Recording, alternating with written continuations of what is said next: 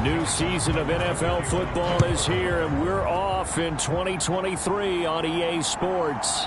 Here comes Darius Phillips out of the end zone. And he'll be stopped right around where he would have been had he gone down to a knee, maybe a yard shy of there at the 24.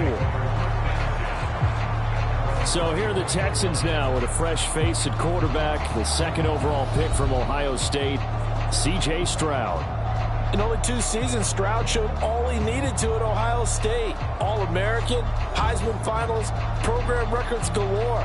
He looked every bit like the #1 overall pick. He went #2, but Houston is thrilled to have him.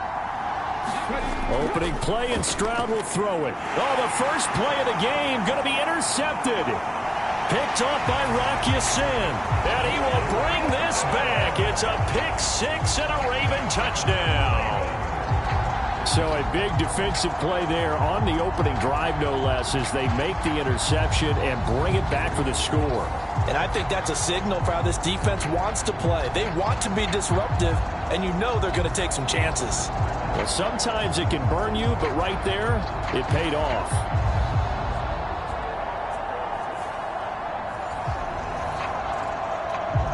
Justin Tucker for the extra point.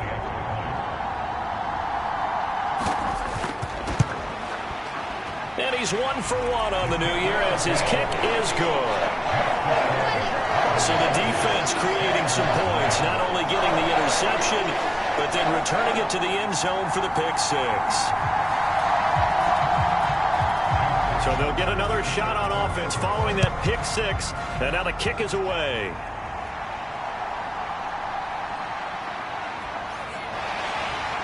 And he'll be stopped up at the 25.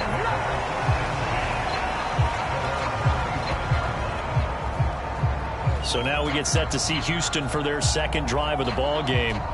And one of the things we like to hit on every year are the new rule changes. And we got a few for 2023. A lot are procedural, having to do with deadlines and roster construction and such. But 2 kind of caught my eye, Charles. One is the option to fair catch a kickoff and have it come out to the 25 like it does in college. You like that? I don't like it at all. I don't like it in college. I don't like it in the NFL. I want to have something different, and I really wanted the special teams coaches to be a little bit more involved. But I do understand why the league is doing it. They believe it promotes safety, and it's hard to argue against that. What about, this is the other one, guys can now wear the number 0. We've already seen some make the switch, Calvin Ridley, DeAndre Swift, Braxton Berrios, amongst others. Yeah, and you know something? When you see those guys make that move, I don't mind that at all right? A little more expressionism for these guys. I love it. I just think we didn't go far enough. What about 00, like Jim Otto used to wear or Kenny Burrow used to wear? Let's add that back to the NFL jerseys.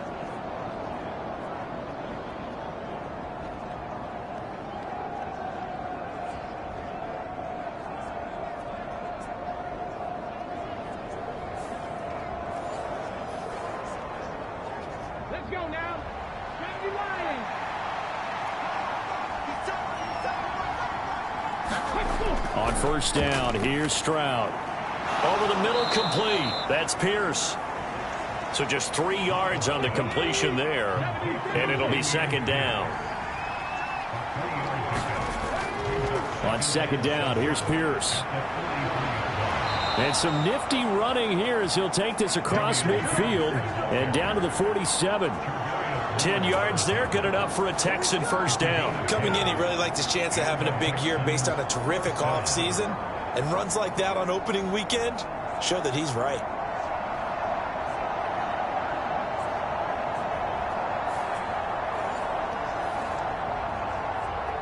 So in Raven territory now. Here's a 1st and 10 at the 47. Throwing now is Stroud. And a dangerous throw there on the drop-off. Incomplete, nearly intercepted. Well, today, of course, not just the start of the new campaign. It's the debut of DeMeco Ryans as the Houston head coach. Now, we saw him plenty with the 49ers, what he was able to do with that defense. Charles, what do you think he brings to the table for these Texans? He brings football intelligence. He brings enthusiasm. He brings creativity. This guy wanted to be the head coach of the Houston Texans, twice a Pro Bowler with them in the NFL. He's come home. Now he wants to finish what he started as a player, as a head coach. And the Raven pressure too much. Down he goes. Credit that sack to Travis Jones. Not the start to this one that any quarterback would want or envision. Remember, he had the pick six, and here he ends up on his backside. Yeah, and you have to wonder to yourself, okay, after throwing the pick six, did he get too careful with the football and not deliver downfield and take that sack? They've got to make sure that he's really into this game.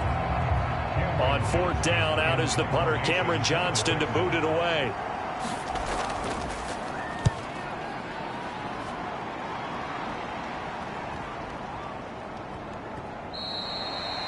Yeah, he was looking for the check out bounce, didn't get it. That scoots all the way into the end zone now for a touchback. The Ravens offense set to go to work, and it's Lamar Jackson now in his 6th NFL campaign who will lead the way. All the talk of Jackson leaving the Ravens this offseason was just that, talk, as the two sides hammered out a deal that made him the highest paid player in the NFL. And why would they want to separate? When he has the ball in his hands, great things typically happen. And they'll begin by running the option. Only a yard on the keeper, and it'll be second down.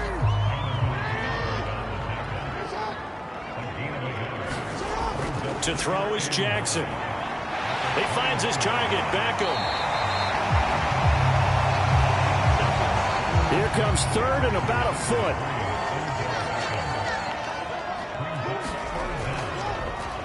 And they'll try and run the option to pick it up. Jackson hit, and he lost the football. Look at this, middle of the field, a breakaway. And they will bring this one back. A fumble return for a Texans touchdown. So this defense clicking early in the year, week one, the return for a touchdown. The organization made a concerted effort in the offseason to improve this defense. I have to say they like the early returns.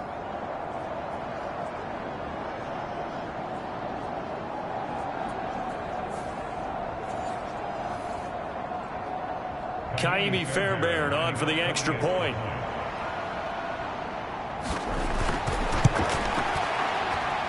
And he starts his new year off on the right foot as well, as this kick is good.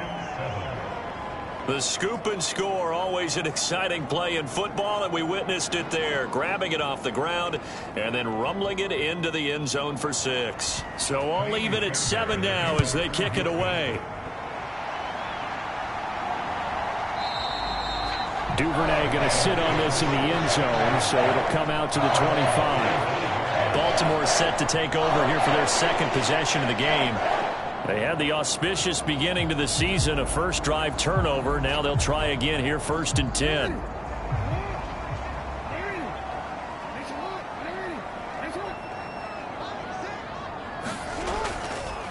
Here's the 4th-year man, J.K. Dobbins. And this will be a gain of 5 as he gets it to the 30. Ball on the 30. They'll come up with a 2nd and 5. Here's Jackson to throw. A short throw caught by Andrews. So give him 2 yards there on the completion. And now we've got a 3rd down and 3. Jackson options out left. And he's able to get the first before he's taken down at the 36. Just 4 yards on the pickup, but that's good enough to extend the drive. So that was all you're looking for on a play like that. Get the first down and keep the drive moving. Yeah, it just looked to me like he just said to himself, I've got this. I'll take it. I'll pick it up, and let's keep moving. Get the first down, get a new set, and let's start over.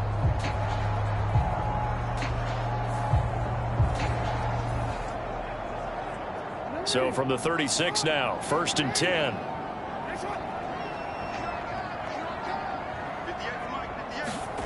From the gun, it's Jackson. That's complete to the fullback, Ricard. And he slips up past the 45 before being tackled. 2 first downs have him up near midfield now on 1st and 10.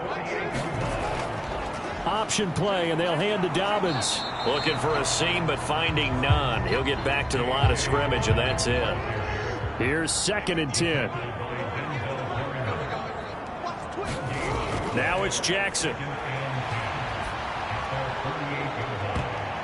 That one a little too high as it's knocked away and incomplete. Now play number 7 of the drive as they're looking at a 3rd and 10. Now Jackson.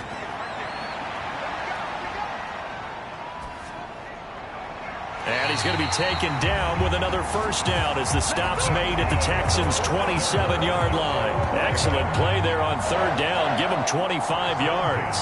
That's a big gainer on that play, and from experience, I can tell you, that's where defensive backs will come into the huddle and say, guys, how about some pass rush? But you're going to say it nicely because those big guys up front, they don't like being criticized very much. Quarterbacks in this league, you know they'll pick you apart if you give them time like that to find receivers downfield. So a 1st and 10 now in Houston territory at the 27.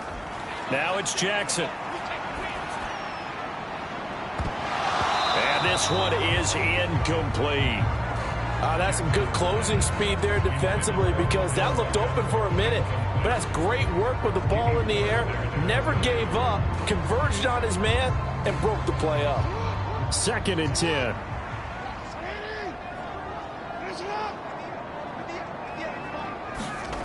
Jackson from the shotgun.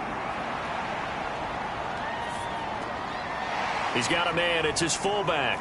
And he'll go down right on the edge of the red zone following a pickup of about 7 or 8. Here's 3rd and 3.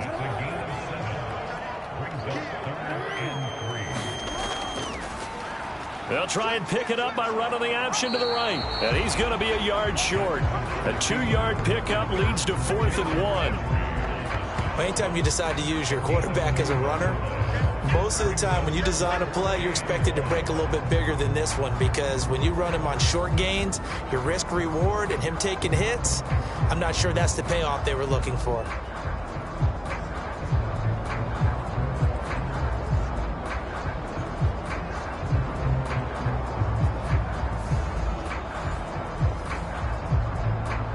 John Harbaugh going to roll the dice. They're going for it on 4th down. Jackson. Work in the middle of the field, and he's got a man complete. And he's going to be taken down right at the 10-yard line. So this offense able to convert on 4th, and now a fresh set of downs here. 1st and 10. Jackson hit, and he lost the football. And the Texans scoop it. And a big turnover there as his guys will get the football back. Well, my friend, this has certainly been a comedy of errors here in the first quarter. Neither side able to really hang on to the ball. Yeah, now I'm just curious to see which team can adjust because both have made their mistakes, as you said. Yeah, and whoever can do that can seize firm control of this game, something they haven't done with the ball so far. And now out comes Houston. They'll take over deep in their own end after the fumble recovery as they start 1st and 10. Mechie, the man in motion. Here's a fake on the jet sweep, and instead a give up the middle. And he'll take this ahead for about 4. 2nd down coming up. Well, you don't turn your nose up at a gain of 4, do you? They'll take that on 1st down. Playbook's got to be pretty well open on 2nd and 6. Now a 2nd and 6. Stroud now on 2nd down. Man open, that's complete to Dalton Schultz. And brought down, but not before reaching the 25.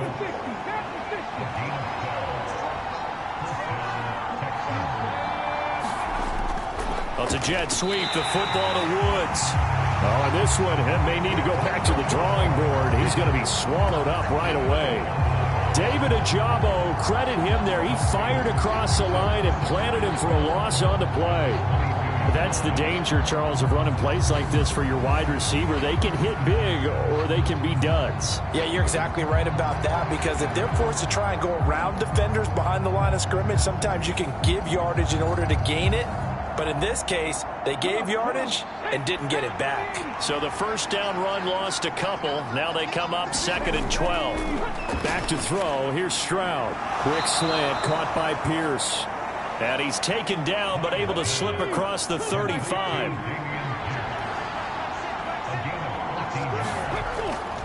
1st and 10, it's Pierce. And they're going to stop him right at the line of scrimmage. Just no cutback lane to be found whatsoever. 2nd and 10. These two teams all tied after 1.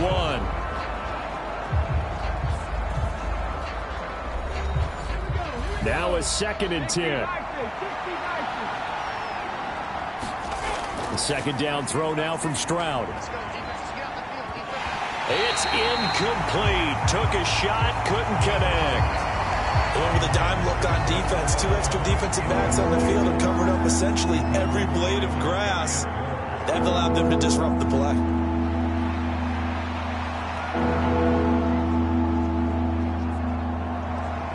Here comes the 7th play now of this drive as this is 3rd and 10.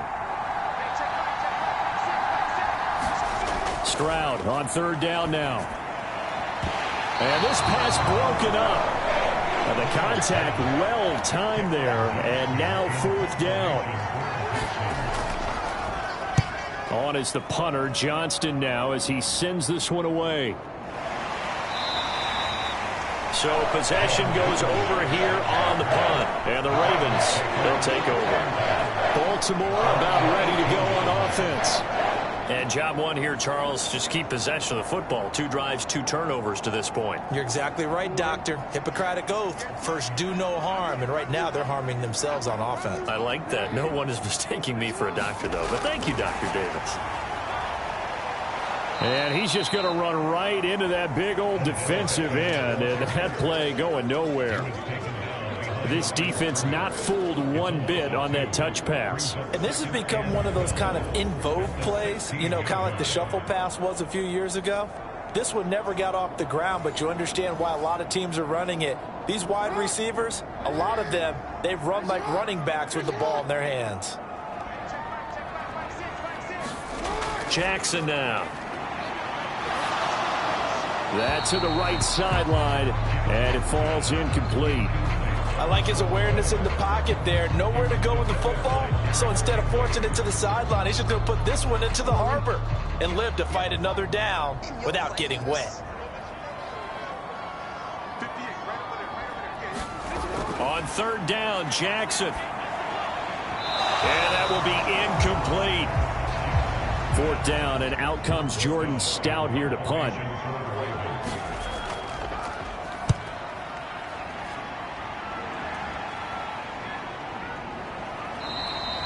That'll be a 41-yard punt, just 1 yard on the return. And the Texans will take over with a 1st and 10. Houston set to take over. The crowd may be losing just a little bit of the edge after back-to-back punts. They want some big plays. They want to see some offense. They want to see somebody break away, whether it's through the air or on the ground.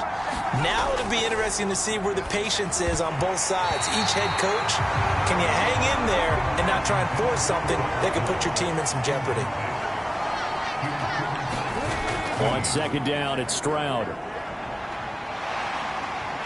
And he goes down. The Ravens able to get to him. Multiple defenders getting to him there for a huge loss. Okay, I'm not sure you could actually draw a better pass rush than that one right there. Nowhere to go outside. He had to keep backing up and backing up and backing up. Eventually dropped for a huge loss.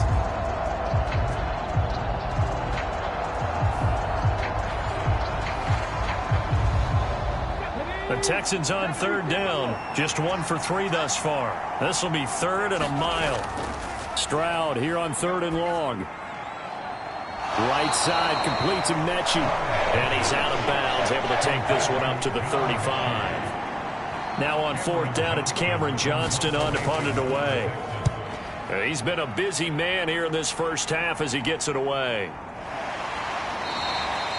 That'll be a 43-yard punt, just a single yard on the return. And they will take over 1st and 10.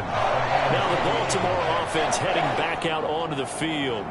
These guys definitely hoping for a better showing than their last appearance. They couldn't really even move the football much beyond the shadows of their own goalpost, Charles. We'll see if they can get a better, more sustained drive going here. Yeah, and every team that we ever talk to says the exact same thing. When you start a drive from that deep in your own territory, the goal is a minimum of at least 2 first downs, because even if you have to punt then, you change the field position, right? You flip the field a little bit. They didn't get that done.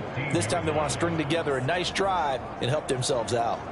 Well, it looked like they were trying to get him outside there, but this defense had different plans. Yeah, they really had an outside-in kind of a pass rush. It's almost like when you're covering a punt, You can't let him get to the outside and get to the sideline. You force him to stay in the middle of the field, and they did exactly that and made the play. Got to assume this defense will be charging again here. It's 2nd and 15. Dobbins going to take the handoff on the option. And from the 15, they're able to work this up to the 20 for a pickup of a handful.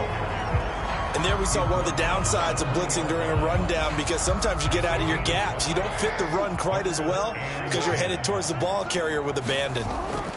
From the gun on 3rd down, Jackson. And he fires one, but incomplete.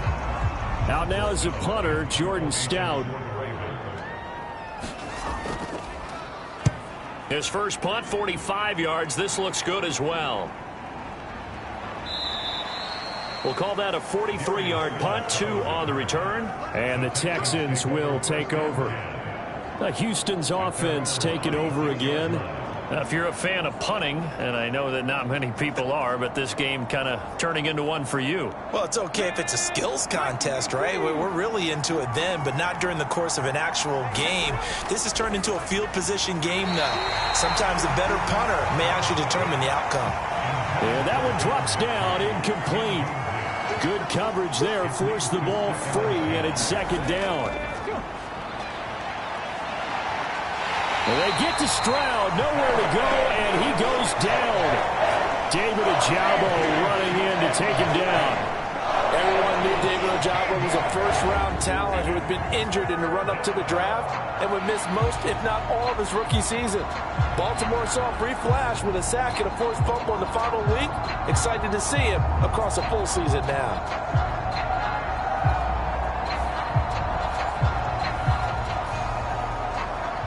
Here is 3rd and quite a ways.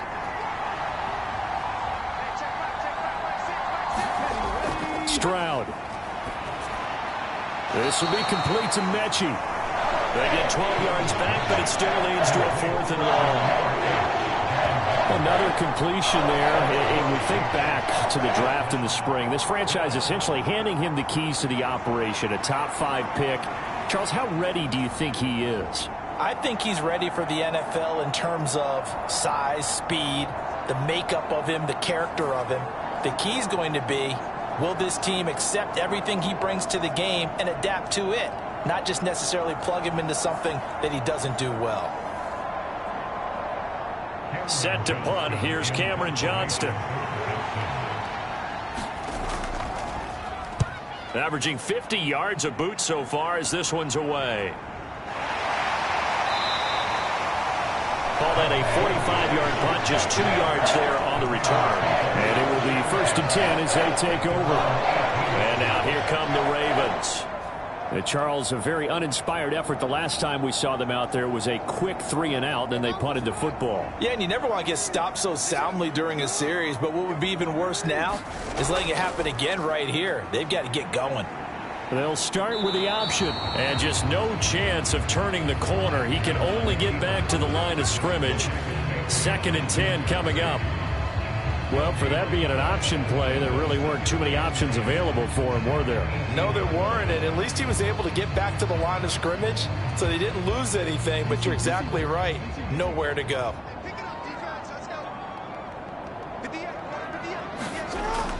On 2nd down, a run with Dobbins. And he'll be marked down at the 26 with a gain of 7. 3rd and 3.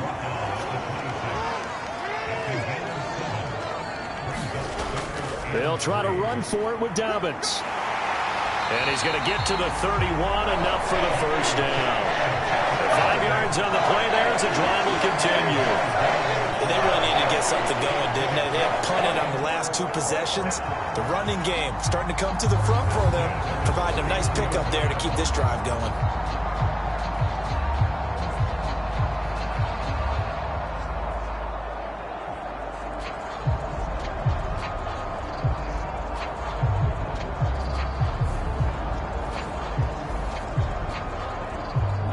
Line of scrimmage, the 31 now on 1st and 10. And now Jackson will look to throw it. Throw left side complete. That's Flowers. And he'll be taken down, but not before they work it across midfield. A good pickup there of 20 yards. Flowers shows there that he is a student of the craft whose mentality is simply, I'm going to take the football away from defenders. A tenacious player and almost a clone of Steve Smith Sr., somebody else who had some really good seasons in Baltimore. So a 1st and 10 now in Houston territory at the 49-yard line. They'll bring the tight end in motion right here. They run the option here on 1st and 10. And he'll go down, but not before getting this inside the 30.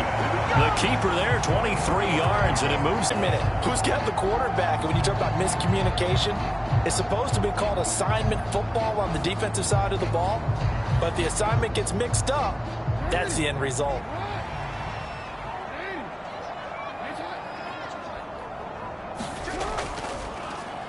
Jackson going to hold on to it again. And he is going to lose yardage here. He'll lose a yard there, and it's 2nd and 11. Well, he's had success running the football in this one. Yeah, that's undeniable. But that time, the defense was on to it. And partner, I think the more you see a play like this, the more they're able to diagnose it quicker and easier for them to defend it. I think you have to dress it up a little bit and show maybe some different formations and looks.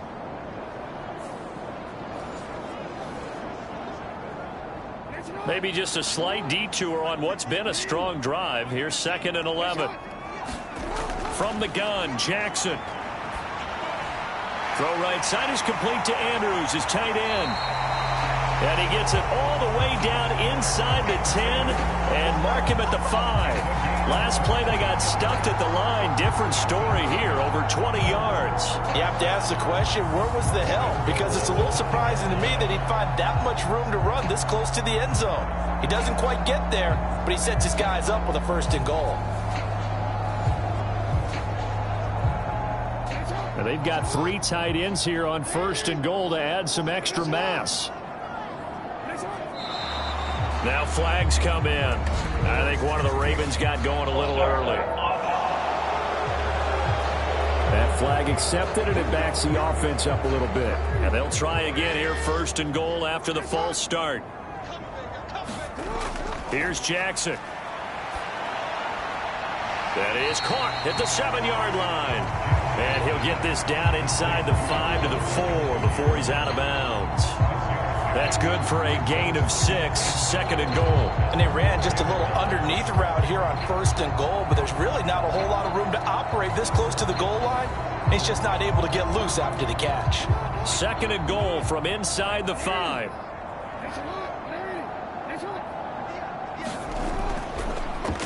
Jackson's going to keep it. And he will take it in for a Ravens touchdown. Lamar Jackson, a 4-yard touchdown scamper.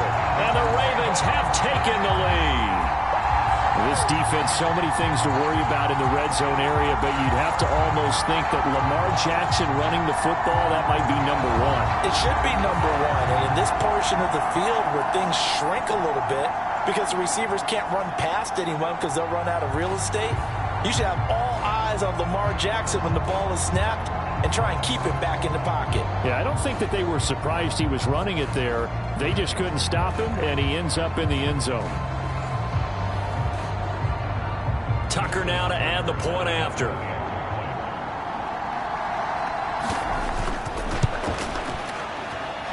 And he's got it. It's now a 14-7 ball game.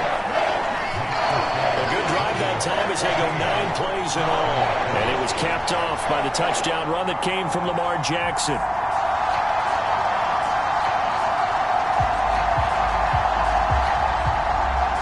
Tucker now to kick it away following the touchdown. And this will not be returnable. It's out of the back of the end zone for a touchback. And the football going back over now to the Houston Texans. They trail a 1-score deficit, 14-7, as they come up 1st and 10.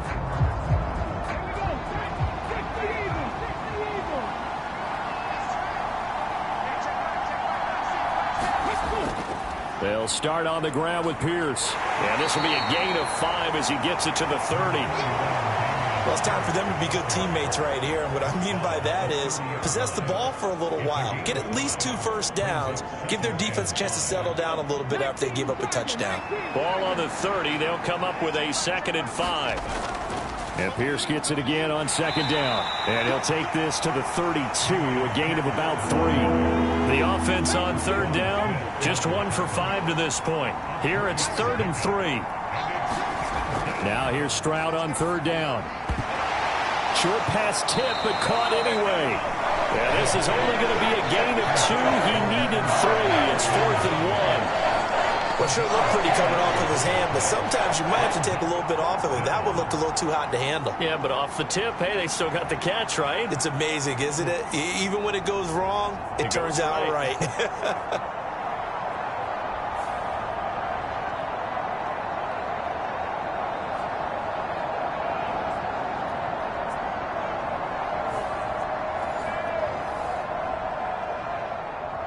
We've hit the 2-minute mark of the 2nd quarter, 14-7. Here's Cameron Johnston now. He's been terrific so far.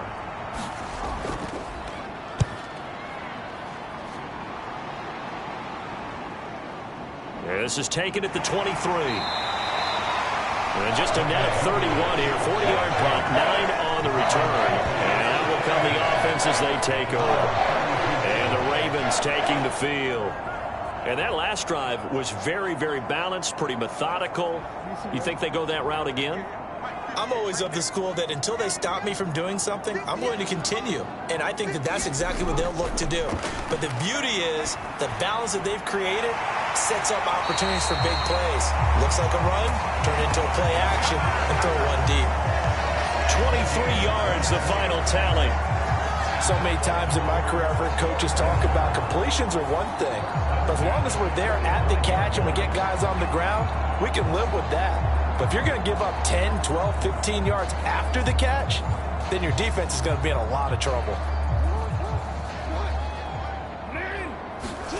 Jackson on 1st down. And he'll go right back to Andrews. It'll go down as a gain of 6, and that'll bring up 2nd down. Jackson. This throw taken in by Isaiah Likely. He's got his first catch here before halftime, and it goes for a 1st down. Now the Ravens going to use one of their timeouts as they get the stoppage with a little over 50 seconds to go in the 1st half. From the 34 now, here's 1st and 10. Throwing is Jackson. And this is going to be hauled in by the tight end Andrews. The Ravens going to use the 2nd of their timeouts as the clock's going to stop with 47 seconds to go in half number 1.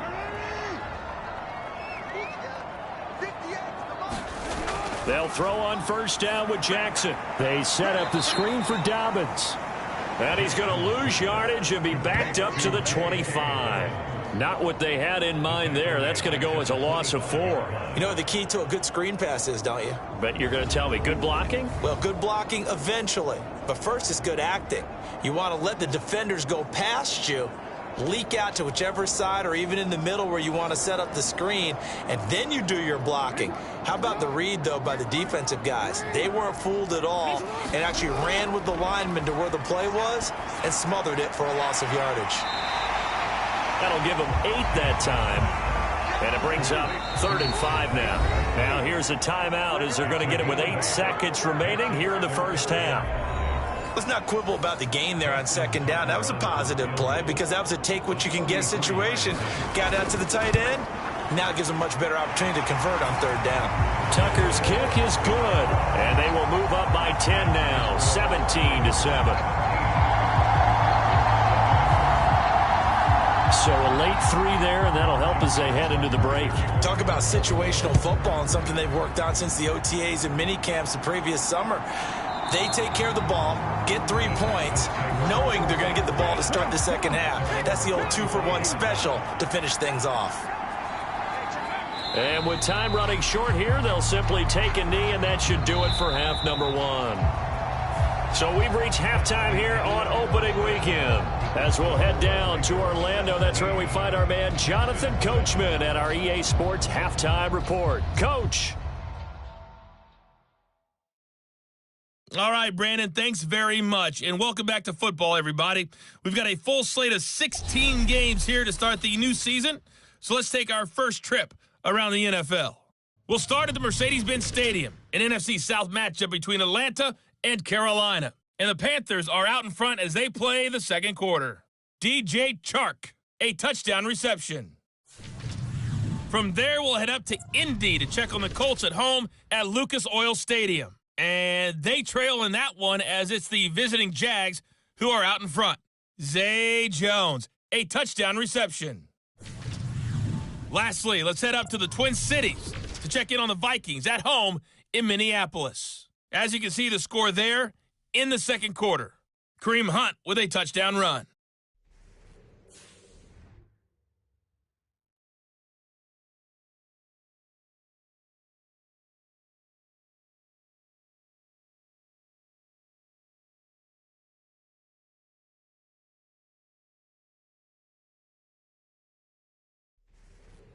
All right, Coach, thank you, and we welcome everyone back for quarter number 3. We'll see if week 1 fatigue becomes any kind of a factor as we are back underway in the second half. Duvernay now going to bring it out. And he's up past the 20 to the 22-yard line.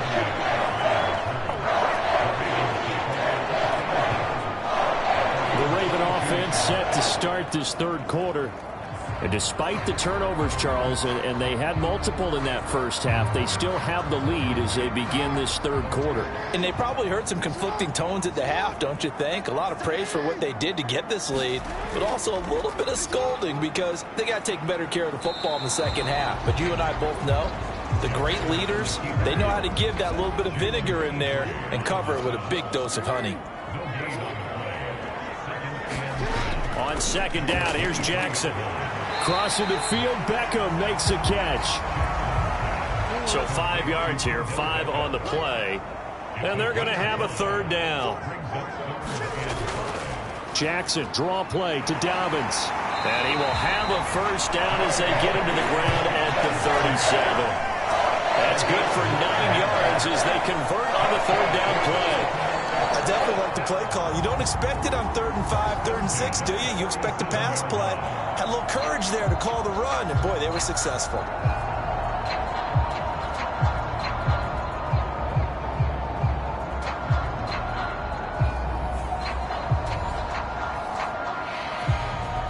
Line of scrimmage, the 37 on 1st and 10.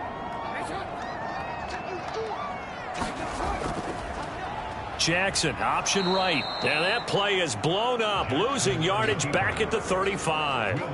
That tackle behind the line made by Will Anderson. And not a lot of success to be found there. Oh, you got that right, partner, because if you're trying to make guys miss about 10 yards or so downfield, that's a pretty good play. But if you've got to do it in your own backfield, I consider that a problem. That doesn't work too well. Now they contend with a 2nd and 12 after the loss. Back to throw. Jackson. That's caught. It's Flowers. They'll wind up getting 10 back as that sets them up for third down. They'll come to the line needing only 2 yards to gain the first here. And they'll run the option on 3rd and short yardage. That is not going to be any help as they dump him behind the line of scrimmage. Boy, that's a 5-yard loss. 4th down now. Boy, you know, some plays you can just sort of tell they're not going to work from the start, and that was one of them right there. Yeah, I mean, he had every option taken away, and so all that was left for him to do was to try and keep it himself, but even he knew that he had nowhere to go. The Ravens send their punter out now as he'll come on to kick this one away.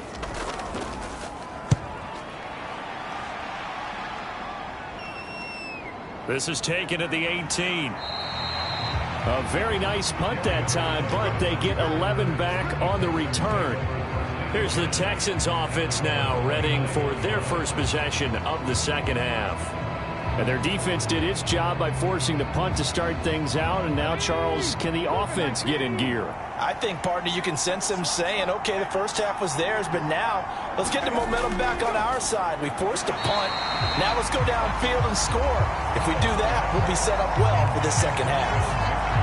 With a rookie quarterback out there, you're definitely going to find out how he handles adversity, because this one so far hasn't gone according to plan. He's got to fight through it and show him what he's made of. And he'll work this one up to about the 38.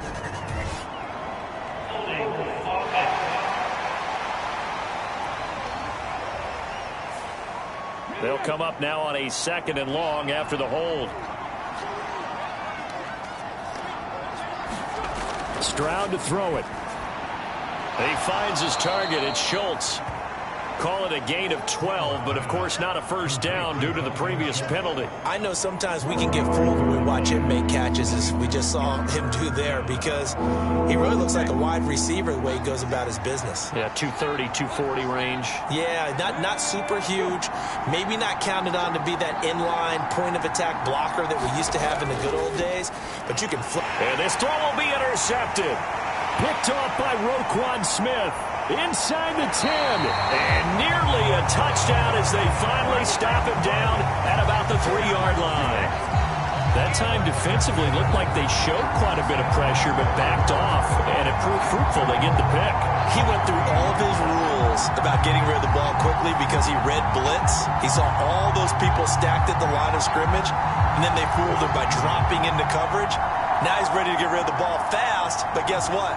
Too many defenders out there. Exactly as you described, an interception. After the interception, here's Jackson. Touchdown! Mark Andrews from 3 yards out. And the Ravens are looking good here in the season opener as they're able to extend their lead. You get down near the goal line, this is where having a sure-handed tight end becomes a luxury, and it pays off big time, especially when the defense sells out against the run. He finds himself open for an easy touchdown. Now Tucker to add the PAT.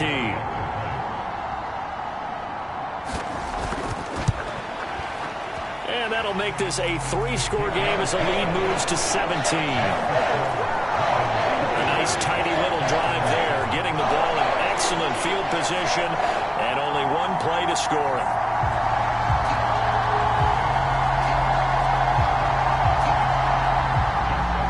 Tucker now to kick it away following the touchdown.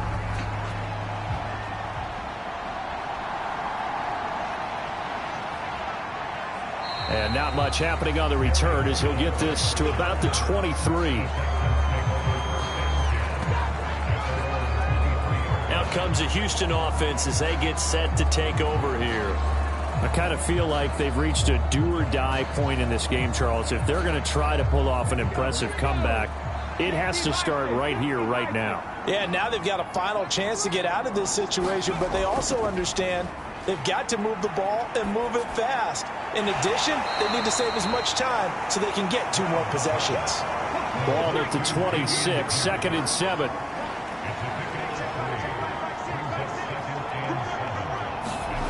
And Stroud now to throw. And this throw incomplete. Well, the defender all over him that time, but it's going to lead to 3rd down. Stroud looking to throw. And he's going to be intercepted for the 3rd time thus far. Picked up by Patrick Queen. And they're going to be set up in the red zone right around the 17-yard line. Certainly not what he was hoping for, Charles. That's now 3 interceptions in this ball game. But there's a lot of knowledge to be gleaned every time you throw an interception if you do things the right way. And hasn't there been a pretty darn good quarterback along the way who threw a lot of interceptions early, learned from them, became great later? Who would that be? That'd be one Peyton Manning. Threw 28 his rookie year. That's the NFL record. How'd things turn out for him? I think okay. He's the guy in all the commercials now, right? Yeah, I think he's doing okay. The drive will start with an option going left. And he couldn't quite get there. Tackled down at the 1. That gain of 15 gets him on the doorstep, 1st and goal. Well, partner, for a few years there, we thought this read option play was going to take over the whole NFL. It seemed like everyone was using it. But it has been scaled back considerably in the last few seasons, mainly because people are worried about their quarterbacks getting hit. But when you call it at the right time and you use it properly, you see the type of gains you can get. A nice chunk of yardage there by the quarterback. And they'll try to pound it in with Ricard. Nothing doing there. They're going to wind up holding him at the 2. 2nd and goal, and they will try again from the 2-yard line. Looking to throw. Jackson. That is caught. It's Bateman for a Raven touchdown. 2 yards on the touchdown there. And the Ravens take the interception on defense and convert it into 6 points. Charles, a well-drawn-up play, beautifully executed, and look at the scoreboard and where we're at in the second half. They are on their way to a 1-0 start to this season. Exactly what every team in the league dreams of, winning your season opener, getting off to that good start, and building confidence for the rest of the season. Tucker with the extra point, and the lead is now 24. Scoring summary, 3-play drive. And it's Rashad Bateman who finished it all off with a touchdown.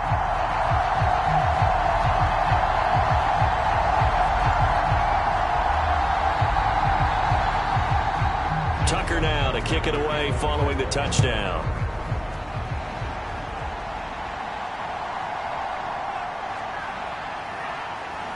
And the tackle going to be made right there at the 25-yard line.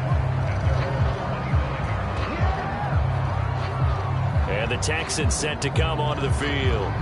Well, this has been a tough one for them, Charles. They've struggled really on both sides of the football. And one thing that's really plagued them, the turnovers. They've had issues keeping the football in their possession. And every game that's ever been played, all coaches talk about taking care of the football and limiting turnovers. And in this one, after we saw that first turnover, we worried that things would snowball, and it certainly did, especially on the scoreboard. In need of only about the length of the football here on 2nd down. A give left side for Pierce. And he will lose yardage back to the 34-yard line. It'll go as a loss of a yard, and it'll set up 3rd down. And why do you go out and trade for a guy like this defensively? Well, an instant impact in your pass rush is reason number 1. And let's think about it. You want a guy who can create big plays for your team. Takeaways, fumbles, you name it. That's what you want from a big-time player on the defensive side of the ball. This offense in desperate need of a conversion as they come up on 3rd down. 3rd and 1. Stroud. Well, had his hands on it, couldn't bring it in. Pretty symptomatic of how this game's been going. Good clean play. No flags coming out of the pocket of the officials. Turns into an incompletion, and that should get him off the field with a 3-and-out.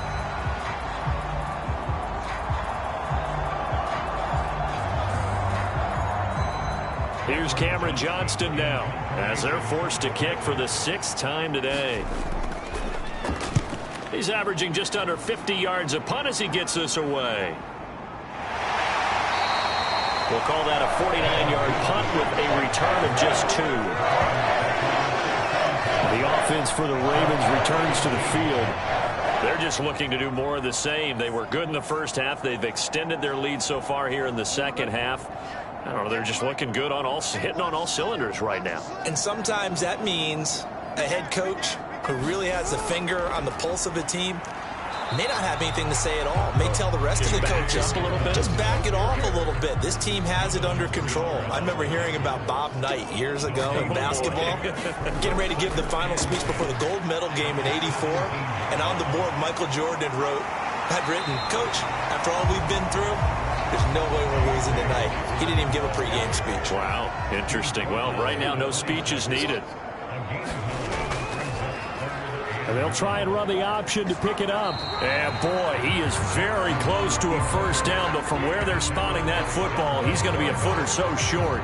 They tried their best to pick up that 3rd and 1, but their surge wasn't enough to counteract what came back at them from the defensive side, was it? Offensive line, especially in the middle, looked like they were on skates a little bit when that one started. So now we bring up 4th and inches. This will be a critical call.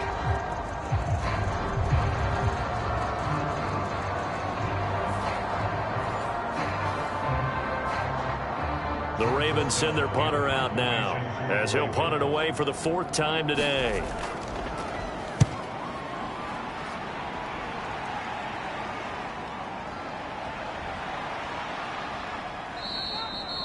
Nice punt, but good work on the return to get back 11 yards. And a nice play there defensively. And this is a new acquisition, Charles. You and I were talking about it pregame. Just signed as a free agent earlier this week. Love when they pick up those guys with something to prove, because any guy who's a free agent off the street, no one else wanted him. So he wants to prove to the rest of the league, you should have signed me first. On the ground, it's Pierce to begin the drive. And he is going to lose yardage here. A loss of a full 3 yards, and now it's 2nd down. I know they'd love to take some heat off of that young quarterback, but so far, not much in the running game, and this won't help things either. A loss on that play.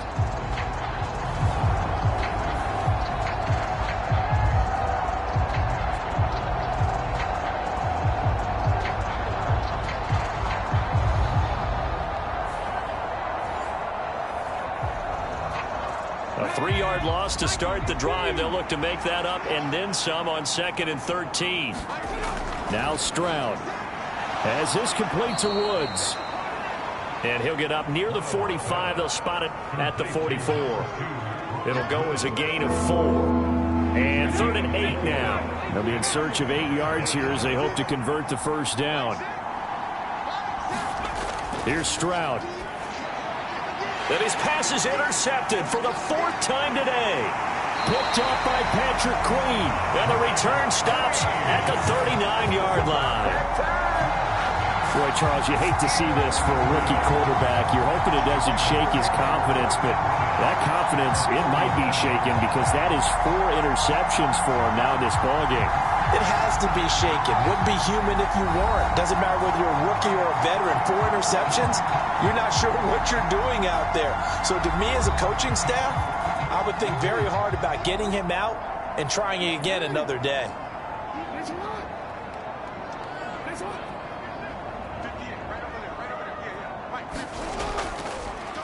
They'll start out here with the option left. And he'll lose yardage here, back at the 41. Award that tackle for loss to the linebacker, Denzel Perryman. Well, that play never really got off the launching pad. He had a linebacker in his face before he had a chance to do much of anything. Yeah, I think it's big boys up front, that offensive line.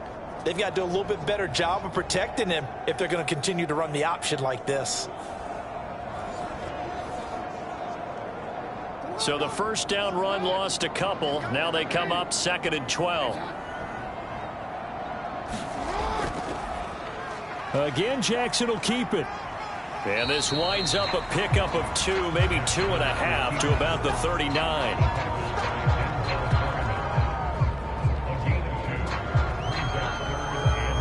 So they need to get to the 29 if they want to pick up a 1st here on 3rd down. Back to throw. Jackson. He's got his target. That's complete. And all the way in for a Ravens touchdown. Zay Flowers with his first career NFL touchdown. And the Ravens get another 3rd quarter touchdown to add on to that lead. Well, Charles, no matter what the prognosticators say before the season, whether they think you're going to be good, bad, or somewhere in the middle, you never quite know how week 1 is going to play out. But for them, it has been an impressive performance, and they are well on their way to a 1-0 start. Yeah, it's a lot like opening up presents, isn't it, partner? You're not quite sure what's inside, but you're hopeful, right? In this case, exactly what they were looking for, exactly what they need. Tucker now to kick it away following the touchdown. Phillips now from the end zone. And ultimately cannot get this out to the 25-yard line as he's dropped at the 23. And now out comes Houston. Well, we haven't exactly been treated to a nail-biter in this one, CD, and if they cannot score here, this one's pretty much all but over. Are you saying that you feel like people are starting to think about getting out of here and maybe beating the traffic in order to get home or to their final destination? Yeah, I don't think there's a whole lot of reason to hang around, especially if they can't score here. Yeah, you're right about that, because it has been pretty clear who the better team has been in this one. And in a league that we talk about every game being a one-score game as we go into it, watching this blowout, let's just say it's been unusual. These guys have punted 4 times already, and they're staring at a 5th, barring a conversion here on 3rd down. Looking deep here for Mechie. And a penalty flag comes in as that one winds up incomplete, but the contact is going to move the ball well downfield. Some boos coming down right now from this home crowd after that call. Yeah, and that was because of the pass interference call, but for a second there I thought maybe they'd gotten a look at my appearance as Othello in the high school play. You were Othello? Not a good one, let me tell you. Great gains back-to-back. Last time over 30 yards, better than 20 here.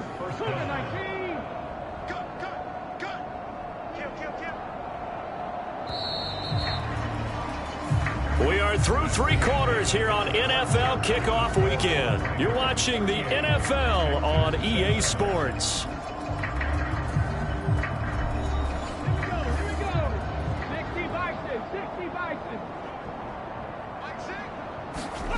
Now they'll throw it with Stroud here, 1st and 10. And this one caught along the sideline, but they say already out of bounds. Now the throw didn't give him a chance to turn it upfield, and that brings up 2nd down. Again on 2nd down, it's Stroud. He finds his man, complete. That's Schultz. 9 yards, not quite enough, and they'll be left now with 3rd and 1. So they just need 1 yard here to pick up the 1st down. From the gun on 3rd down, here's Stroud. Touchdown, Texans. Robert Woods, an 11-yard touchdown. And the Texans get a small measure of revenge as they cut into this 4th quarter deficit.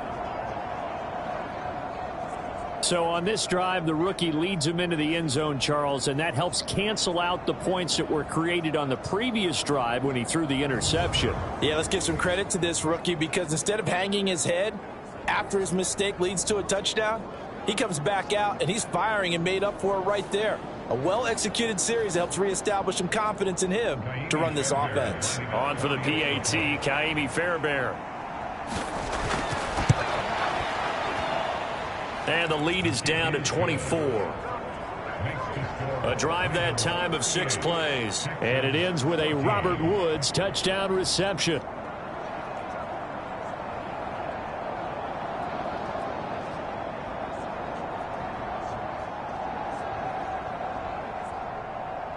So after the touchdown, here's Fairbairn now to kick it away.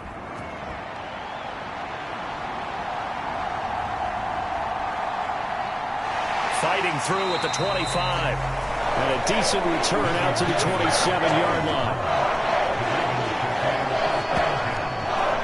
Baltimore's offense set for this next possession. And this is really the start to the season that you're hoping for if you're a coach or a player. They've got the big lead here in the 4th quarter, and now can really take some time off the clock. The drive will commence with a run by J.K. Dobbins. And he's taken down, but able to slip across the 35. 51 yards on the ground for him now on 9 carries. And I think we can get used to seeing more of that in this 4th quarter, especially if they're having success on the ground like they did there. Yeah, I think back when we met with the head coach in preseason, and all he talked about was building a bully. And I think it was this situation he was envisioning. Trying to ice a game, plenty of time left, but being able to give the ball to his big runner and pound away and try and finish off a game.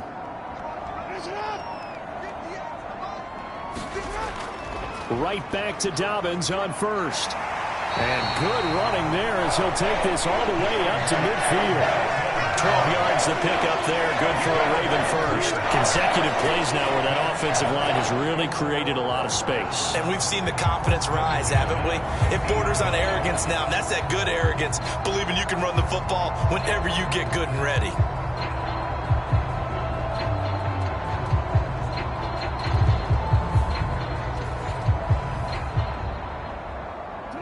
altogether, a pretty shaky start to the year for this defense as they defend another 1st and 10. Jackson options out left. And he's going to be met at the line of scrimmage and taken down.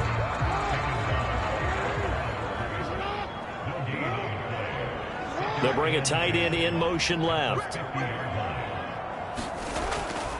Jackson on the give to Dobbins. Takes this to the 45. Broken tackle. Bought him a little extra space. This offense so far on 3rd down, they've converted 5 times in their many chances thus far. This will be 3rd and 5. On the option right is Jackson. And a loss of 3 to bring up 4th. Well, you know, if you've got the defense laying back, maybe that option works. But if you're coming hard on 3rd down, it doesn't work because you force the hand of the quarterback and the runner too quickly, and most of the time, unsuccessfully.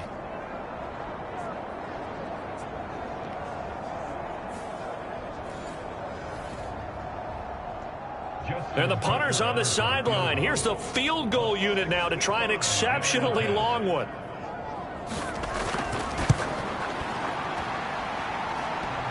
And this is off the left upright. And it comes back. It's no good. And this will stay a 3-score game at 24.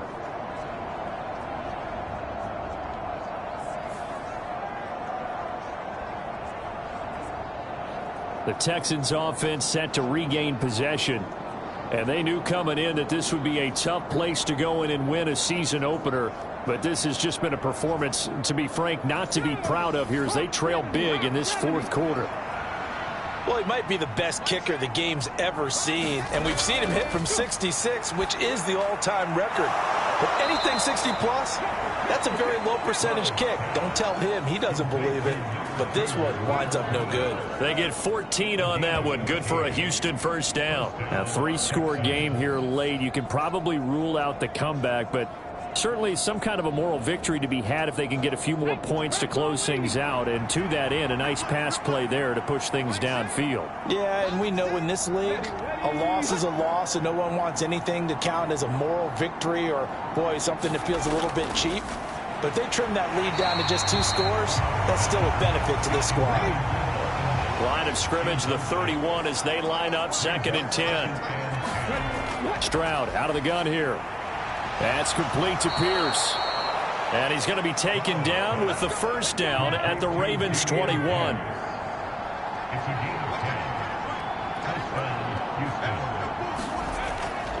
Pierce now up the middle. And he's going to get this one down inside the 15. A solid run on first down. Gain of 7 leaves him with a 2nd and 3. Well, no matter how they phrase it, staying on schedule, staying ahead of the sticks, whatever you want to call it, 7 yards on first down, that fits the bill. 2nd down and 3. And Pierce gets it again on 2nd down. And he is swallowed up right at the line of scrimmage. They'll come up now 3rd and 3.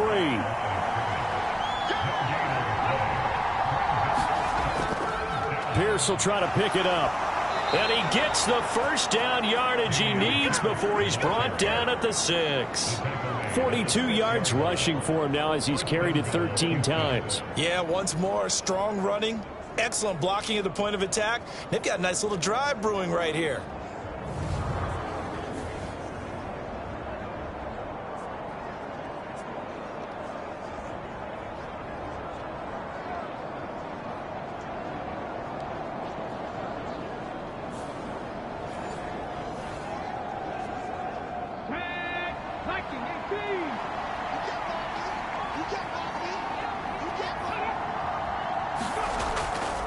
They'll run with Boone here. And he'll take this one in for a Texans touchdown. Mike Boone, a 6-yard touchdown run. And the Texans are able to make some inroads here to that deficit. Now, this opening game has certainly not gone their way to this point, but, yeah, that touchdown may be a glimmer of hope for the long season ahead. And no one in this league likes to talk about moral victories. No one likes to really just say, okay, well, maybe something went right. But you're exactly right about that. A little glimmer there. Maybe they can carry it over moving forward. Stroud's going to try to throw for the conversion. He's got it. So they convert to 2. That keeps their slim hopes alive as we're back to a 2-score game. Well, it's still an uphill battle from here, that's for sure, but that makes it a 2-score game. And now we see why teams practice so much on the 2-point conversion, why you have more than one play ready, because you may need multiples to throw out a ball game. There's a great example right there.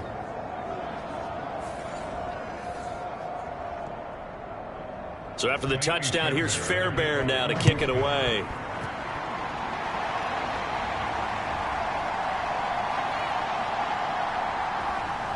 And able to get this out to the 25.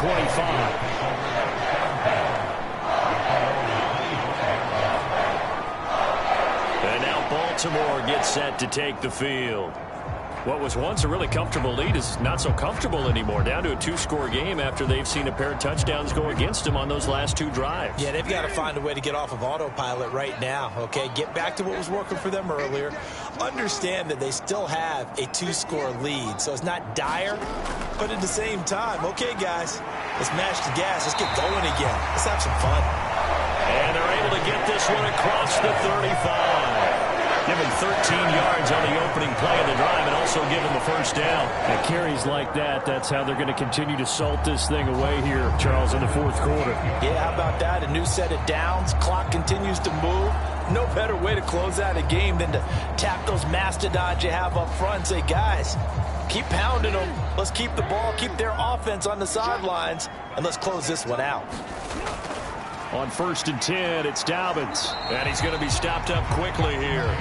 Just a yard up to the 39. This defense starting to buckle down when they need to, and right now they're winning this 4th quarter, losing the game, but they're winning in the 4th quarter. And what a fine line it is about what they're trying to get done, because they're down, so they obviously need the football, need a score, but they can't be so aggressive as to give up their edge, their gaps, and have the offense hit them with a big play. And Dobbins is going to pick up a Ravens first down up near midfield, spotted at the 48. Well, that's a carry they have to be satisfied with, and throughout this game, they've been satisfied with what he's given them.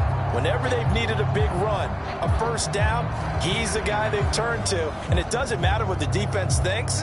They feel like they've got the confidence to keep handing it to him and keep picking up good yardage. And they'll let the quarterback keep it here on 1st and 10. And he is met at the line of scrimmage, and he goes down right there.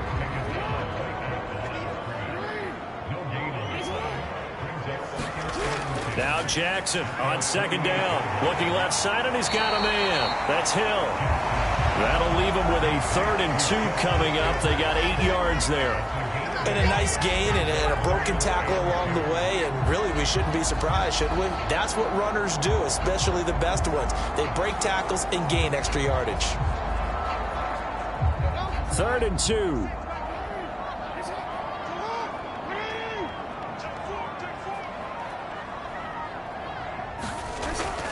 An option handoff here to Dobbins. Well, they hit him in the backfield, and he will not escape. And that is not going to get it done. That'll back him up 2 yards and also bring up 4th. This offense has had a lot to like in this game. I don't know that last play, though, is going to make the highlight reel. It's not going to make the highlight reel, but it will be the focus of the film session that the team has to sit through.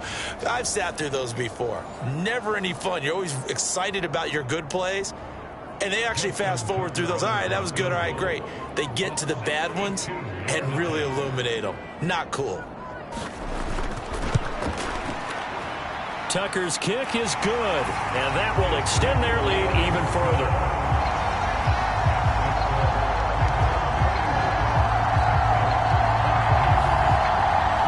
Well, I don't know if you ever go into a game expecting to attempt a kick of 62 yards. Charles, not only attempt it, but make it one of the longest kicks that we've ever seen. Yeah, I'm not sure you ever go into a game expecting to kick one of this distance, but all the better kickers, they do dream of it, and they show what they can do in practice and convince their coaches to give them a chance. That one surely paid off. And this will probably be the final play before the 2-minute warning. Stroud to the air on 1st and 10.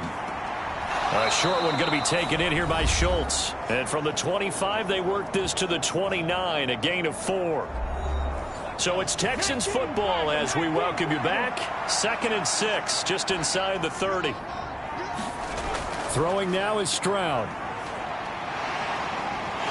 And the Raven pressure too much. Down he goes. They're going to need to get up and set in a hurry. Now on 3rd and long, they'll look to throw. And it's incomplete. Took a shot, couldn't connect. Even with such a big lead late, the effort hasn't lapsed one bit. If the offense wants to score some points in this one, they're going to have to earn it. These guys are not giving up anything. On is the punter, Johnston now, as he sends this one away. And now a fair catch called for and taken just outside the 40-yard line. It'll be a 39-yard punt, no return. And the Ravens will take over. Baltimore about ready to go on offense. And a few kneel downs should just about do it. Now, defensively, they do have all 3 timeouts, but very little reason to use them at this point. The drive will start with an option going left. And he will be brought down at about the 43 that time. 2nd down and 8.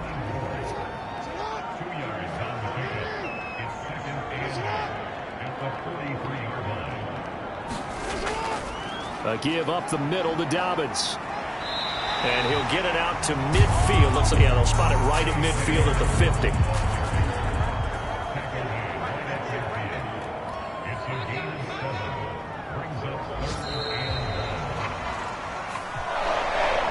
CD, always a little extra excitement for week 1, and one of our early window games here in week 1 on a Sunday comes to a close. Good to be back in the booth with you, my friend. And it's good to be back in the booth with you as well. And we know that not everyone's going to start the season 1-0, right? Half the league is going to have a loss on their record. But everyone's going to have to build off of that opener. And how many coaches tell us every single year, you make your most progress between week 1 and week 2. We'll see how both of these teams progress the rest of this season. So for the Ravens, that'll be a happy locker room as they start this season 1-0. And they will hit the road next week to take on the Cincinnati Bengals. Meanwhile, for the Texans, they obviously fall to 0-1 with the defeat. And they'll get a chance to redeem themselves at home next week. Thanks for tuning in, everybody. Alongside Charles Davis, we thank our entire crew. I'm Brandon Gaudin. This is the NFL on EA Sports.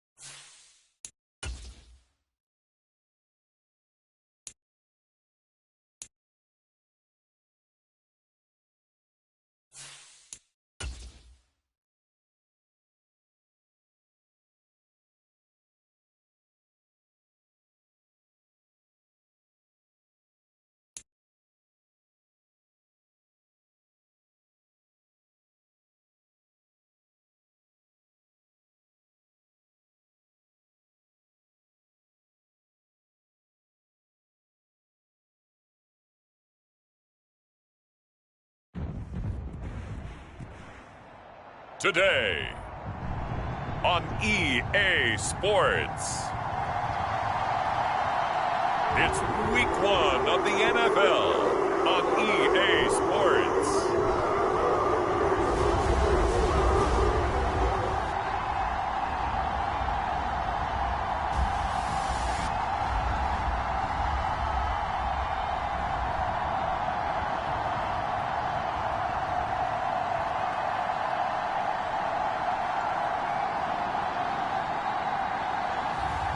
It's the Cleveland Browns taking on the Cincinnati Bengals.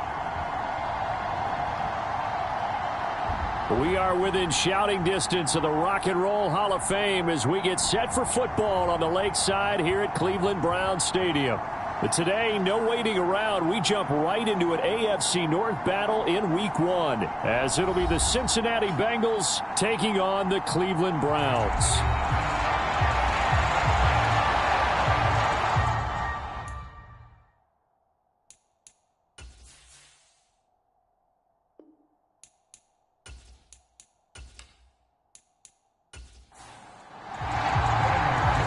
Season of NFL football is here, and we're off in 2023 on EA Sports. And able to get this across the 20, but not much further as he's dropped it to 23-yard line. And the Cleveland offense ready to go to work behind the 3-time Pro Bowler Deshaun Watson in his second season now as a Brown, number 7 overall. Just 6 games played for Watson in his debut season with the Browns, which really limited how much he could step into the franchise quarterback role for the team. But he gets a full slate to do so this season.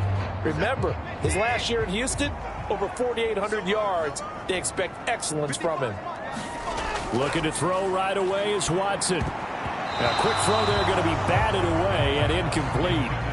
Well, what a start to the season here. Cincinnati and Cleveland, AFC North rivals, Ohio rivals. I don't know what to make of this division. It feels like anyone could win it, including these Browns. And you're right about that. And how historic would that be if Cleveland did rise up and take the division? So far, since we've gone to this format, they have not won the division title. They're eager, they're excited, and they believe that this could be their year. 4 yards the gain, and it'll bring up a 3rd down.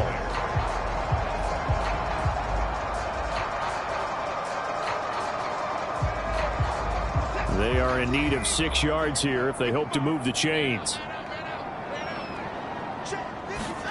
Throwing on third down, Watson. Able to find the open man. That's complete. And he is going to have a Browns first down as they're able to get the third down conversion. But Deshaun Watson, and when you think about the toughest quarterbacks in the league to game plan against, he's got to be in your top 5, does he not? And when you talk about game planning, putting him in the top 5, that's an easy call because he can make every throw. That's not an issue at all. He has great touch delivering the football. But that mobility, that added dimension, when he escapes the pocket and those receivers find their way open, short, medium, and long, he finds the right guy. And last but not least, his toughness. He can stand in the pocket, take a hit, and deliver. From the 44 now, here's 2nd and 4.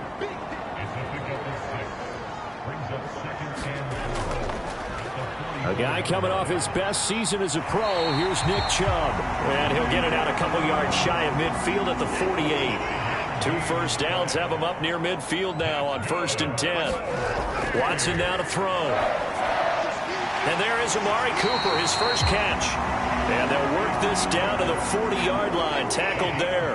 So on the other side of the field now, it's 1st and 10 as they've got things rolling on this drive. On a nice burst there as he'll take this inside the 30 to the 28-yard line. It's a pickup of 12. Second play in a row with a 12-yard gain. Well, there's plenty of real estate for him to maneuver on that run, and let's face it, it shouldn't be a surprise. He's one of the better backs in the league. Had to come into this game with the idea, slow him down, otherwise it's going to be a long afternoon.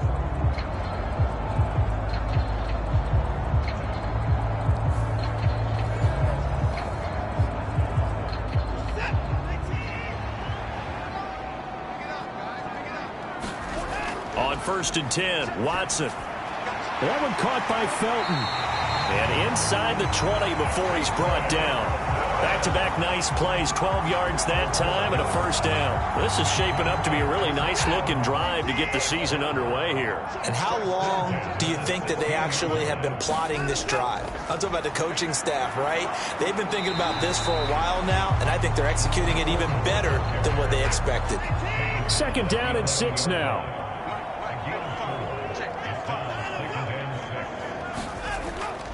Back to the ground. This time it's Chubb. And nothing doing. He's immediately taken down at the line of scrimmage. It's been a pretty long opening drive. This will be play number 11 coming up on 3rd down. Now here's a look for the end zone, but that one's going to wind up incomplete. They were so close, that close to their first points of the game. Just needed to hang on just a second longer, but he couldn't complete the process of the catch through the jostling from the defender.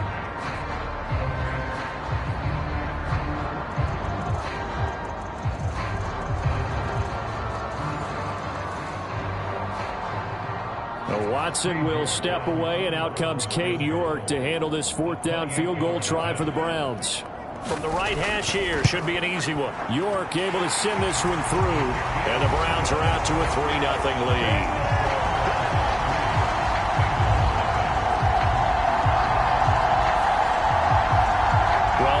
Season, probably a lot of thought goes into that first drive of week 1. They didn't get the touchdown, but at least they got something. And what I like about it is that they didn't overthink it, because you're exactly right. A lot goes into the offseason, the preseason to get to that first drive of the regular season. They went right downfield, mission accomplished, points on the board. Here come the Bengals now to take over. And they will be led out by a young man making his first NFL start. We're seeing it more and more in this league, how teams love to have athletes back there taking the snaps, guys who can throw it and move around and get yardage with their legs if needed. He's one of the best examples that we see out there right now. He can throw for hundreds of yards one week and then run for 100+ the next. He adds an extra dimension that really confounds defenses when he puts it all together. 5 yards on the carry. Good pickup on first down. 2nd and 5. Man open, that's Jamar Chase, complete. And they get him down, but not before he takes it across the 40-yard line. It's a gain of 13, and the Bengals have a first down. Well, there you go, Charles, the first completed pass of his young career. And we expect it not to be his last. Very good to get the first one out of the way, though, as he begins his career. A first down carry for Barkley. And he's across the 45. It'll be second down.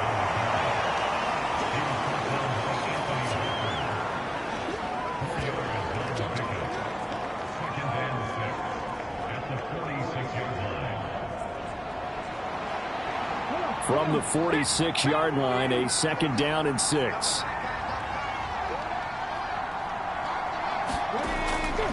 They'll go to Barkley again.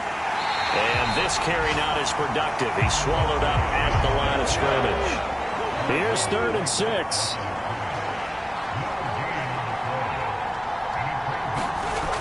They'll look to throw here. And he can't find a receiver, and he's brought down. It'll be a sack and a loss of 3, but more importantly, it brings up 4th down. Well, he was really focused downfield, but there was really no viable options. The coverage was too good. And the defense really quickened the tempo of that play with their pass rush because there was nowhere for him to go with the football. The only place he ended up, down on the ground.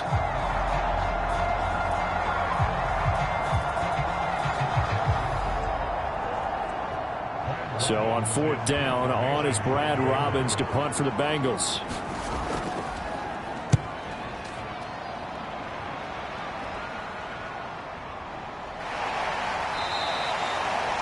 Call that a punt of 38 yards officially. And the Browns will take over 1st and 10. Second drive coming up here for Cleveland as they return to the field on offense. And Charles, nothing like squaring off with a division opponent, a division rival in week 1. Do you like that they are matching up this early, or would you prefer a game like this be a few weeks down the road? I actually like the early matchup for a few reasons, Brandon. First of all, it allows you to see that in the entire offseason and know, hey, right out of the gate, we're playing a division game. Second part is it spreads them out a little bit. If you just have them bunched up at the end of the year, that's not as much fun watching teams try to survive that gauntlet when you do have injuries down the stretch. And last but not least, let's face it, we're TV people. What a great game to sell right out of the gate.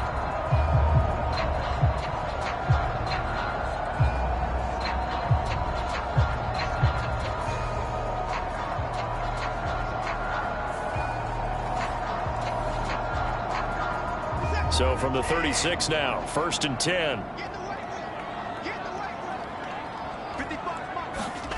A shotgun snap for Watson. That's complete. It's Elijah Moore. Short completion, just 4 yards, and it'll be second down.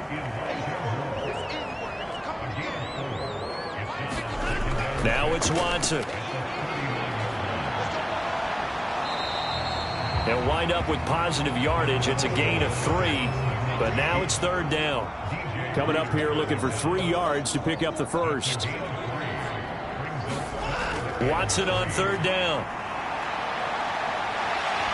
Oh, the ball is out. Watson lost it, and the Bengals grab it. Down the numbers. There he goes. And this is taken into the end zone. A fumble recovery and a Cincinnati touchdown. So this defense clicking early in the year, week 1, the return for a touchdown. The organization made a concerted effort in the offseason to improve this defense. I have to say they like the early returns.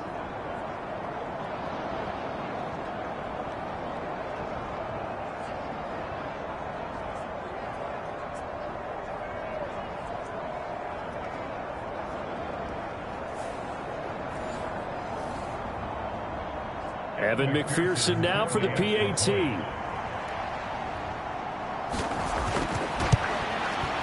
And he's 1 for 1 on the new year as his kick is good. So not only the cough up, but then the pickup on the other side, the scoop, and the score the other way, the fumble return for a touchdown. And you can bet they're preaching 2 hands on the ball here as the kick's away following that fumble return.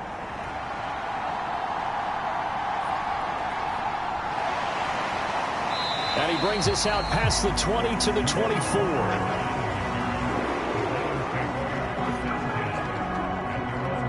For the football going back over now to the Cleveland Browns.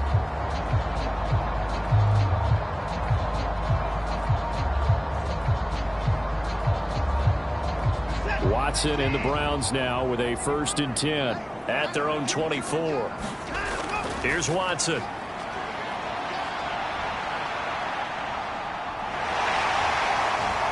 And he'll get this up to the 34-yard line. Give him 10 that time, escaping the danger, running with it, and picking up a 1st down. That's an early scramble that can be viewed positively by either side.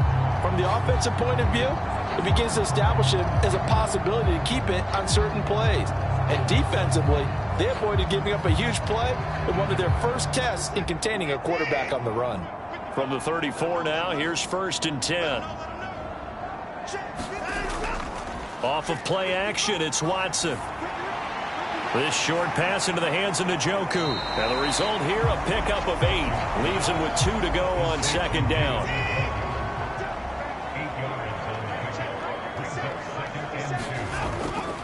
Now Chubb running right.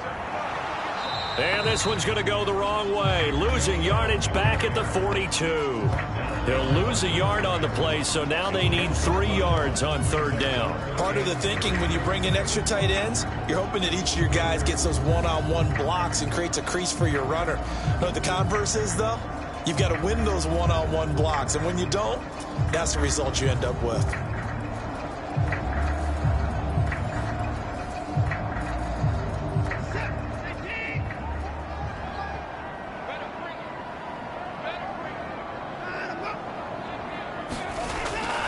They'll run for it. Here's Chubb. And they needed 2. They could only get 1. 4th down.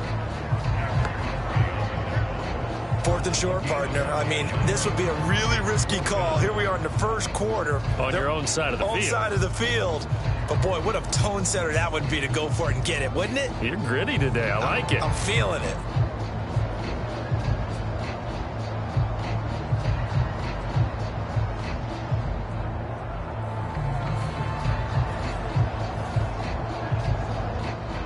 On 4th down, Corey Bojorquez gets set to punt for Cleveland.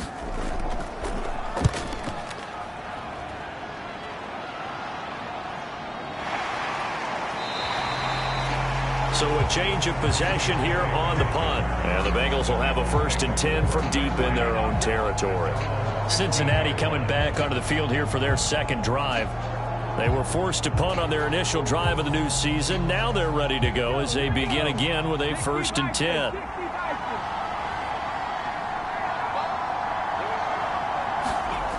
They'll come out throwing here to start the drive. They'll set up the screen to Barkley. And he's going to lose yardage here back to the 14-yard line.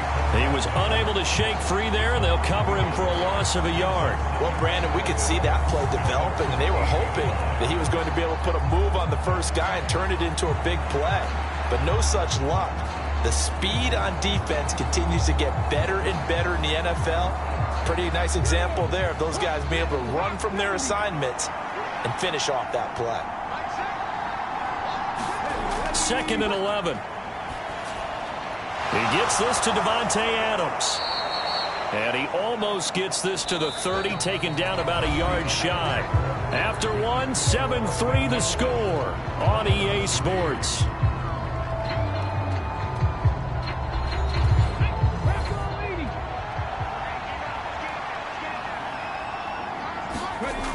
Back to throw now on 1st down. Room past the 35. And he's all the way up to the 39-yard line that time. So from the 39 now, they'll come up on a 1st and 10. In motion left is Higgins. And they'll get it forward to him on the touch pass. 2nd down at 6 now from the 42. Barkley inside handoff. And give him about 5 as he gets this up to the 48-yard line. It's not a huge breakaway run, but if your starting running back finishes the game with averages of 5 or 6 yards per touch, you'll take that every single time.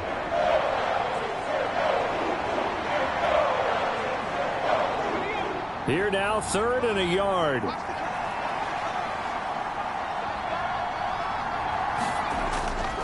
looking to throw. Pass taken in by his big tight end. And they're going to have another first down as he's going to be tackled at the Browns' 43. They only needed 1 yard on third down. They get 10 instead by going to the air. We often hear the phrase sure-handed tight ends, and he certainly fits into that category. Plus, he's got a quarterback who knows to look his way when they need a big pickup. And on this play, he finds him for the first down. So a 1st and 10 upcoming from Browns territory now at the 43. He'll look to throw. Over the middle, that's caught by Chase. And he gets it inside the 35 and just shy of the 30.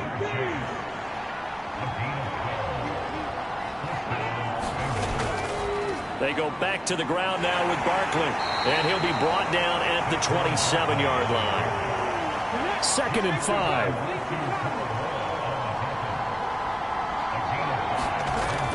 Now back to throw. And this is incomplete. They come up now 3rd and 5 following the incomplete pass. Back to throw. Work in the middle of the field, and he's got a man complete. And he is going to have a Bengals first down as they're able to get the 3rd down conversion. A nice completion there for the first down. And, Charles, you think about the quarterbacks of recent vintage that have been thrust into action week 1. It's no guarantee of future success, but we sure have seen some good ones. We certainly have, partner. How about Joe Burrow with the Bengals in 2020? He was excellent. Kyler Murray with the Cardinals. The best part about his game, has his team right at the brink of the playoffs. And Deshaun Watson has won division titles after having started from day 1. So after the run for no gain, here's 2nd and 10. They're going to look to throw. A quick throw knocked away and incomplete. That's not the first time they've gone his way on this drive, and they were obviously keyed into it because they were there to help break that pass up. Off the play fake, he'll look to throw. And they've got it inside the 10 at the 8. Nothing open downfield. He keeps it himself for 11 and a first down. Brandon, you know I'm all about quarterbacks protecting themselves, but I have to admit it. I liked what I just saw there. That rookie wasn't afraid of absorbing a big hit. Now, you don't want to see him taking those shots all game long, but he picked up the first down, kept fighting for yards, and was willing to embrace some contact to keep the play moving.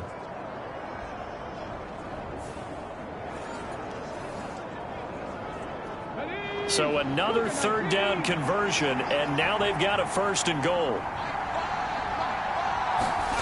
He'll drop to throw.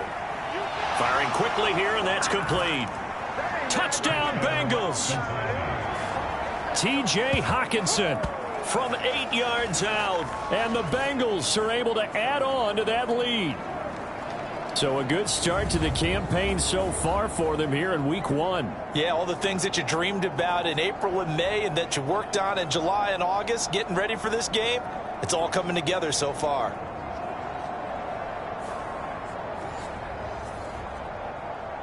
McPherson on for the point after.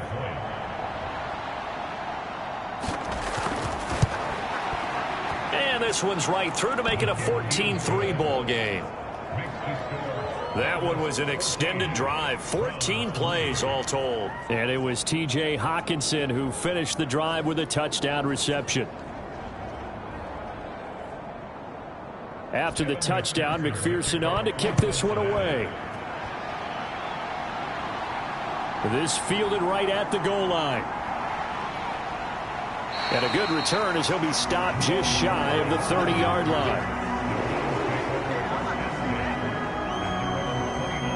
And now Cleveland geared up to take the field.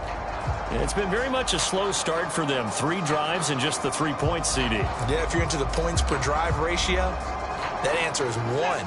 And that's not going to get it done in a ball game. They've got to find a way to finish these drives in end zones, not having balls go through goalposts. And he stopped immediately there. No gain on the play. It'll be 2nd down. Here's Watson. Finding Moore on the out route for the completion. And they get him down, but not before he takes it across the 40-yard line. Now a first down throw, Watson. This complete to David Bell. Give him a gain of 5 on the completion, and it's second down.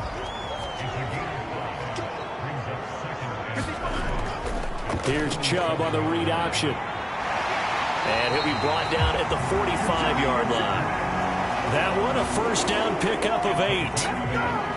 Chubb producing on that run, and he produces year after year for the Browns. Third in the league with over 1,500 yards in 2022.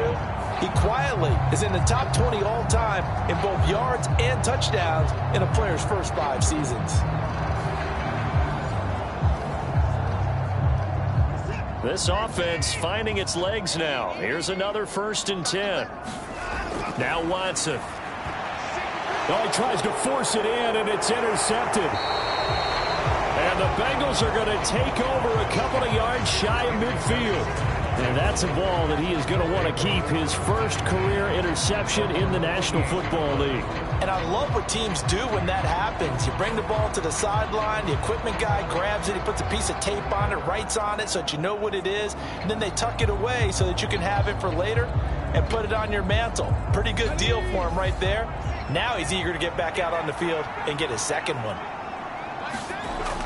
They'll come out throwing here on first down. And he is tackled inside the 40, not quite to the 35. The escapability in evidence there as that one good for 15 and a first. I haven't met a quarterback yet that didn't enter the league with a massive chip on his shoulder if he wasn't a first-round pick. They want to show the league that they made a big mistake. Determined to get the first down there, no hesitation at all to tuck it and go. I bet he would have tried running through their entire defense if it meant reaching that marker. Line of scrimmage, the 37 on first and 10.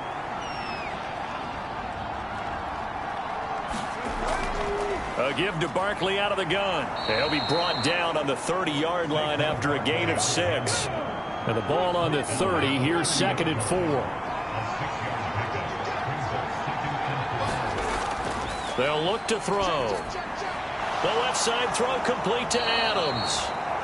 Second catch for him today, and it'll wind up a first down. Another completion there, and what a big moment in a young quarterback's life, that first NFL start. And Charles, obviously they want him to win games, but if they're looking at him under a microscope in this first month or so, what do you think they're hoping to see from him? Well, for every question they'll have for him, they should have for themselves as a coaching staff, because it's not just how quickly can he learn the offense, it's what they can teach him, right? How can he build a relationship with his receivers? And, of course, how open is he to learning? And, of course, how open are they to giving him things that he can put in place on the field?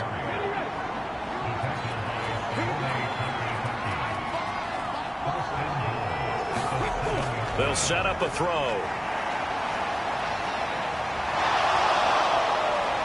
And he'll be brought down right on the edge of the goal line at about the 1-yard line. 2 of their 3 red zone trips so far they've come up empty on. They'll look to reverse that trend on second and goal.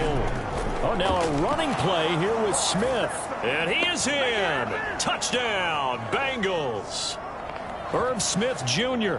punching it in from a yard away. And the Bengals are looking good here in the season opener as they're able to extend their lead.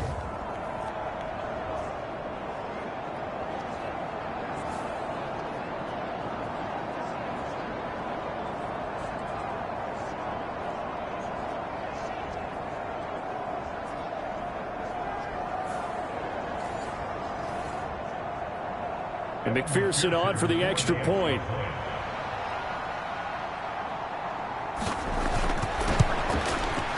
And it's 21-3. So that drives 7 plays in length. And it ends with a 1-yard touchdown run.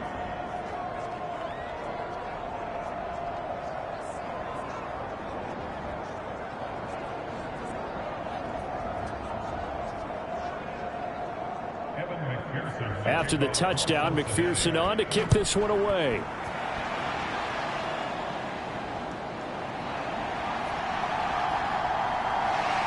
And they'll get him down inside the 30 at the 27.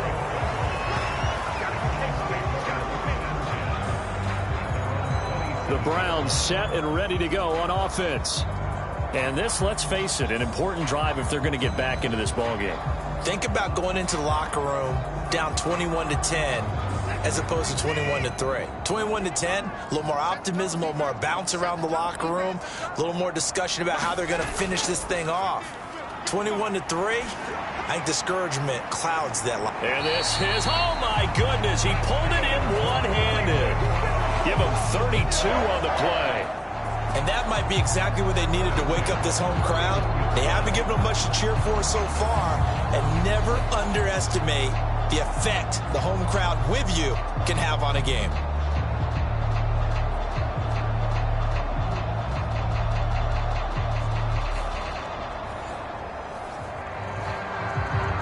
So the big play gets him across midfield now for 1st and 10. To throw is Watson. Right back to Cooper, and he got him again. That'll go for a gain of 7, and that'll make it 2nd down.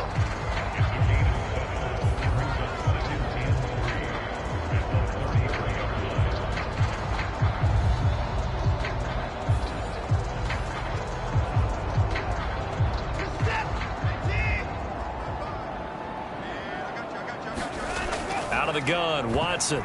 This ball tipped, and it's going to be incomplete. Fortunate maybe to get that back. It's 3rd down. Watson. He's got his running back out of the backfield. And he is going to have a Browns 1st down, and he's going to have it by plenty. Able to get 8 yards there on 3rd and 2. 1st and 10 here. You know, if they could just get 3 out of this, there's something about narrowing it to a 2-score game at half that makes it feel like much less of an obstacle. This short pass into the hands of Njoku. Now the Browns signal for the 2nd of their timeouts, as the stoppage will come with a little under a minute to go in this 1st half. 2nd and 6. Back to throw, Watson. Over the middle and into the hands of his receiver, Moore. It'll be a gain of 5, and that'll leave him with a 3rd and just a yard. To the air yet again, Watson. And stopped a few yards shy of the goal line at the 3. The defense surrenders a 13-yard pass play there on 3rd and 1. And this is an offense in need of getting a few good things to happen. Here's one right here. They've had their share of struggles in key moments, but that's a nice throw and nice work after the throw. And they're set up now with a 1st and goal. A chance for a 1st touchdown drive of the year. It's 1st and goal. Back to throw again. And this is caught. Touchdown, Cleveland. Elijah Moore, as the 1st half is winding down. And the Browns are able to cut into this lead in the final seconds of the 1st half.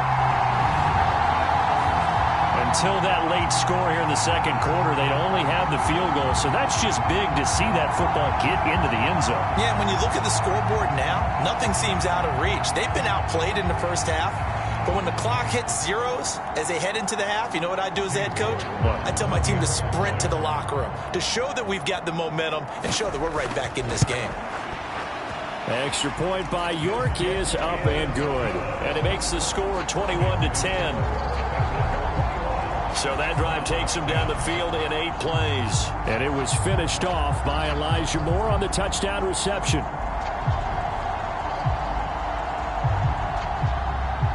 So not much time to speak of remaining in this 1st half as the kick's away. Returning from his end zone is Ty Johnson. And a nice return sets him up pretty good here right at the 30-yard line. The Bengals drive about to get going. And with 10 seconds left, not really enough time to put something together. And they're just going to run it here up the middle. And an anxious moment or two there, but they do get him down. And this offense going to elect to burn a timeout with 5 seconds remaining in quarter number 2. And unless this is a quick incompletion, this is likely the last play here of this 1st half. They'll run it again with Barkley. And they'll get this just to the 47. 1-yard gain. And now we'll get a late timeout as it comes in the waning moments of quarter number 2. They work now on 2nd and 9. Up the middle with Barkley. And forget about finding a lane. He barely had time to look up before he was planted in the backfield. So we've reached halftime here on opening weekend as we send you down to Orlando where Jonathan Coachman has our EA Sports halftime report. Coach. All right, Brandon, thanks very much. And welcome back to football, everybody. We've got a full slate of 16 games here to start the new season. So let's take our first trip around the NFL. We'll start at the Mercedes-Benz Stadium, an NFC South matchup between Atlanta and Carolina. And this one getting ugly early. A 17-point game at the half. DJ Chark, a touchdown catch in that first half. From there, we'll head up to Indy to check on the Colts at home at Lucas Oil Stadium. And they trail in that one as it's the visiting Jags who are out in front. Zay Jones, a touchdown reception. Lastly, let's head up to the Twin Cities to check in on the Vikings at home in Minneapolis. As you can see, the score there in the second quarter. Kareem Hunt with a touchdown run.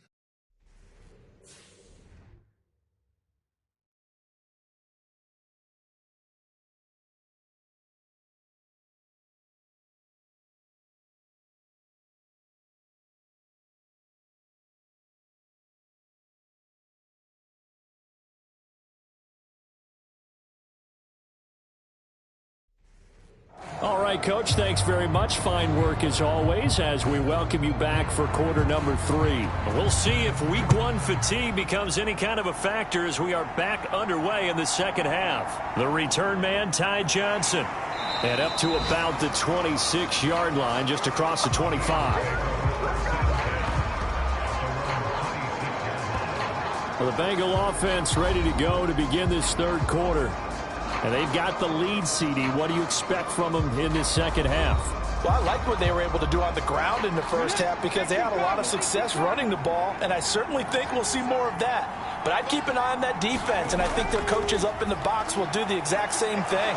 If they start to see 1 or 2 guys start to creep towards the line of scrimmage, that'll be licensed to take some shots downfield.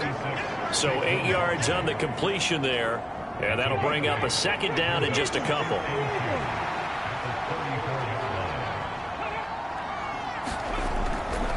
They'll try the right side here. Barkley. And he'll do a nice job here just to fight his way back to the line of scrimmage. They need 2. Here's third down. They'll drop to throw. That is caught. And he gets this one to midfield before he's brought down. 2 catches in the first half. Now he's got a third here, and it's good for a first. That's another beautiful throw right there. Gets it to his man right in stride. And I think that throw kind of exemplifies what we've seen from this offense throughout this game. They've been in rhythm. They've been sharp. They've been on it. And they pick up another first down there.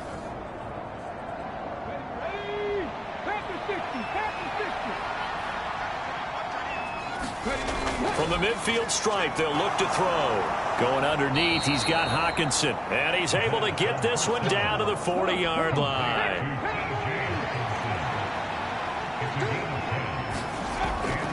Here's a give to Barkley. And he'll manage to pick up about 4. It's second down.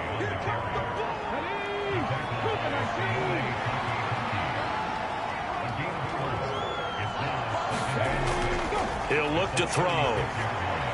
He's got his tight end over the middle, T.J. Hawkinson. And they're going to have another first down as he's going to be tackled at the Browns 16. That one good for 20 on the catch and run. Whatever the discussions were at halftime to try to slow down this offense, it has not worked to this point. Yeah, I have a vision right now of everything that was discussed at the half just being torn in shreds or being erased off of the Microsoft Surface tablets because none of it is working. They are really locked in on offense. So the ball down to the 16 here for 1st and 10. A handoff to Barkley. And he's brought down just outside of the 10 at the 11. Here's a 2nd and 5.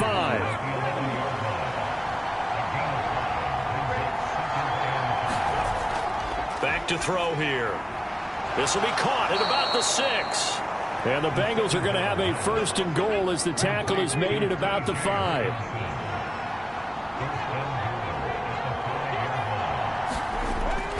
They'll try and run for it with Barkley. And he'll get this one back to the 5-yard line, but no further than that. A line of scrimmage, once again the 5 as they get ready for 2nd and goal. And he's going to get him about 3 yards closer. He's down to about the 2. A big play forthcoming. Here's 3rd and goal. They'll set up to throw. Open man is Higgins, and he's got it. Touchdown, Cincinnati. 2 yards on the touchdown there. And the Bengals take the opening kickoff of the 3rd quarter and drive right down the field to extend their lead. There was a lot of zip on that pass, and baseball might have called that a frozen rope. I like it when you bring the diamond into the game. I'm going back to the gridiron. Had some heat on that bad boy. Sometimes you throw a touchdown pass, and sometimes you throw, what, a touchdown strike? There you go. That's my man, in concert.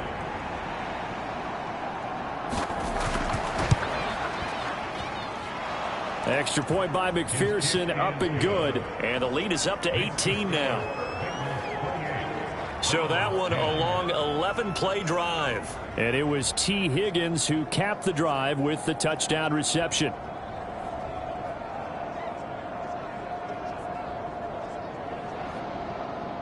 After the touchdown, McPherson on to kick this one away.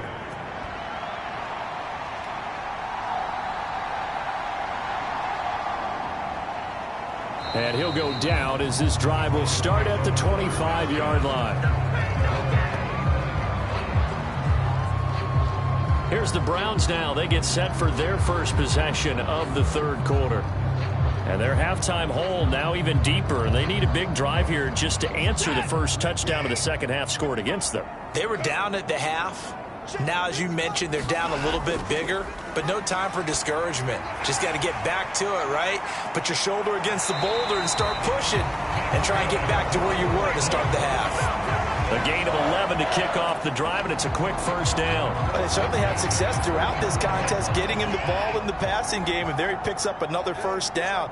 Whatever they saw going into this one, they've been able to capitalize on it, and no adjustment has been made to take it away.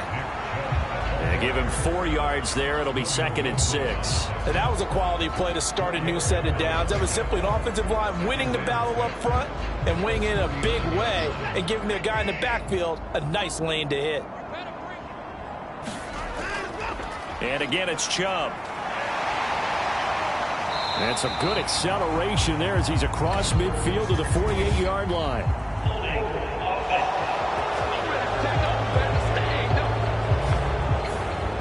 Now they face a 2nd and long following the holding penalty. Watson now to throw. And he'll get up near the 45. They'll spot it at the 44. This offense in desperate need of a conversion as they come up on 3rd down. Looking to throw. Watson able to find the open man. That's complete. And he is going to have a Browns first down as they're able to get the 3rd down conversion. Got to say, I was a little surprised to see him, Charles, come out in the shotgun on 3rd and less than a yard. Yeah, but the way the NFL is nowadays, we hardly ever see anyone really run for it on short yardage. So they're going to throw the football more times than not. That was a nice, easy rhythm throw right there, and they pick up the first down.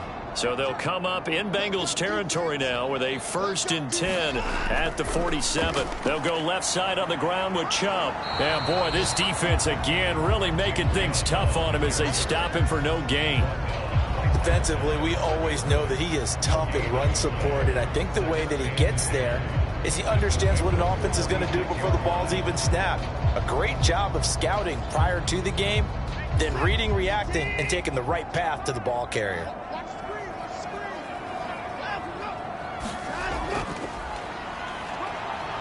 And he picks up about 6 as he gets this down to the 41. Here's the 7th play of this drive. This is 3rd and 4.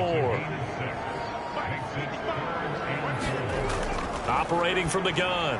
Watson. He's got his target. That's complete. And he is going to have a Browns first down as he'll be marked down a yard or 2 past the marker following a gain of 6. And that one was a lot of fun right there because that was the game within the game. 3rd and short. Blitz was on. What's the key for the quarterback? Get out of your hands in a hurry. And that was a quick little completion. Got the job done for a first down.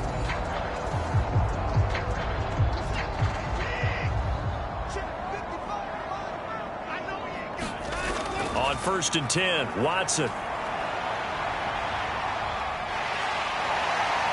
And he's got this down almost to the 20 before he's dropped. Opted to run for it. The decision a good one. Picking up the first, getting 14 yards on the scramble. He's been making himself a weapon as a runner, and the results, they've been welcomed by his offense. My question is about the defense we're watching right now, partner. Even after he got him with a scramble earlier this drive, they still aren't devoting enough attention to him. I would expect that after that carry, they'll do a much better job going forward, spying on him on passing downs. Watson on 1st down. That's complete to Peoples-Jones. And brought down, but not before they get it inside the 10 to the 7. 1st and goal, and they got to be thinking a chance to get right back into this football game. Operating from the gun, Watson. He's got it. Nice job defensively to hold him to 4, and now it's 2nd and goal.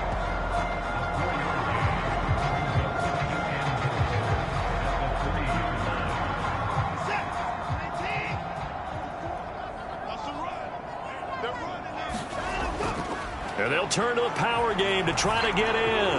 And he is into the end zone. Touchdown, Cleveland. Stephen Carter. A 3-yard touchdown run. And the Browns get a bit closer. So a very important first drive of the 3rd quarter, Charles, and safe to say, a much-needed touchdown. Which leads to the question, where was this in the first half? Because if they'd had a few more drives like that, they wouldn't be in this situation. But that is the kind of drive that sends a message to the other side. We're going to be here, and we're going to battle you to the end. Extra point by York is up and good. And the lead is down to 11 at 28-17.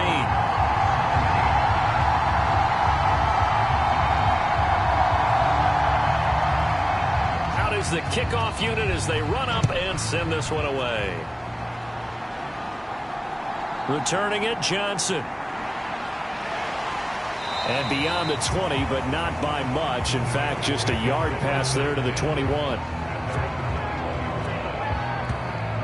Here comes the field general leading his offense back out there for the next possession. And you think he personally is evaluating his game so far? He was pretty good in the first half, been good so far here in the 3rd quarter. He's got to like it, right? Not looking for the dramatics here. Not trying to set the world on fire in terms of stats. It's almost like you're driving. Hands at 10 and 2, alert for anything out there, watching for trouble on the road, and making sure you get the team home. The bus driver. See if he can drive the bus here again on this drive. Higgins goes in motion right. Now a fake on the jet sweep, and off the play action, he'll look to throw it. Able to find Higgins. Only a gain of a yard, but that's all they needed.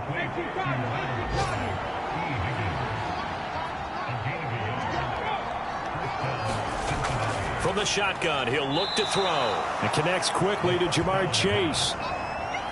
From the 41, this is 2nd and a yard.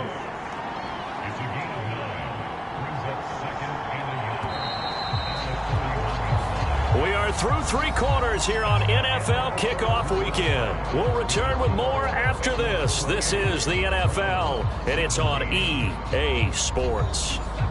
Just need a yard here, 2nd and 1.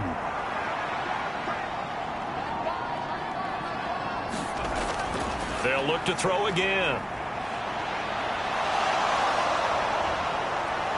And they'll work this down to the 40-yard line, tackled there.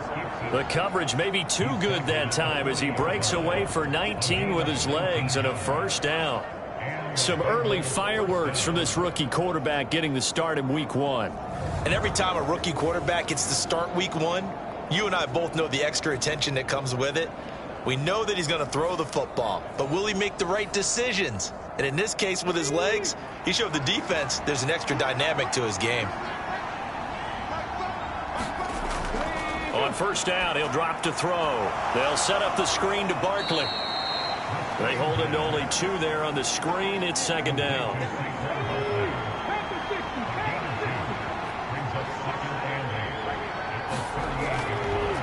look to throw here. And that falls to the ground, incomplete. A nice job of bodying him up defensively, and now it brings up third down. On third down, he'll drop to throw. Able to slither by. And they're going to have another first down as he's going to be tackled at the Browns' 22-yard line. A new set of downs after a strong pickup of 16 yards. That is an absolute backbreaker. That was a design passing play, wasn't a draw. You think you got him stopped, good coverage downfield, and he's able to pick up the first with his legs. Defensively, that kicks into your psyche and hurts a little bit, doesn't it? It certainly does, and here's the thing. Anytime you give up a first down, it hurts you psychologically, but it hurts more when they get it this way because you've covered everything. He didn't have any place to throw the football. He takes off running and picks it up anyway, and now you have to stay on the field for an extra set of downs. And really could have used that stop trailing here in the fourth. A minimal gain there on the 8th play of the drive. This drive's taken more than 3 minutes off the clock already as they come up on second down. Oh, they're going to run a little pop pass here. And he gets it inside the 10 to the 9. It's a good gain of 11. Sets him up first and goal. Boy, an effective play there, getting their wideouts involved in the run game. And what they're always hoping on that type of a play, that they can get to the end of the line and have a chance to turn it upfield as he did there. That means they controlled the blocking and took care of the defensive end or the outside linebacker to give him that lane. And I guess I need to clarify, I said getting their wideouts involved in the run game, but of course that was actually a pass as he popped it forward. 2nd and 3. And he will take it on in for a Bengals touchdown. A great effort there. Now with his 3rd touchdown in his first ever NFL game. And the Bengals are closing in on a winning start to the year as they extend their 4th quarter lead. We saw so much of this last year at the college level, but there you go. His first rushing touchdown as an NFL quarterback. And with the speed he has, we certainly know it won't be his last because that's something that aided him very well, as you mentioned, at the college level. It's something he's going to carry over, and they'll make it a big part of their offense. Extra point by McPherson, up and good. And the lead is up to 18 now.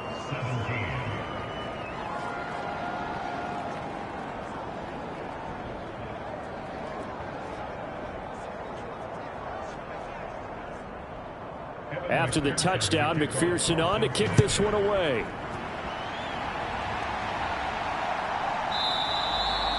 And he'll just take a seat, and the drive will begin at the 25-yard line. And the Browns getting set to go. And whatever promise they showed in the preseason has not translated into week 1 because they have not been particularly competitive here at home, no less. So these fans just kind of beside themselves right now. On first down, it's Watson. They set up the screen to Chubb. And they get him down, but not before he takes it across the 40-yard line. That's a good way to start the drive. 17 yards and a first down. And that's not a play that you see all that often at the start of a drive, but some teams, they don't mind doing it. And that one, well sold by the offensive linemen. They showed the pass, and then they got out into space, able to get some good blocks downfield and allow the play to be successful.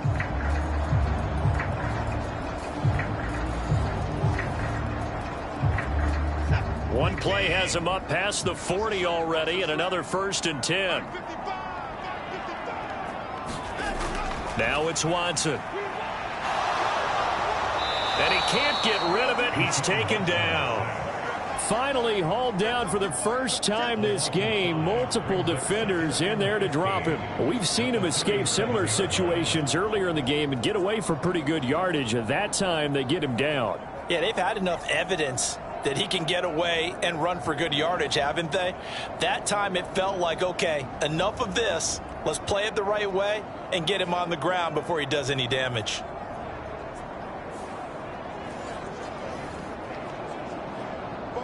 Coming up now on a 2nd and 15 following that sack. Here's Watson. He's got Njoku, his big tight end. And a 6-yard gain gets him right around the 43. You got the big lead defensively, willing to give them that underneath stuff, right? And this is why you work on your tackling. Tackle them after the catch, inbounds, keep the clock running. Just go ahead and bleed the game out that way. The Browns on third down. They've had good success, 5 for 8 to this point. This is 3rd and 9. And that is incomplete. And they're indeed going to go for it here on 4th down. So trailing here in the last quarter. Let's see how this plays out. All right, rifles one, and that's going to be intercepted. Now inside the 25. And he will bring it back. It's a pick 6 for a Bengals TD. Little choice, Charles, but to go for it right there, and that pick 6 will be the icing on the cake. Yeah, you don't know how many more possessions you're going to get, so really you're almost at the point of no option. Have to go for it. Bottom line, though, is defenders know that as well. They know you've got to throw the football. Had the right defense called, able to make a nice play on the ball, and that's all she wrote. McPherson now for the extra point.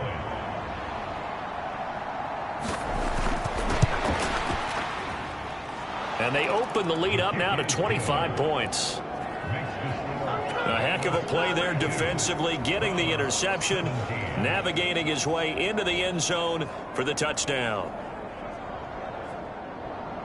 So they throw the pick 6. They'll get another shot at it now as this one's in the air. On the return, here's Jerome Ford. And he takes this near the 25. Just a little pass there. Call it the 26. Here comes the Browns offense back onto the field. Where we stand right now in the 4th quarter, this one pretty much out of reach. And, Charles, I know they're going to be disappointed about several things through this ball game, but the self-inflicted wounds, they've had several turnovers. You would have to think that's going to be something they're going to discuss heavily. And now Watson throws another interception. And they're going to be set up in the red zone at the 15. Partner's bad enough when you just can't hold on to the football. But when your quarterback's throwing it to the other team, that's 3 interceptions now, 4 turnovers for the game. You really have no chance to win the football game. Line of scrimmage, the 15. It's 1st and 10. Now Saquon Barkley. He's down inside the 10 to the 8. And it comes on a gain of 8. Ball on the 8, 2nd and 2. He'll look to throw. Now they go screen. It's complete. And they'll be driven back here, losing yardage to the 10-yard line. They'll wind up losing 3 here on the play, and it brings up 3rd and 5 now. It looked like the defense, they were ready for that one. Really left him almost no room to work after catching the ball. He could throw every move in the book at him. They were there, and they tackle him for a loss.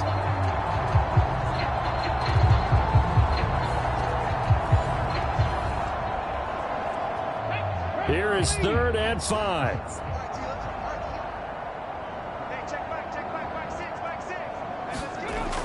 Out of the gun, they'll look to throw. Eluding the pressure right. Shifts by him, and he'll be taken down, but he does have 1st down yardage. Give him 7 on the tuck and run, and it'll get him a new set of downs. Partner, even I can figure out who deserves the lion's share of credit for their lead right now, because he has been terrific in a dual threat role, really chewing up yardage and getting them points with his legs. Simply put, that defense has had no way of stopping him, and that's why his side is on top. Ready, break.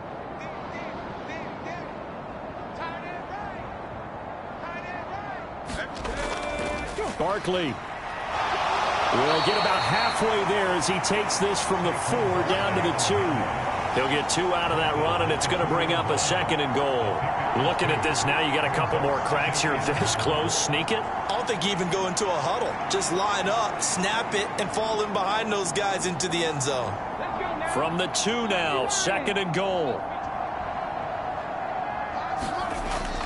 Barkley again. Pushing for the end zone, but he's not going to get there. They stop him just shy of the goal line. Now, they'd really like to make the short field pay off. We'll see if they can, but this is 3rd and goal. This is Smith. And he takes it into the end zone. Touchdown, Bengals. Irv Smith Jr. already his second touchdown here in this opening weekend. And the Bengals start to open this lead even wider here in the fourth. Turning into a really good performance on the road. Week 1, you're just hoping for that first win. It's tough to do it away from home, though, but they're looking strong. It certainly is. Any road win in the NFL is a great road win. I mean, it just does not matter whether it's supposed to be tough or not. In this particular situation, how great will they feel leaving with a win on the road against a tough opponent? A little work still to do, though. Extra point by McPherson, up and good. And this one was over a while ago as they just add on to that big lead.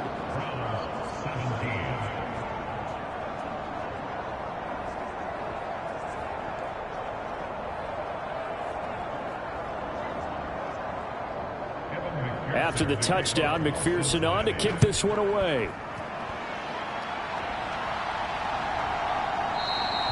And he'll elect not to return this one, so they'll bring it out to the 25 on the touchback. The Browns set to take over. Well, this game, it has had no shortage of offense. They've been able to put up a decent amount of points on this side, Charles. They just have not been able to keep pace with the other offense they're going against here. Yeah, that's a good way of pointing things out because now it's not a total loss because, as you said, they've scored some points. And his pass is intercepted for the 4th time today. Picked by Logan Wilson. And they will finally put it into the return, but not until he takes it back all the way inside the 10-yard line. Well, they've got the huge lead. Now they have another interception on the defensive side. Seems like everything they touch in this one, Charles, turns to gold. And they have to be awfully happy right there to get what appears to be one more for the road. It helps seal away one of their best efforts of the season. Suddenly it's 1st and goal after the interception. A quick change in the situation here. And he's able to get it down to the 2-yard line. From the 2 now, 2nd and goal.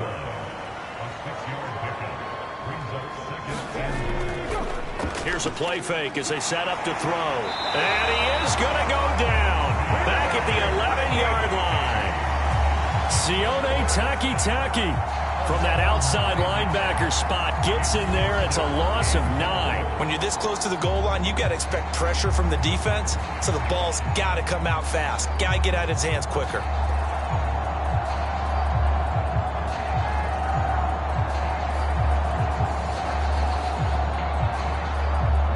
Third and goal as they look to pour some more salt in the wound. Here's Barkley. And he will maneuver his way down to about the 7. And 3 yards on the carry there as his defense holds strong and takes it to 4th and goal. Well, if this defense can hold him to a field goal here, what a win that would be. Not just a win on the possession, but psychologically take over the ball game. But this started with 1st and goal, so they were in 4-down territory right from the beginning. I say you finish it off and go for the touchdown. So on 4th down, on is Evan McPherson and the Bengal field goal unit. This just a 24-yard attempt. McPherson's kick is good, and that will extend their lead even further.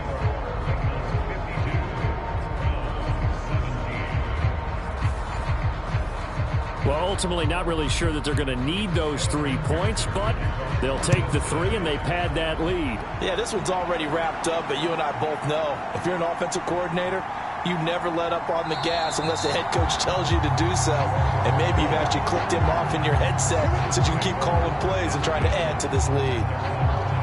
Another opportunity now for the Browns offense. They are looking to make a bit of a 180. They are sputtering right now. And frankly, I think it's time to call your playmakers together and say, all right, guys, we're going to lean on you through this patch. We need you to get us back on track and get us going in the right direction. So you're calling plays geared to them. Not necessarily what you look at your plays, oh, this hurts the defense. I want the ball in the hands of X, Y, and Z and see if we can move forward. So don't get too cute. Go to the playmakers. So the Browns in possession of the football here as we get you reset. They've got a 1st and 10 as they search for a late score. Watson's throw into the hands of Peoples-Jones. 2 yards to go, 2nd down. from the gun. Here's Watson. And that's going to be caught by Peoples-Jones. And he's got another first down as the tackle's going to be made at the Bengals 36. And oh my goodness, here's a fifth interception.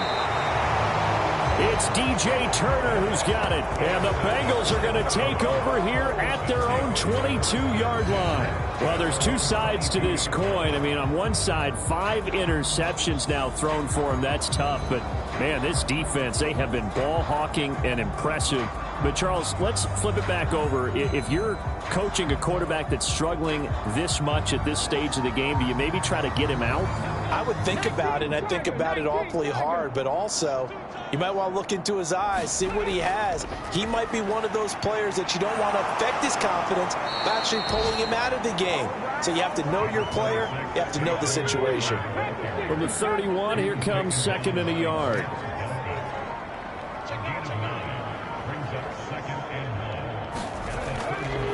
They'll go to Barkley again. And they get him down, but not before he takes it across the 40-yard line. 92 yards rushing now for Barkley. It's a first down. No doubt those are the types of carries they're looking for here, Charles. The lead in the fourth quarter. This is when coaches that have a reliable running game, they breathe a little easier on the sideline. Yeah, they love the idea that they can take the air out of the football at this point of the game. That means they're really counting on that offensive line, counting on the runners, taking care of the football. Because you're going to tell your quarterback, hey, no time to be a hero. We're not going to throw it here. Just eat up that clock. And if you have the ball, they can't score. So that'll do it for us. For my partner, Charles Davis, and all the hard-working men and women on our crew, I'm Brandon Gaudin. You've been watching the NFL right here on EA Sports. With that, we say so long from Cleveland.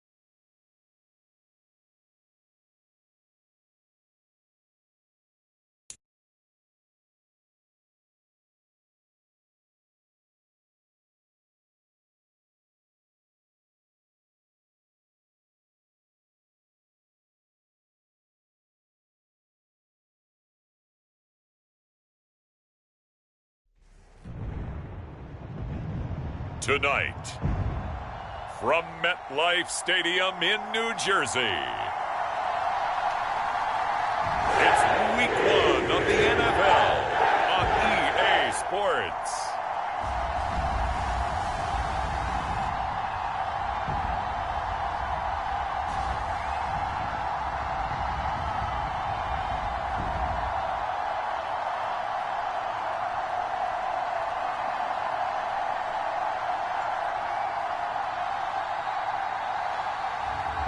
It's the New York Jets taking on the Buffalo Bills. We're situated about 8 miles west of New York City at MetLife Stadium in East Rutherford. Tonight, it's our first Monday night game of the new season, and we've got a good one coming up, as it'll be the Buffalo Bills taking on the New York Jets.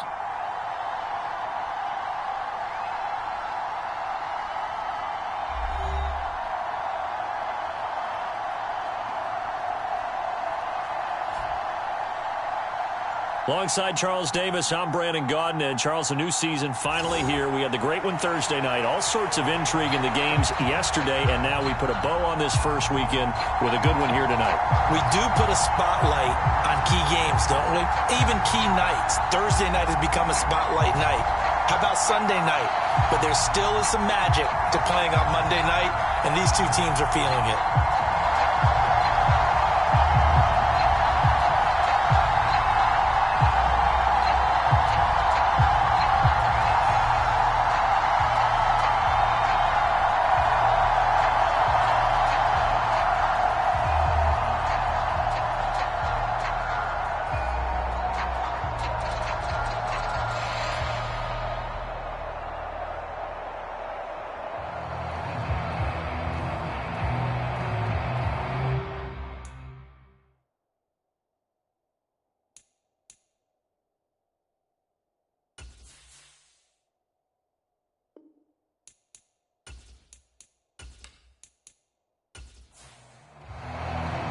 A new era begins here at MetLife Stadium. The Bills and Jets underway to close out Week 1. And from the end zone, Deontay Hardy will bring it out. And he'll be stopped right around where he would have been had he gone down to a knee, maybe a yard shy of there at the 24. So here come the Bills on offense for the first time. And leading the charge, their lefty QB. I tell you what, when he is on schedule for that week, secondaries take notice because you've got to stay alert back there on every snap. A truly powerful arm, one that's capable of challenging any level of the defense on any given play. That's why so many scouts preach arm talent when preparing for the NFL draft. A quarterback with arm strength to make every throw in the book, he's an asset to have in any offense. And they're going to stop him right at the line of scrimmage. Just no cutback lane to be found whatsoever. 2nd and 10. So following the hold, they're in a bit of a hole here with a 1st and 20. Give to Cook out of the gun. And he'll be taken down at the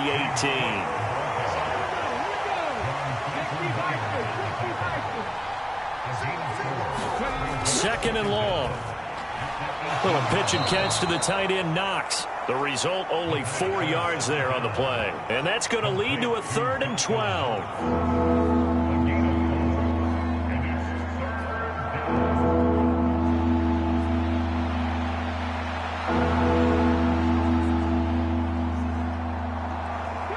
We'll see what they have drawn up here. A little bit behind the line. 12 yards needed to gain a 1st down. And complete right side to Cook. And he gets this up just shy of the 30 to the 29 before he's out of bounds. They'll get 8, but they're going to have to punt here on the opening drive because that's not enough. We can make this one pretty simple. Walked up all of his progressions downfield, forced to get it to his running back. But how about the way they ran to the football and knocked him down to force a 4th down? On 4th down, here's Sam Martin on to kick it away.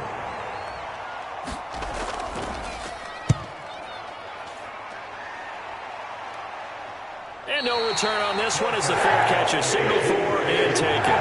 So possession goes over here on the punt. And the Jets will take over. So out comes this offense to take over for the first time. They'll be led out by the man from the University of Washington. This is Jacob Eason. A bit of a winding road to the NFL for Jacob Eason, included being only the 5th true freshman starter in Georgia Bulldogs history before finishing at the University of Washington. Plenty of potential with 6'6" height and a big arm to air it out well downfield. Has to show he can take some steps forward, going from reading college defenses and taking on the speed of the NFL and rise to the challenges that those defenses present.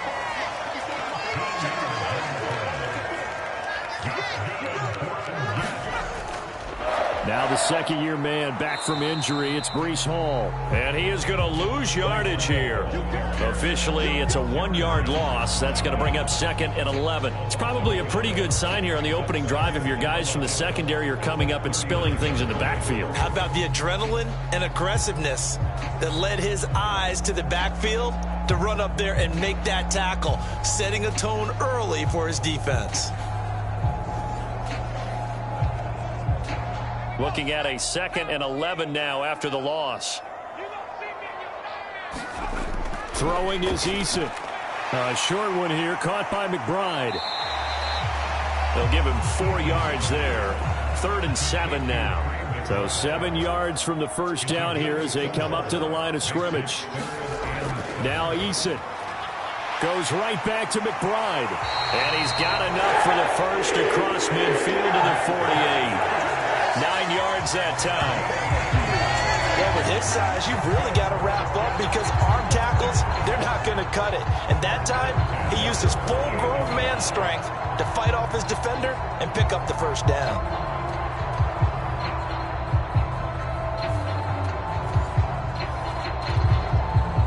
So 1st and 10 now in Buffalo territory at the 48-yard line. Eason.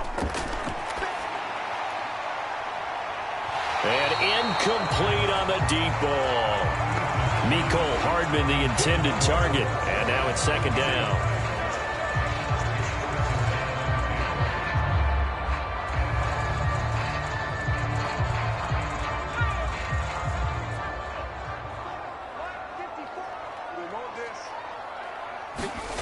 Here's Eason to throw.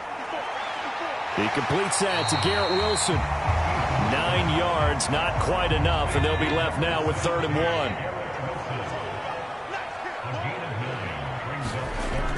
They'll run with Hall. On a nice burst there as he'll take this inside the 30 to the 28-yard line. Give him 12 yards there, and the Jets have a first. Well, partner, what do you think? Might have been 4-down territory if they didn't pick it up, but... Yeah, it's a moot point now. I was curious, though, if they didn't get it there, would they have gone for it? I guess we'll never know. Yeah, we didn't have to make that call, but I have a feeling both of us would have said, go for it.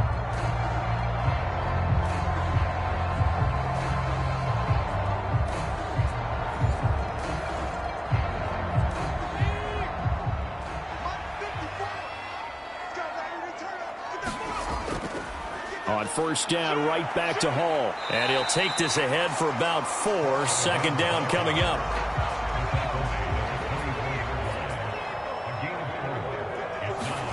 Eason going to throw it out of the shotgun. This pass going to be caught by Hardman. And he's out of bounds. Almost gets to the 10. A first red zone opportunity the new year here as they come up now 1st and 10. Eason sets to throw it. This pass out wide to Hall. Down to the 6-yard line on a pickup of 6 as he gets halfway to the goal line. 2nd and 4. They could still get a first down without scoring. From the gun is Eason. Now a battle for the football. It's caught. It's a touchdown. Garrett Wilson with an acrobatic catch. And the Jets are on the board here first in the season opener.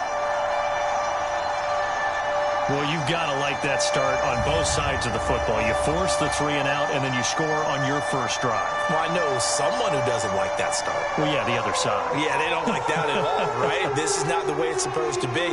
But what you just described, that's team football, all right? When you get a 3 and out, you're supposed to take advantage of it on the offensive side of the ball. You said, thank you very much for getting us the rock. Let's put it in the end zone, and they did exactly that. Zerline good with a PAT, and that makes the score 7-0. A pretty long drive that time, 11 plays all told. And Garrett Wilson capped things off with a touchdown grab. Morstead out now following the touchdown to kick.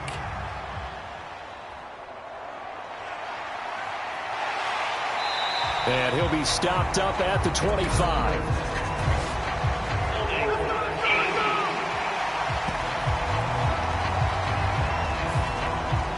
They were trying to create some space to run. They created the penalty. And you work on it so much. You work on it so hard. But it's tough to simulate game speed in practice. That often runs you into a penalty. And that is incomplete. Oh, the coverage a little too good there. And it's second down. They're going to look to throw. Now the pressure comes and he goes down. Just inside the 10, back at the 9. John Franklin Myers, the one in there to drop him. And this is what you've got to do against a quarterback like him. You've got to keep him in the pocket and not let him get to the perimeter, because once he gets outside, that's where he can really hurt you.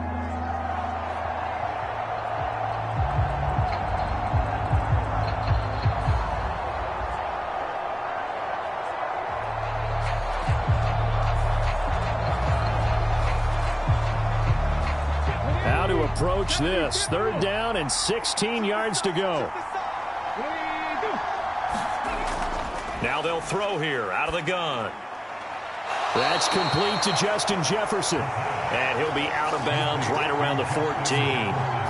So give him 5 yards there on the pitch and catch. And that'll bring up 4th down. Well, the good thing about covering any game I do with you is I know that there's no problem with rhythm. Now, what we're watching offensively, a little bit of a problem there. Yeah, punt on the first drive, looking at another one here. Just a little slow. You know, they were talking about a fast start, but that hasn't been the case. Yeah, and let's face it, any team we cover always talks about a fast start. That's true. But it's not necessarily going to happen just because they say so. And whether it's the script, whether it's, you know, just what they're going through, whether they're seeing different defenses, they're going to have to figure it out as this game moves on. It'll be a 43-yard punt, just a single yard on the return. And the Jets will take over 1st and 10. Back onto the field come the New York Jets for their second drive. They were successful last time finding the end zone on their opening drive of the season. And they'll get another shot here with a 1st and 10. Throwing to start the drive. Eason. A short one here, caught by McBride. And he's able to get this one out closer to midfield across the 45. From the 48-yard line, here's 2nd and 3. On second down, a run with Hall. And he'll get it into enemy territory just across midfield at the 49.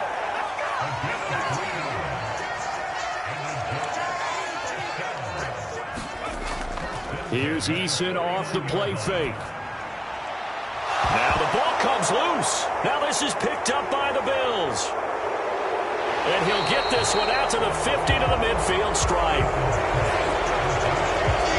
A lot of talk this week about ball security. In fact, they added an extra period in practice to be more secure with the ball. It didn't work out there. Well, sometimes you just get overexcited during the game. You may all of a sudden make your catch, see some open field, and decide you're going for it, and not realizing that danger lurks while you're doing so. And there's your end result right there. So good field position for the Bills as they come up 1st and 10 right at the 50-yard line. They'll try and start this drive in the air.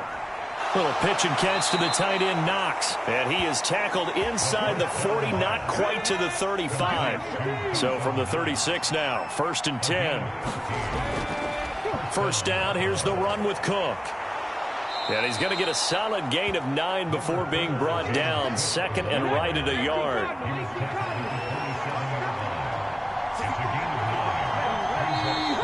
Now flags will come in. One of the Bills got going a little early. The offense knew it. They were already starting to walk back as that one is accepted. A bad false start penalty there. Now 2nd and 6. Cook following the penalty. And he's swallowed up right near the line of scrimmage. Got to get to the 26 for a first. This is 3rd down. They'll look to throw. Work in the middle of the field, and he's got a man complete. And that's going to be another first down as the tackle made at the Jets' 20-yard line. The 3rd down conversion is successful. Give them 12 yards that time. That's a play that will likely be forgotten when you talk about big moments in this game. But plays like this are critical to keep drives going. And if points result, we'll call this play significant.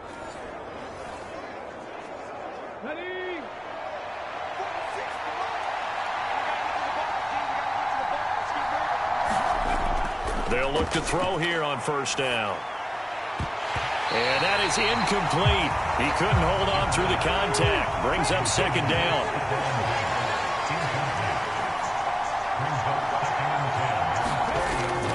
Now back to throw. Oh, he tries to force it in, and it's intercepted. Picked up by Jordan Whitehead. And the Jets are going to get the football here as he gets this up past the 20-yard line. And as we've seen, points have been precious so far, and they just threw some away on that snap. And look, let's face it, as we advance further into this game, that play will be on the minds of everyone who's watching it. They wonder if this is the turning point. Is this the spot where those points were given away and could cost them a ball game? And New York set to take the field. They've got a 7-0 lead in the football as well as they start out 1st and 10.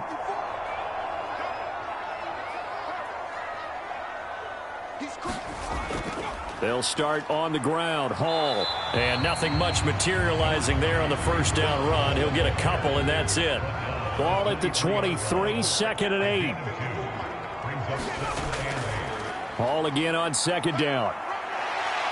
And this will go as a gain of 7 as he gets it to the 30-yard line. That's a really nice job by them picking up the run blitz and detecting it and blocking it and turning it into a nice run. And a lot of times you think if you blitz a running play, you're going to smother it. But a lot of the blitzers, they come in a little bit high. They don't have great leverage, and they're easily blocked and turned to the side. And the throw there going to be incomplete. On 4th down, here's the veteran Thomas Morstead to punt for the Jets.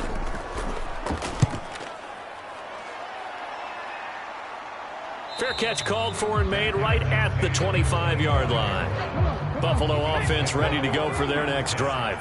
A big mistake last time they were on the field, tossing that interception inside the red zone and really taking away what had been a pretty successful drive up to that point. Yeah, I don't think there's any question about it. As they head out on the field for this drive, that whole offensive unit is just thinking redemption. You know, they moved it really well, didn't pay it off. This time, they want to make sure that ball ends up in the end zone, and they're the ones possessing it. After 7-0 on EA Sports. Ball on the 30. They'll come up with a 2nd and 5. Back to throw here. Little pitch and catch to the tight end, Knox. It'll go as a gain of 4. And that'll bring up what looks to be a 3rd and inches. Can't be more than a half a foot. They'll set up to throw. That is caught. And they will touch him down, but not before he gets the first. They get 6 on the pickup there as the drive continues. Would it be safe to say that as precise as routes are supposed to be run in the NFL, maybe they're not quite as precise in college ball? That's accurate, yeah. And I think we saw a college route in the NFL there. Just find the soft spot, find the dead zone, and find the first down. And that's what he just did. Here we go. 60 by 6. They'll look to throw now on 1st down. And this one right back into the hands of Jefferson. This will be stopped about 2 yards shy of the marker. 8-yard gain, 2nd and 2. Cook up the gut. And he'll get it into enemy territory just across midfield at the 49. This offense finding its legs now. Here's another 1st and 10. Here's Cook again. And they'll get him down here at about the 42. From the 42-yard line, here's 2nd down and 3. Left side, Cook. And he is met in his tracks behind the line of scrimmage. It'll be a loss of a yard, and that's going to lead to a 3rd and 4 coming up. That was well played there defensively. 2 tight ends in the formation, which essentially gave them 7 blockers up front. Hard to imagine with all that size and beef that they could let a tackler through. But that's exactly what happened. A loss resulted.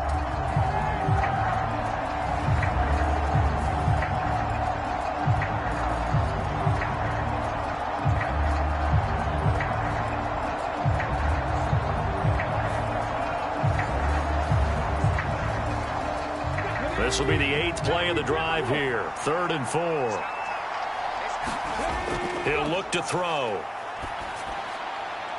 Able to find the open man. That's complete. And he'll head out of bounds inside the 10. Mark him down at the 9. They're able to convert on 3rd down, and that sets up a 1st and goal. Well, he reminded us that he was a 1,000-yard receiver a year ago as he starts off week 1 picking up right where he left off. He told us at the end of the preseason he was primed for a big year. He just gave us excellent evidence of his belief.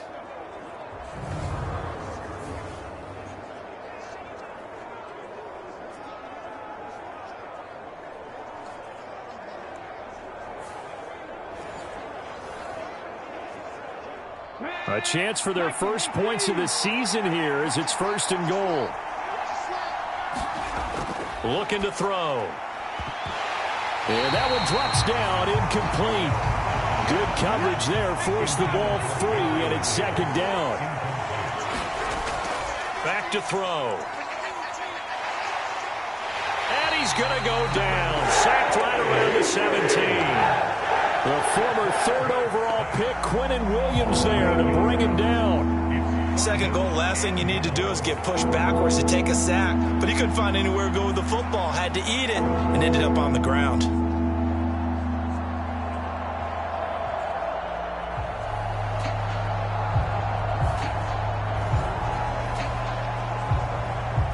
A big play if you think about it right now in this season opener. It's 3rd and goal.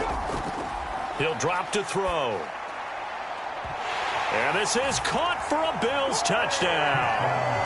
Gabriel Davis from 17 yards out. And the Bills are an extra point away now from tying this ball game. Well, that's what I call an answer right there. They gave up a sack on the previous play.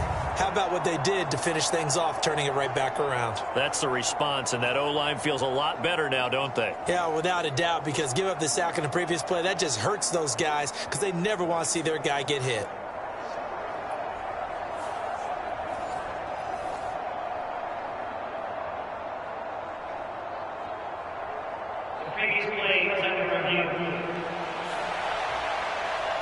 At issue here, does the football make contact with the ground before he secured it? And I think some of these angles are going to give us a pretty good look. Secured is the important part because the ball can touch the ground, but it can't be loose when it does. So that's what they're going to have to try and figure out.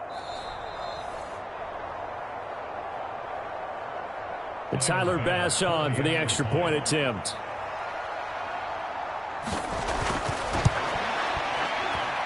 And he starts his new year off on the right foot as well, as this kick is good. So that one a long 11-play drive. And it ends with a touchdown pass to Gabriel Davis.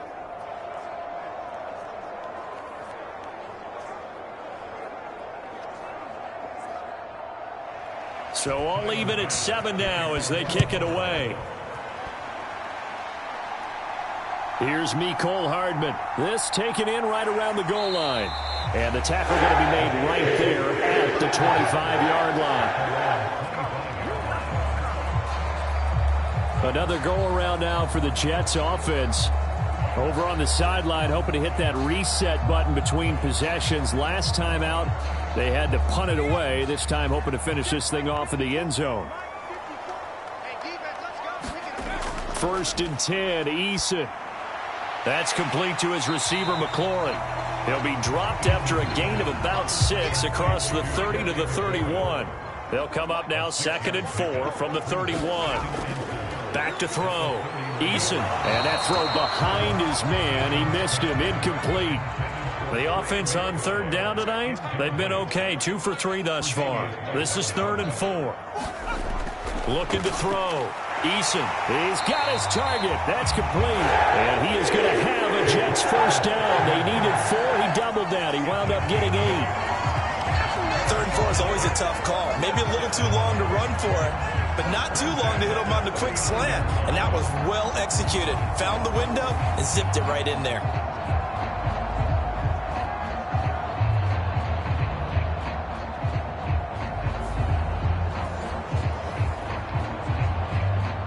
So from the 39 now, they'll come up on a 1st and 10.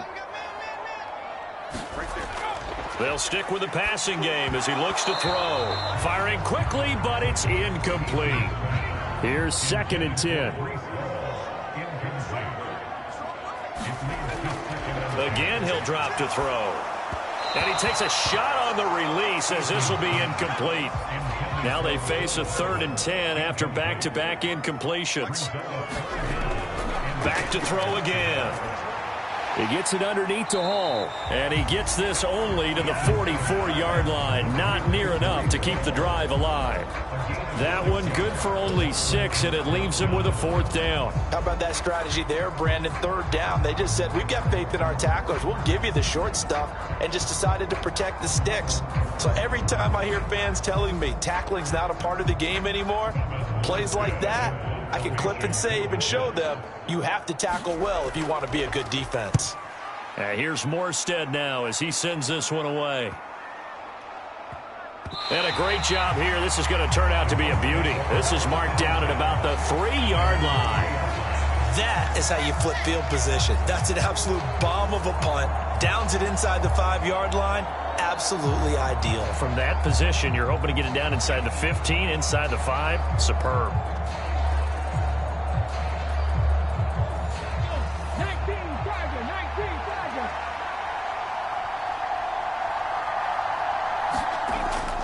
They start the drive with Cook. And able to get it across the 10 to the 15. Trying to find some space to operate, and now they'll have it. A gain of 12, a big 1st down to get away from the end zone. I guess it's good we can't really read the mind of the defensive coordinator now, huh? Had him pinned back there deep, give up that run. Can't be happy. Yeah, whatever is in his mind right now, we probably couldn't say over the air. Now they have a little more space to maneuver from the 15, 1st and 10. The play action fake. They'll look to throw. Swinging this out wide here for Cook. And able to get this across the 20 before going out of bounds. And that's good for a gain of 6. And that will bring up 2nd down. Just about every quarterback is trained to really look downfield first before you come back and make a nice, safe throw. And in this case, that's exactly what he did. Found his running back, let him create some space, and it turned out to be a nice play for the offense. Getting the ball is Cook running left. And some room to work. And past the 40 before he's out of bounds. 60 yards rushing for him in this 1st half as he is looking in mid-season form here in the opener. They had a chance to limit his yardage, but he was able to fight off that tackle. So it's not just the responsibility of the guys who missed the tackles along the way. It's all Lebanon defense, able to stop this guy, unable to do it on that play. They've got to find a way. How about his ability to break through and gain that yardage? Back to throw now on 1st down. He's got it complete to Stephon Diggs. So 5 yards here, 5 on the play, and it'll be 2nd down. A gain of 5 brings up 2nd and 5 at their 48-yard line. Okay, quick.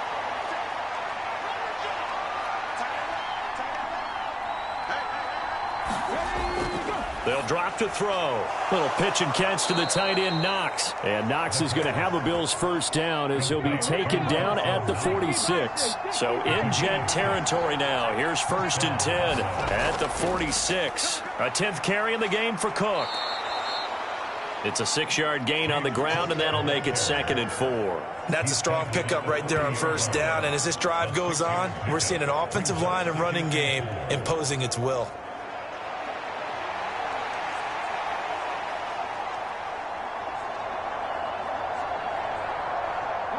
They'll come up on a 2nd and 4 now from the 40-yard line. They'll set up a throw. Throw left side, taken in by Jefferson. And that's going to be another first down as the tackle made at the Jets' 25-yard line. They'll look to throw here.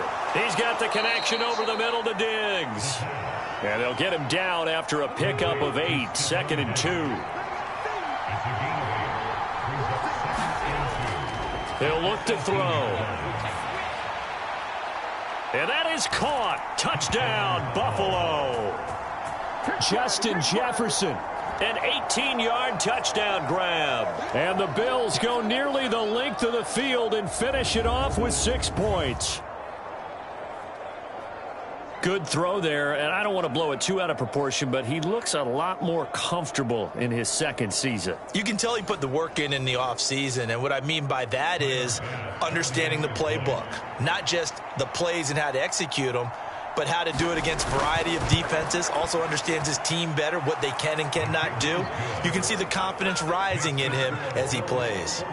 Extra point by Bass, up and good. And that makes the score 14-7.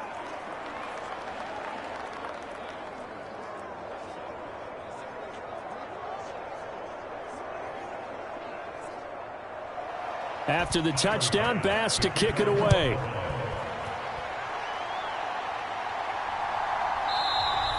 Hardman, he is not going to bring this out, so they will start the drive at the 25. And now out come the Jets. That 7-0 lead of theirs short-lived as they've now given up 2 straight touchdowns to fall behind by 7. Yeah, but no cause for discouragement here. Yeah, they've fallen behind, but haven't they proven that they can go down and score? So what was the formula that got them down there the first time? Get back to something close to that, and maybe they can get this game tied up. And that is incomplete. Oh, the coverage a little too good there, and it's 2nd down. Eason's throw complete to McBride. And he's upended at the 33 following a good pickup of 8. That'll leave them with a 3rd and 2 coming up. They got 8 yards there.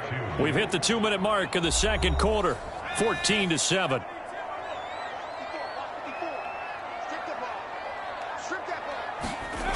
On 3rd and 2, Eason. And he will slide to a stop. He does have the first down. And it's a rush to the line right now for the Jets. They'll throw on first down with Eason. And he'll find Hall. Give him a gain of 5 on the completion. And it's 2nd down. Eason trying to hurry him up and get him set. And this time he's able to take it down to the 42. Good work by Eason that time, and it'll be a first down. Certainly not the way they drew it up in the playbook, but that's why they love this guy back there. He sees things breaking down, and he's more than capable of finding an escape route and still getting a decent gain. Creeping up on a minute to play in this first half. The Jets are going to use the first of their timeouts as they'll stop it with just over a minute to go before halftime. On first down, Jacob Eason taking in left side. It's Wilson. Now the Jets going to use the 2nd of their 3 timeouts as the stoppage will come with a little under a minute to go in this first half. 2nd down and 4.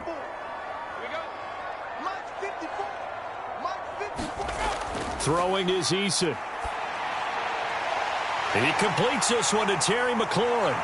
And they'll have it in the red zone before he crosses over out of bounds.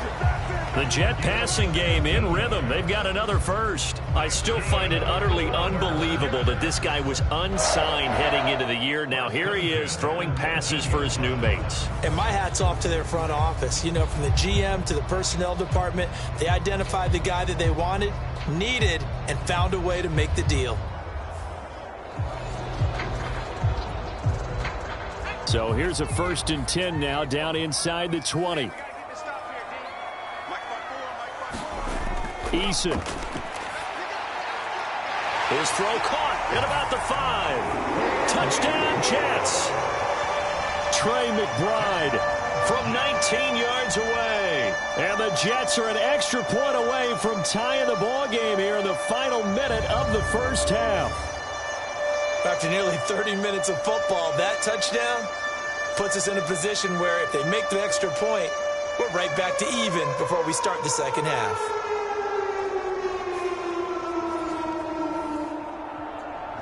Zerline now for the PAT.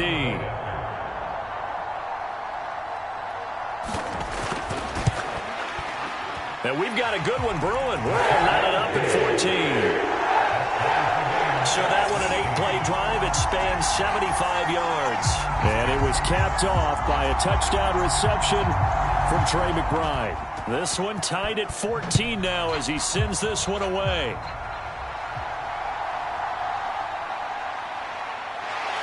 And makes it across the 20 as his guys will set up shop at the 23-yard line. The Bills going to take over now late in this first half. And they've got a little over 40 seconds to work with if they want to try to put something together.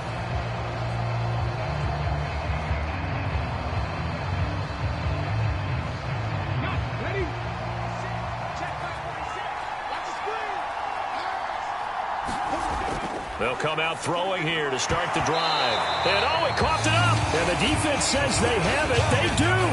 One play into the ball game and early turnover. Always costly to cough up that football. These defenders, they become so adept, though, at jarring it free. Yeah, it's amazing that there aren't more fumbles caused because now, if you're an offensive player, you go through ball security drills every single day. It's really not out of line to think you should take the ball to bed with you and just hold on to it. But the bottom line is, no matter how much you try to protect it, these guys are pretty good at finding ways to knock it out. And the coverage terrific there as that's knocked out and incomplete. Now a 2nd and 10. Now Eason. On the out route, he finds Hardman. And he'll go out of bounds in the red zone just inside the 20.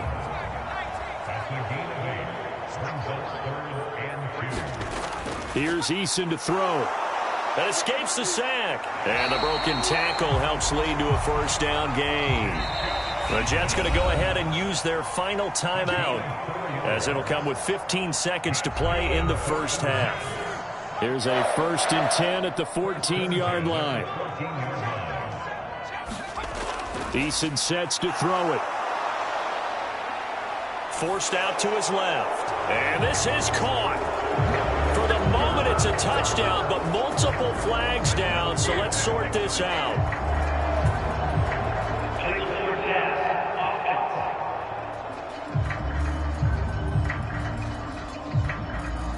So erase the red zone score. They'll have to dial that one up again. And you know how difficult it is to strike in the red zone because things are a little bit more condensed. You got to go back to their play chart and see if they can dial up another one. Zerline's kick is up and through. And they take a 17-14 lead.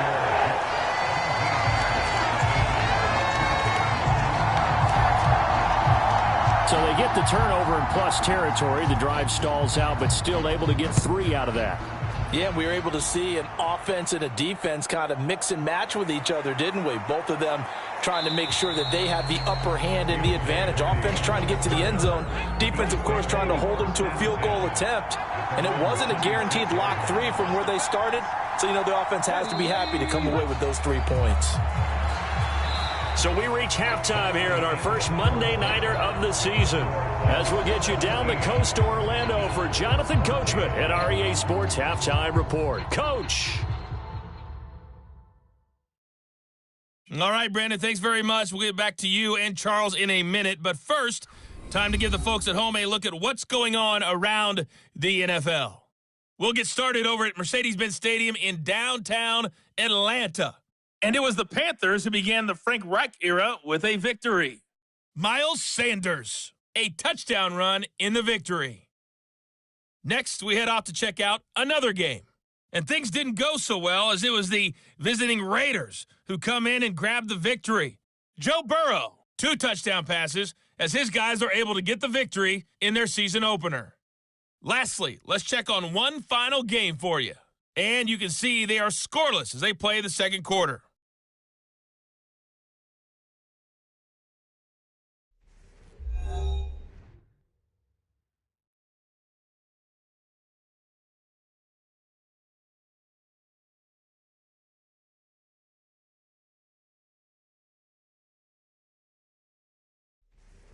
Okay, Coach, thanks as always. This one's still anyone's game as we welcome you back for quarter number 3.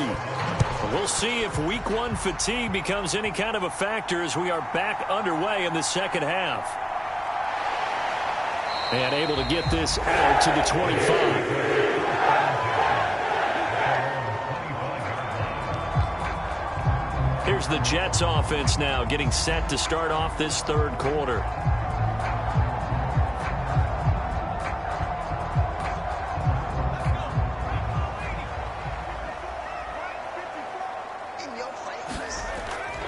They go play action with Eason. Oh, that one sailed a bit, but the catch is still made. And they work this well upfield across the 45.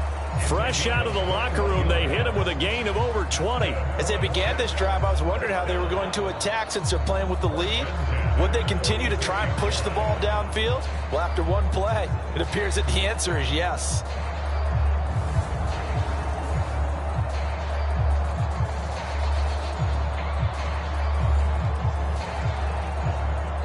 A big hitter to start the drive has him up near midfield here for 1st and 10. On 1st and 10, it's Hall. And he'll take it across midfield and into Buffalo territory. Now a 2nd and 2. Out of the gun, they'll look to throw. Oh, he tried to fit it in on the slant, and it's intercepted. And the Bills are going to have great field position here as this is returned just shy of midfield. That is a tough way to start the third quarter. You get the football, hoping to drive it down, put it in the end zone, and take the lead. Instead, they give them the football. And I think the key here is for them to not get discouraged. That is not how they drew it up, not how they saw it in their minds. But there's a long way to go in this game. You know, they've just got to find a way to come back one play at a time. Yes, it's a cliche, but they can get it done. So here's the Bills offense now. They get ready for their first possession of the second half. They start near midfield following the interception as they begin 1st and 10. Here's Cook as they begin on the ground. And he takes it across midfield to the 45. 72 yards for him on the ground now. He has been a tough man to bring down all night. Good yardage there on 1st down. Exactly what you want. Get yourself set up to keep making 1st downs, keep the clock running. And if they're smart, you're starting to milk the clock. No hurry before you run your 2nd down play.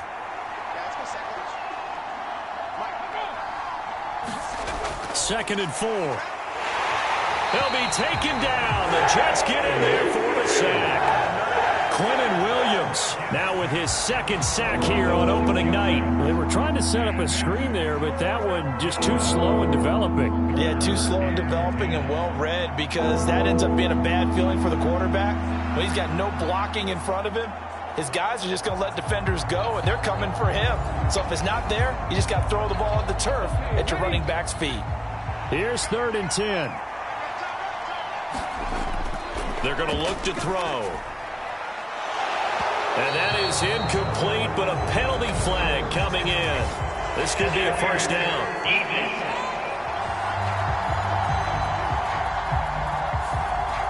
After the penalty, a fresh set of downs. It's 1st and 10.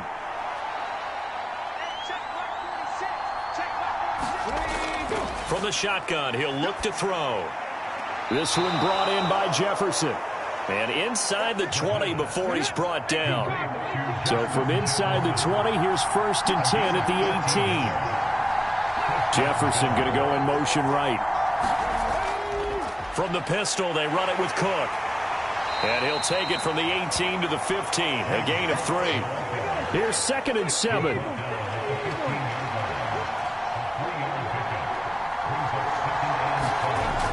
They run it again with Cook. And still about 3 yards shy of a first as the 4-yard pickup brings it to 3rd down. Off the play fake, he'll look to throw. He will find Diggs in the end zone. Touchdown, Buffalo. Stephon Diggs with career touchdown number 60. And the Bills have retaken a 3rd-quarter lead. A nice throw there by the second-year quarterback. And I don't believe that was the kind of play he would have made as a rookie, because usually your rookie season is a continuation of your college days. A lot of one read, and if you don't have it, you just take off and go. Now he's settled in the pocket a little bit more, reading the field and getting to a second and sometimes third progression. That was a nice play. Extra point by Bass, up and good. And that will make this a 4-point game. That time a 6-play drive. And it's finished off by the touchdown by Stephon Diggs. After the touchdown, Bass to kick it away. This taken in at the goal line. And he'll be tackled just shy of the 25.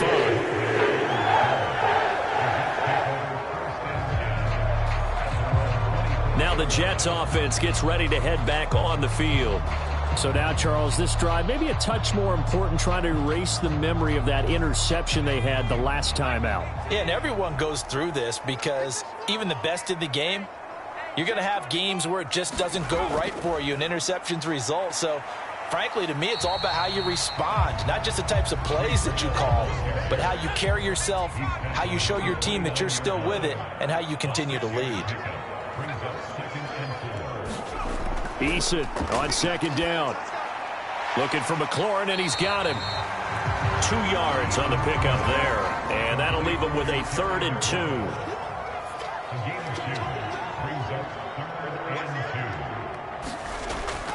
On 3rd down, here's Hall. And he's going to have the first down, yardage to the 35. A 3rd down gain of 3 yards, and that'll be enough.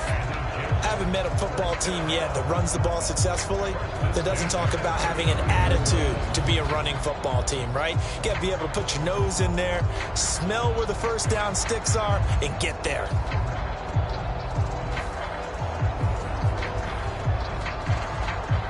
Ball up to the 35 now as they come up on 1st and 10.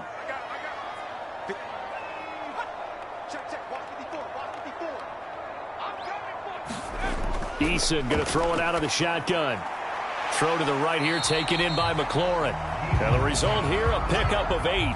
Leaves him with 2 to go on 2nd down.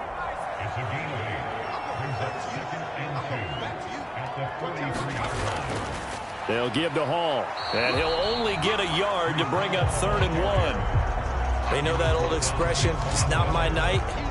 It hasn't been his so far. I don't know if the legs are a little bit heavy. Sometimes having to hang out all day and play doesn't exactly play to your advantage, but it's been a tough go for him. And every time he looks up, somebody's there defensively. That was the same case on that play.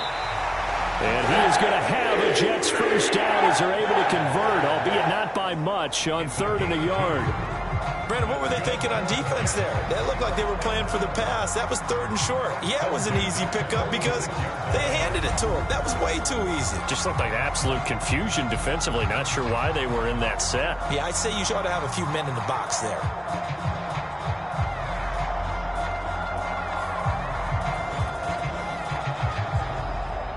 Couple of first downs to kick off the drive. Here's 1st and 10 up at the 46. Operating from the gun. Eason over the middle and complete to Wilson. And they'll get to him after a gain of 7 to the 47. Well, if you do read man coverage, Brandon, the drag route's a pretty good one to run against it because you're running away from people on it.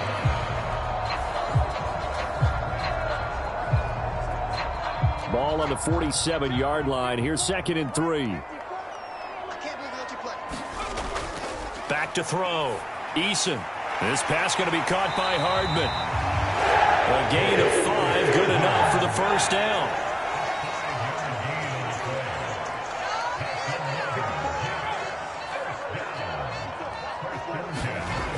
Operating from the gun. Eason. It's caught by Davis. That's good. The completion there for 7 yards. And that's going to bring up 2nd down. Hall on a give up. Puts it on the carpet. It's out. Now this is picked up by the Bills. And his guys are going to get the football at the 37-yard line.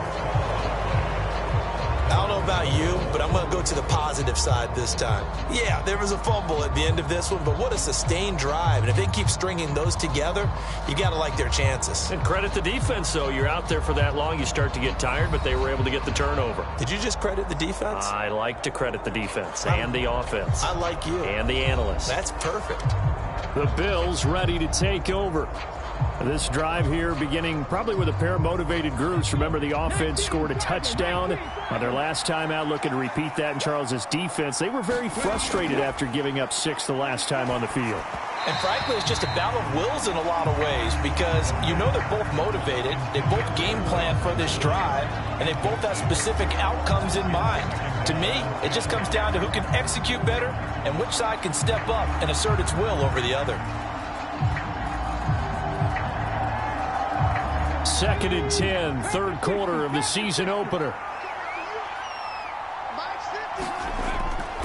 Back to throw here.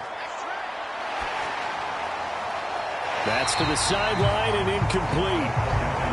So back-to-back incompletions, and that has them staring at a 3rd and 10. They'll look to throw. Throw right side, caught by Davis. And he's able to get this one out closer to midfield across the 45. They'll get 10 there, but it leaves them just short for 4th down. On 3rd down, you'll give them that. You just want to make sure that you play the first down line. And they were able to get him down and force the punt.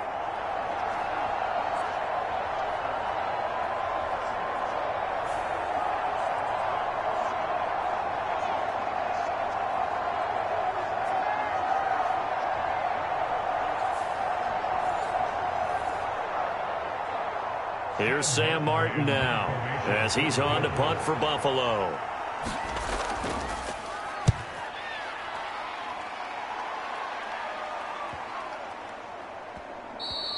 And that one hits at the 7, but bounds into the end zone, and that'll be a touchback. New York's offense back out there and set to go. They're sort of seeing themselves spiral out of control. Let's see if they can get things back on track. And this is where the coach is walking that line of being calm and really being firm with his team. I had one tell me once, when we were having a tough patch, this too shall pass, this too shall pass. And in fact, we kept having a rough patch. He said, but you got to do something to make it pass. And that's what they have to do. They've got to get some control back, get themselves reasserted, and calm things down. See if they can get calm and reassert themselves here. And tackled down after a gain of 3. Leaves him with 1 yard to go on 3rd down. They'll go again with Hall. And he gets it to the 34. Good enough for the first. They're able to convert with a gain of 4. Everyone understood their role on that play.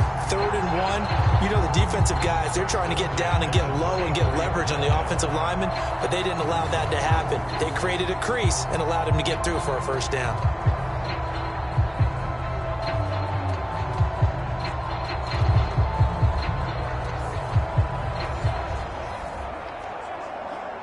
From the 34 now, here's 1st and 10.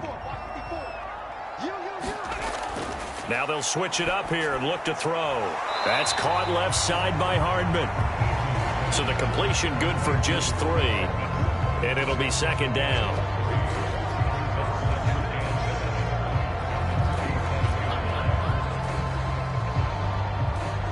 Final minute now of the third quarter. Second down. Here's Eason. Throw right side. Wilson. And he'll be out of bounds after getting this one across the 40. They need 2. Here's third down. Looking to throw. Eason. Now he's going to get this all the way down inside the 35. Big yardage there on the scramble. It gets him a first down. 1 quarter remains here as we wrap up the week on a Monday night. This is the National Football League on EA Sports. So signs of life in what's been a dormant offense in this second half. Here's 1st and 10. Straight ahead is Hall. 5 yards is the tally on first down. That brings up 2nd and 5. Hall again on second down. And only able to muster a couple down to about the 27. Well done to sniff that out defensively. He had it diagnosed pretty quickly. I love that description because diagnosed is perfect on that one. Read his keys, made the play, and he couldn't even get going moving the football. This offense has converted 2 third downs on this drive already. This is 3rd and 4. Back to throw. Eason, middle of the field. He's got McLaurin. And he is going to have a Jets first down, although it doesn't appear to be by much. He needed 4, and he got 4 on third down. For many people, that's not your standard play call in that third down situation.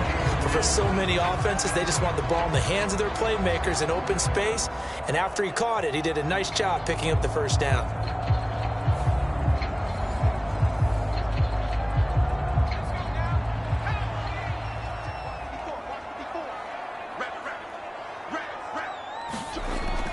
Play action. It's Eason.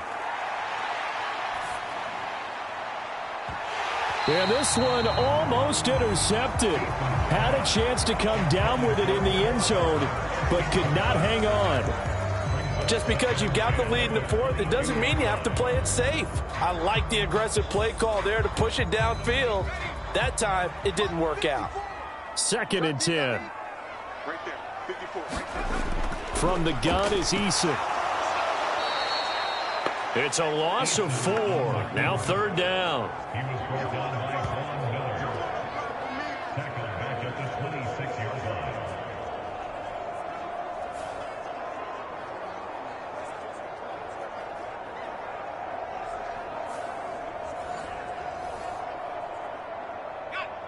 Going to need a crafty play call here. 14 yards is what they need to try to convert this thing.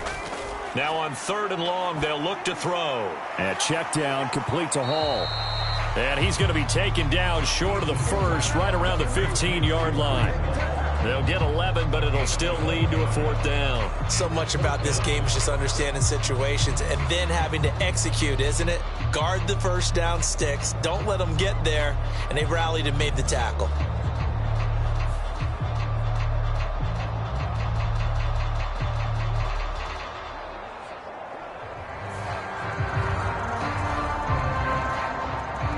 One score down. Here we go. They're going to go for it here on 4th down. They'll go for it. It's Hall. Going absolutely nowhere. He'll wind up losing a yard or 2. The Jets try it, but the 4th down play doesn't work. And this long drive is going to wind up yielding nothing.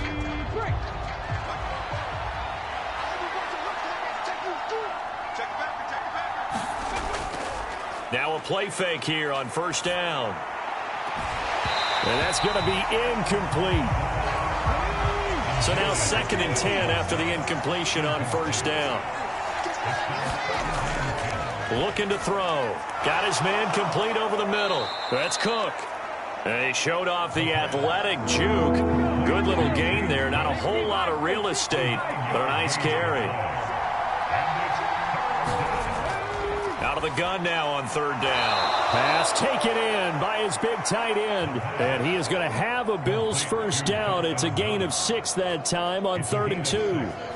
He's been the go-to guy. They needed a big play there on third down. Went his way. It worked out. Doesn't matter whether they've scouted it or that they think he's going to get the ball. He has a knack for finding his way open and completing the connection.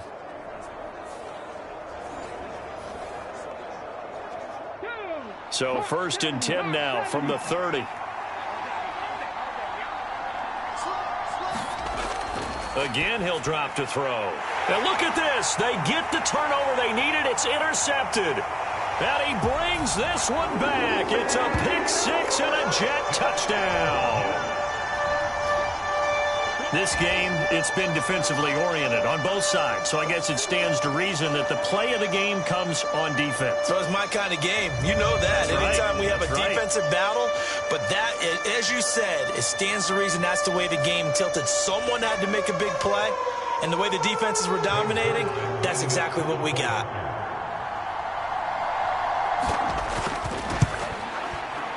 Zerline connects on the extra point. That gives him a 3-point lead. So the defense creating some points, not only getting the interception, but then returning it to the end zone for the pick 6. So they'll get another shot on offense following that pick 6, and now the kick is away. And he won't return this one. He'll go down to a knee, and they'll start at the 25. Here's the Buffalo offense now as they get set to take over here. And they have to try and move past that pick 6 because now they're dealing with a fourth-quarter deficit, and they need this drive to end in points. After the pick 6, they go right back to the air. And Davis has it over the middle. Maybe a good spot to take a shot. Here's 2nd and a yard from the 34. Now Cook running right. And he'll bring it up here to right at the 40-yard line.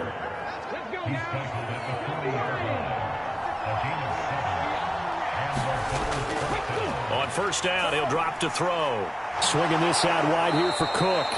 And he's able to get this one out closer to midfield across the 45. From the 46, here's 2nd down and 5. They'll set up to throw. And that'll be incomplete. Took a pretty good shot as he tried to pull that one in. Couldn't hang on 3rd down. They'll look to throw here. Able to get away. Shakir hauls it in. And it's not going to be enough here. A gain of 4, about 2 feet short of the marker, 4th down.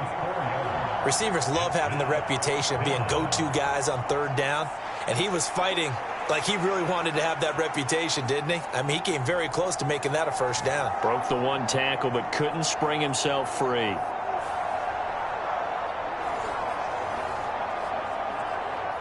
And no move to get the offense off the field. They'll stay put on 4th and 1. Running for it. Here's Cook. And he's got enough for the first across midfield to the 48.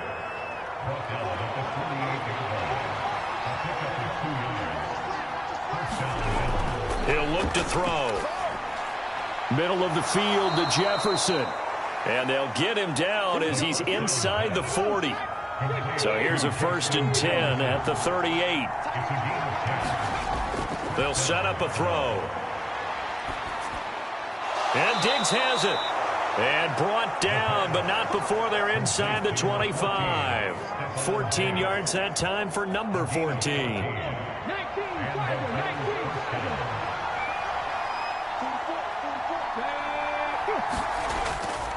They go play action here on first down. That's going to be caught. And they're into the end zone, but it's not verified yet. Hold on, there is a flag down. Personal foul, roughing the passer, defense.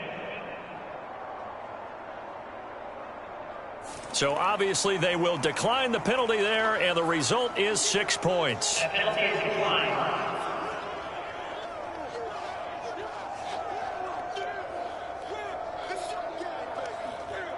Tyler Bass now for the point after.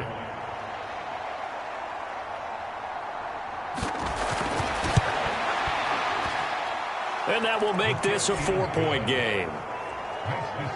So a nice drive put together there. They go 75 yards in 9 plays. And it ends with a touchdown pass to Gabriel Davis.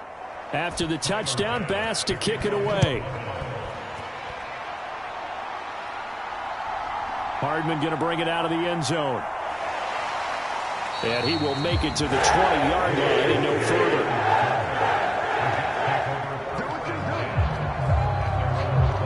Another drive coming up for New York's offense. We certainly have a good one on our hands. They're trailing after that last touchdown, but now a chance for this offense to try to snag that lead right back here in the fourth quarter. 1st and 10, Eason. And they take him down. The Bills get to him. Von Miller, his 2nd sack of the night. And they weren't in zone coverage. They were in man, and each man did his job. And that looked like vintage, old-school coverage, didn't it? Man coverage reminded me of an old Raiders team. They had a Hall of Famer at one corner and a Defensive Player of the Year at the other, and they just locked people down.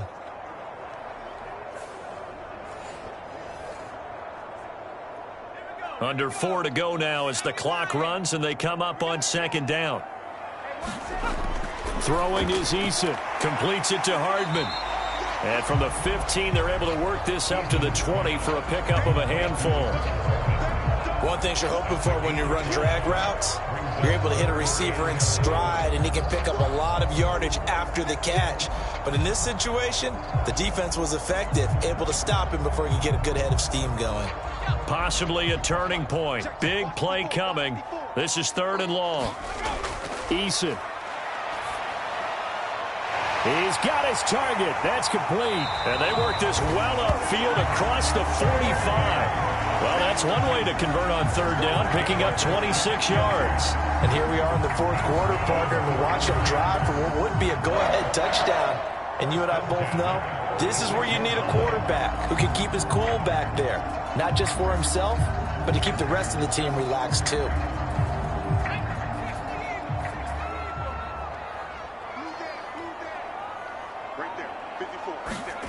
They'll throw on 1st down with Eason. Over the middle, complete. It's Hall. And he is tackled inside the 40, not quite to the 35. Add the gain here to the previous play, and it's better than 40 yards total. We can talk all we want about football being a game of strength and brawn. It's also a game of mismatches, and they're trying to create one there, getting it to their back out of the backfield to make a bigger play. As we often say, get it to him in space, let him use his leg. Yeah, if he can get a matchup against a linebacker or maybe a defensive end dropping out in a zone blitz, he's going to win that battle just about every time. On 1st down, Jacob Eason completes it to Davis. 4th quarter, down to the final 2 minutes, and we've got a 1-score game. So it's Jets football as we get you reset here. Here comes 2nd down at 5. Eason sets to throw it. And this throw a bit late as he couldn't reach back for it. Well, this one's had a season's worth of thrills already, and it's still week 1. Here's 3rd down now. That is caught, and he is going to get out of bounds with the 1st down, so that's going to double their pleasure for sure. They get the 1st and save a timeout. That's what they need right now. Get the 1st down, get out of bounds, stop the clock. Just playing smart football, understanding the situation, making the plays necessary, and making sure that clock stops at every opportunity.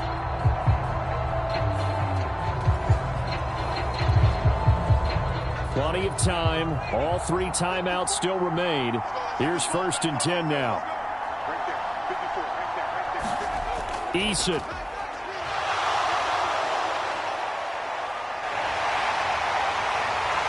And he's in. Touchdown, Jets. Jacob Eason with now 3 Week 1 touchdowns. And the Jets answer back with a touchdown of their own to take a 4th quarter lead. This is a great decision right here. Out of the pocket to his left, and he knows if he waits too long, the defense is going to be all over him. So he makes a decision to go and wins the race to the pylon. Still an important piece of business to take care of, the extra point. He's got it, and this is indeed up to a 3-point lead.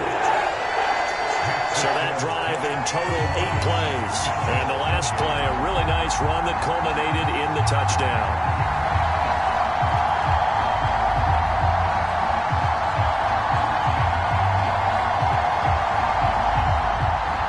Morstead out now following the touchdown to kick.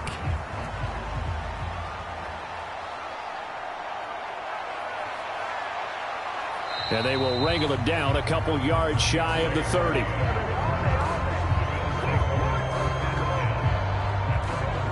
So the Bills now down by a field goal, just over 1:40 to play. This is only week 1 of the season, folks. Get strapped in as they come up here 1st and 10.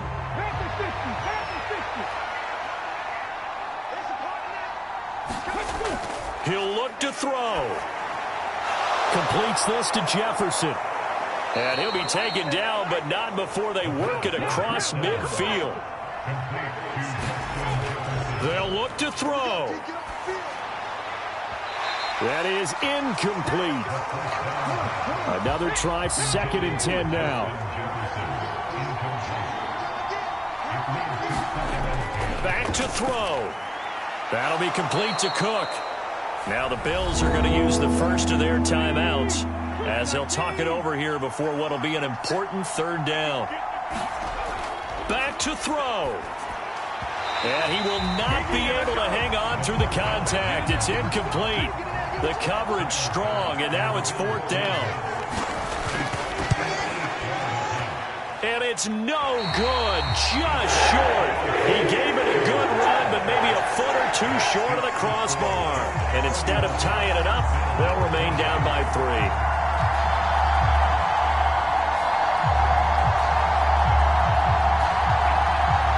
And New York set to take the field. And checking the timeouts, they do have 2 defensively, but no real need to use them as they're not going to be able to stop the clock after that. Jets offense coming up now to start their next drive. They have the 3-point lead. Defense did their job. Now, late game, although it looks good, you know the coaches, they haven't counted this as a victory yet. I agree with you totally. Big applause for the defense, but no one is taking their headset off on the sidelines. They don't believe this game is over. The offense has to close this one out by taking care of the football. And they'll try to close it out now. Another run on 2nd down, trying to cover up. And he'll get this down only to about the 46. The Bills are going to go ahead and use their final timeout as the clock will stop with 55 seconds remaining in the football game. And they will take a knee here. Here's Thomas Morstead now as he's on to punt for New York. He's averaging just under 50 yards a punt as he gets this away. And they'll play keep away from the returner as this one will be marked out of bounds at the 13-yard line. Pretty good spot. Here's 1st and 10.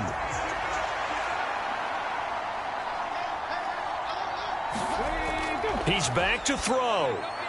Oh, and that's going to sabotage their comeback plans. It is intercepted. Picked off by Bryce Callahan. And they take over already 5 yards deep into the red zone at the 15-yard line. Boy, so another interception, CD. It feels like he's starting to unravel a little bit. And as you would expect, still a work in progress here in his 2nd season. He has to start ironing out some of these mistakes, though, because now his head coach, his offensive coaches, they have to evaluate whether you keep playing him and let him work through it, or you start thinking about going to his backup. Down to a knee goes Eason, and that should just about do it. Well, partner, that'll do it. These week 1 primetime games, they always seem to have a little bit more electricity, a little more anticipation. A fun one tonight, and a lot of fun ones that we have on the road ahead. And, partner, I love the word you just used there, electricity. Things were crackling out there, weren't they? And let's face it, both of these teams came in with the idea get off to the start. Get off to a 1-0 start and get your season going. That could spark an excellent season for them. They've got that in their pocket now. So for the Jets, it wasn't always pretty, but they do eke out the Week 1 victory here by a field goal. And they'll hit the road next week to take on the Dallas Cowboys. Meanwhile, for Buffalo, they go down to defeat here in the opener. And they'll get a chance to redeem themselves at home next week. So for our entire crew, alongside Charles Davis, I'm Brandon Gaudin. Thanks for watching, everybody. We'll see you next time.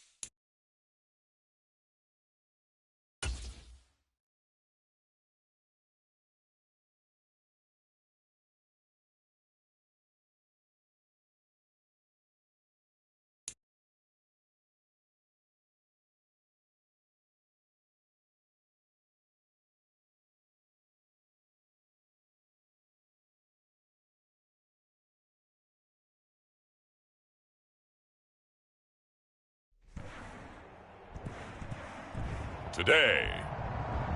From Acrisure Stadium in Pittsburgh. It's week 1 of the NFL on EA Sports.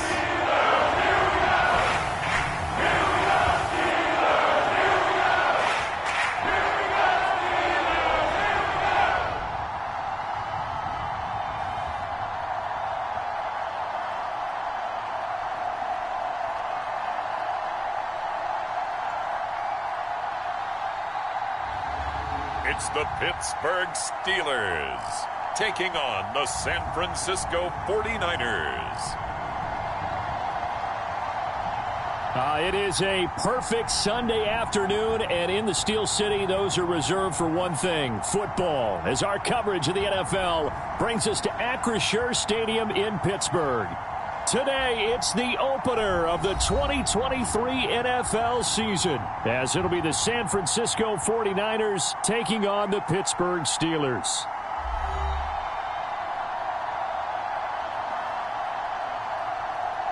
Alongside Charles Davis, I'm Brandon Gaudin. Well, CD, new season is here. Lions and Chiefs got it going on Thursday night. You and I were there. What a scene that was. But now here we are a few days later on Sunday, looking at two teams with great expectations here to begin 2023.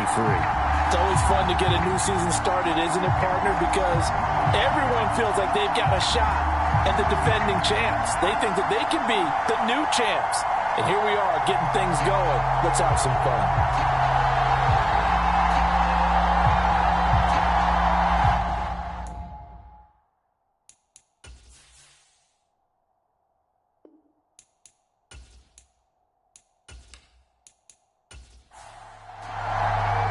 A new season of NFL football is here, and we're off in 2023 on EA Sports.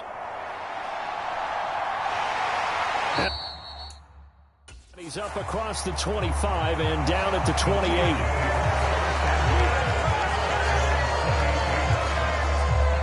The Steelers offense set for their first possession here, and it's Kenny Pickett who will lead the way, the second-year man, Charles, from Pitt. Pickett didn't quite lead Pittsburgh to the promised land in his first season as the hometown kid and franchise quarterback, but he did impress once he got on the field. Winning 7 games helped keep the vaunted streak of non-losing seasons alive in the Steel City. A Pro Bowler for the first time in 2022. Here's Tony Pollard. And they take him down, losing yardage back at the 27. It'll go as a loss of a yard on the game's first play. Second down. Sometimes you just sit back and marvel at what he can do defensively. Speed, strength, quickness. He's the whole package. And that package just wrapped up the runner for a loss.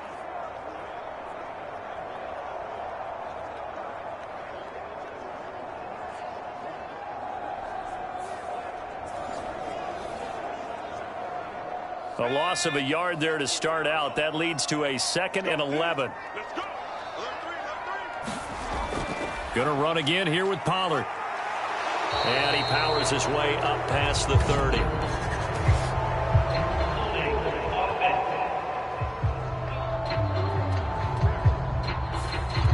They'll come up now on a 2nd and long after the hold.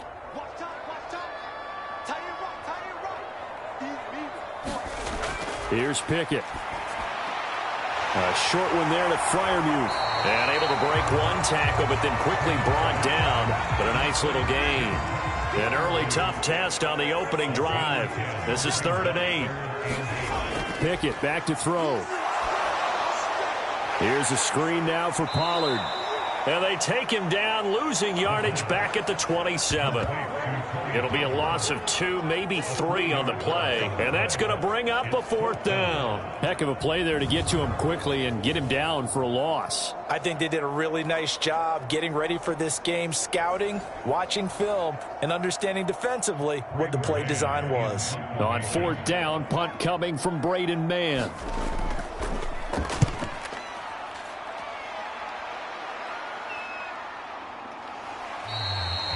Call that a 45-yard punt, just 2 yards there on the return.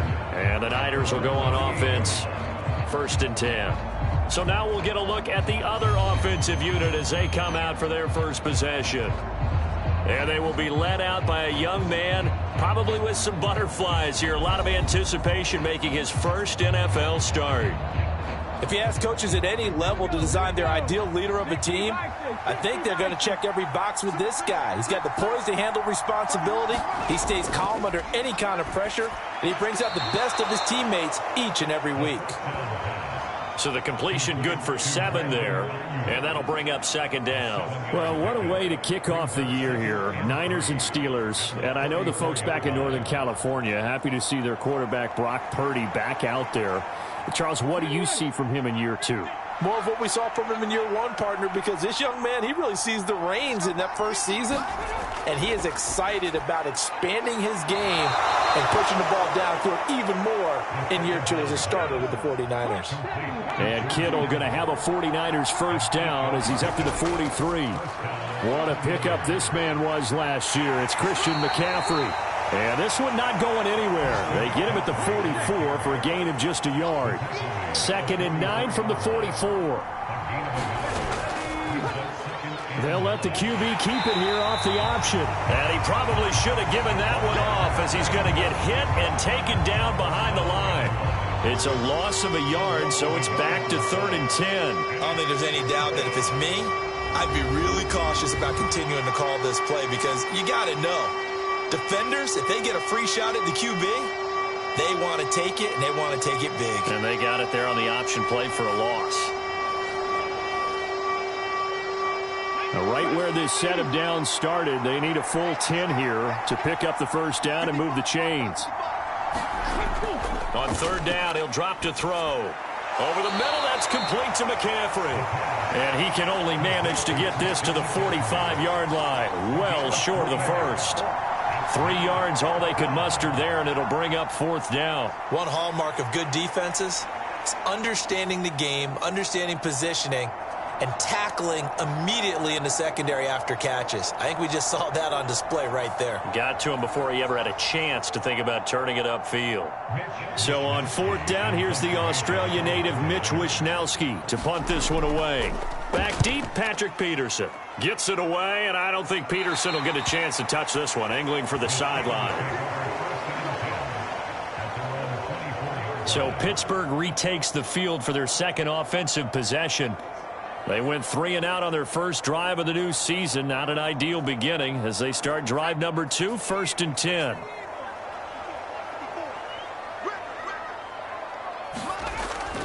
So the drive's going to start with Pollard. And a nice run past the 30-yard line there. Now 2nd and 3.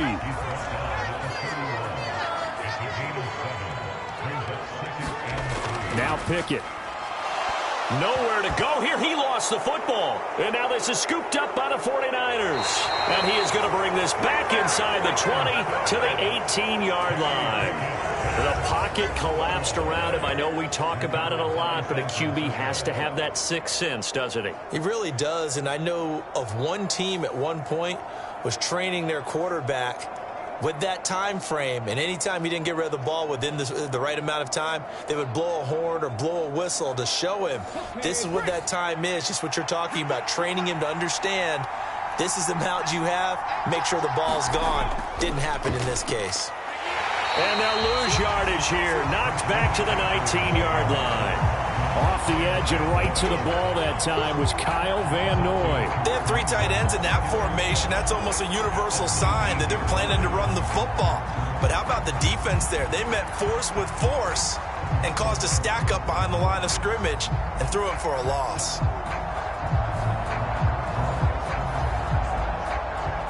First play of the drive goes the wrong way. Here's 2nd and 12.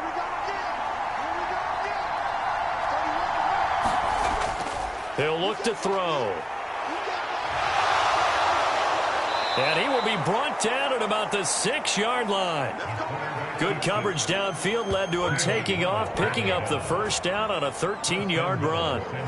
Well, Charles, in the past, a lot of people called this offense one-dimensional. I think you did. Well, I think it was you. I'll be honest, I did. I think the fan base is hoping with this young rookie that they can put some wrinkles in this offense like we just saw. I think you're exactly right, because we did have that discussion that what we've seen in the past from them, They needed to broaden, and they have done it here. Look at what he's bringing to their offense, and now as a defensive coordinator. And across the chalk, into the end zone, it's a 49er touchdown. It's their quarterback with his first career NFL touchdown. And the Niners use the early turnover to get on the board first here in this one. That touchdown, Charles, the first rushing TD of his rookie year.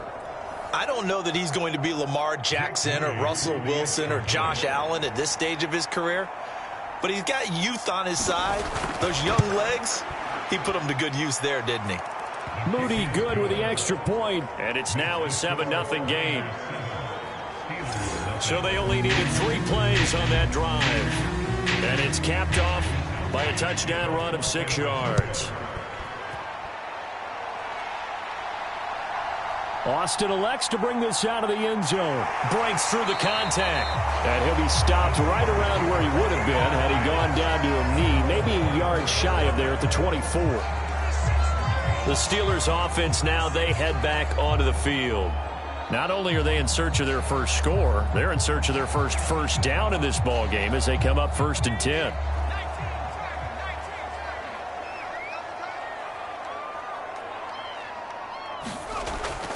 They'll run with Pollard to begin the drive. And he's able to plow forward up to about the 29, just shy of the 30. From the 29, here's 2nd and 5. Here's Pollard again. And he'll slip his way up across the 30 to the 32. 2 yards still to go. 3rd down now. Pickett, he'll look to throw it. Able to find the open man. That's complete. And he will be very close to a 1st down, but I see the closed fist of the referee, and that means 4th down.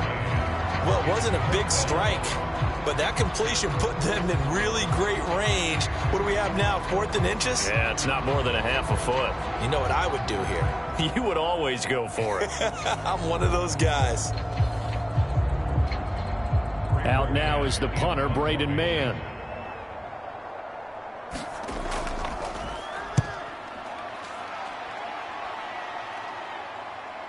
With it is Brown. A very good punt, but a 16-yard return. And it will be 1st and 10 as they take over. San Francisco's offense returns to the field.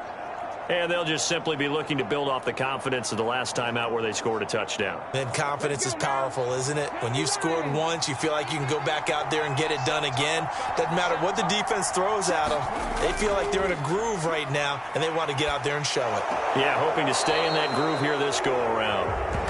And he'll be out of bounds up near the 45 at the 44.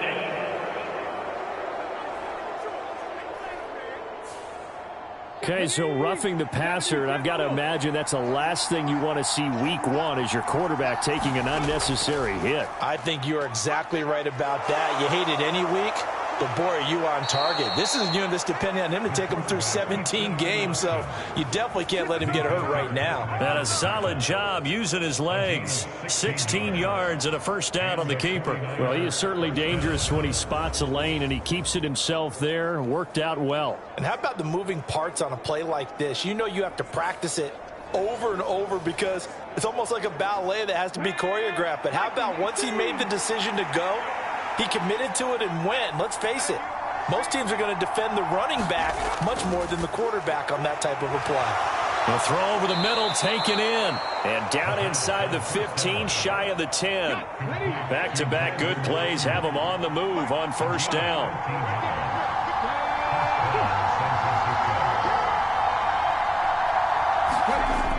Now back to throw. He'll get this out wide here to McCaffrey. And he'll work free from 1 tackle, but that's about all as he's taken down. From the 7, it's 2nd and 5. Back to throw. Touchdown 49ers. Danny Gray. A 7-yard touchdown grab. And the Niners lead this now 13-0 here in the opening quarter of the ball game. Well executed there offensively. Defense looked a little confused, but he found his receiver, and that one good for 6 points. And the payoff we just saw there tells us how many times they ran this play in practice over the past few weeks, because they executed that flawlessly right here on game day when the situation arose. Moody good with the extra point. And it's now 14-0. A drive there of just 4 plays. And the drive culminated with the Danny Gray touchdown. Here is Wisnowski to boot it away following the touchdown.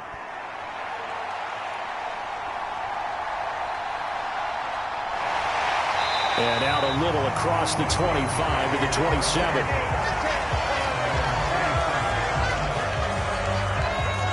And Pittsburgh getting set to take the field. They're still in search of an initial first down as they come up here 1st and 10.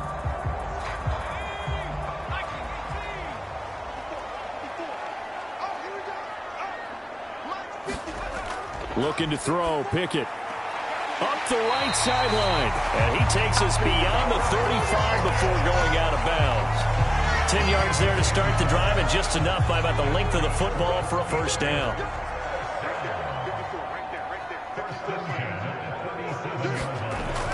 Out of the gun to give to Pollard. He'll work his way up the middle for a gain of about 4. 2nd down.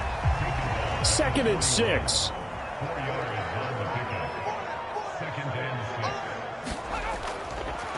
Pollard will take it up the gut. And good vision there as he's across midfield and down to the 45-yard line. That one good for 14 yards and a Steeler first. But you're down early. How do you get back in the game, maybe establish the run? I think they're trying to do that. Now, I'm with you on that one, and what I like about the message is that there's no panic from the head coach. He's already told his offense coordinator, let's run the football, let's get things settled down a little bit and find our way back into this game. So from inside Niner territory now, this is 1st and 10 at the 45-yard line. Pickett will look to throw it here. That ball caught by the former Toledo Rocket, Deontay Johnson. From the 34 now, here's 1st and 10. On the draw, it's Pollard. And he gets forward up the middle, but only for a couple. It'll be 2nd down. 14-0 the score. This is the NFL on EA Sports.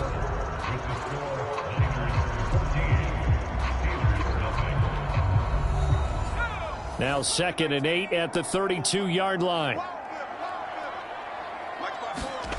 Back to throw, Pickett. And down he goes. The 49ers get there. Eric Armstead in there to get him once again. That's 2 sacks for him now here on opening day. Well, that's the 2nd time he's been sacked so far in the first half. And if they have designs on having a big year, on going anywhere, they've got to find a way to keep him upright so he can throw the football.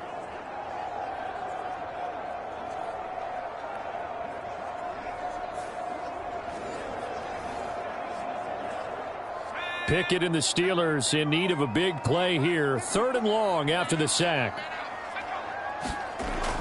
Looking to throw. And pressure coming, and they got him once again. Javon Hargrave, the D tackle, getting the sack. He continues, Charles, to be under constant pressure, and these sacks, they're starting to pile up. And if they want to have a realistic chance in this one, they've got to change their blocking assignments. They've got to do a better job to keep him upright. If he's going to be on the deck constantly, they've got no chance to win this game. Here's Braden Mann now as he's on to punt for Pittsburgh. He's been a busy man here in this first half as he gets it away. And looking up into the sun, he's able to make the fair catch inside the 20-yard line. They call it 38 yards on the punt, no return. And the 49ers will take over deep in their own territory.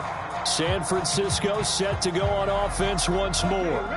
It's been a good first half so far. They're up 14-0. Points here, that could really put them in command before intermission. Yeah, and it's all well and good what they're seeing and how they're feeling right now. But this is the NFL. How many times have we watched 14-0 leads evaporate and quickly? So how have we seen them combat it? Continue to run your offense, but don't back off at all. Don't start looking at the clock. Don't start thinking about, hey, just take care of the football. Keep attacking. Usually the best way to maintain control. And they're able to get this one across the 35. 15 for the Niners there and a first down. That's the type of impact play you expect from McCaffrey, the comeback player of the year runner-up in 2022. Despite a midseason trade, put up almost 1,900 all-purpose yards and also made his second Pro Bowl. This offense in midseason form here in the opener. It's 1st and 10. They'll drop to throw. Open man is Samuel, complete. And this will be good for a pickup of 9 to the 46.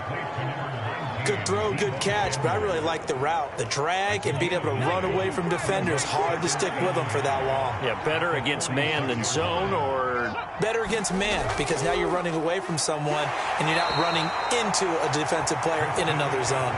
And McCaffrey going to pick up a Niners first down as a tackle made up at the 48-yard line.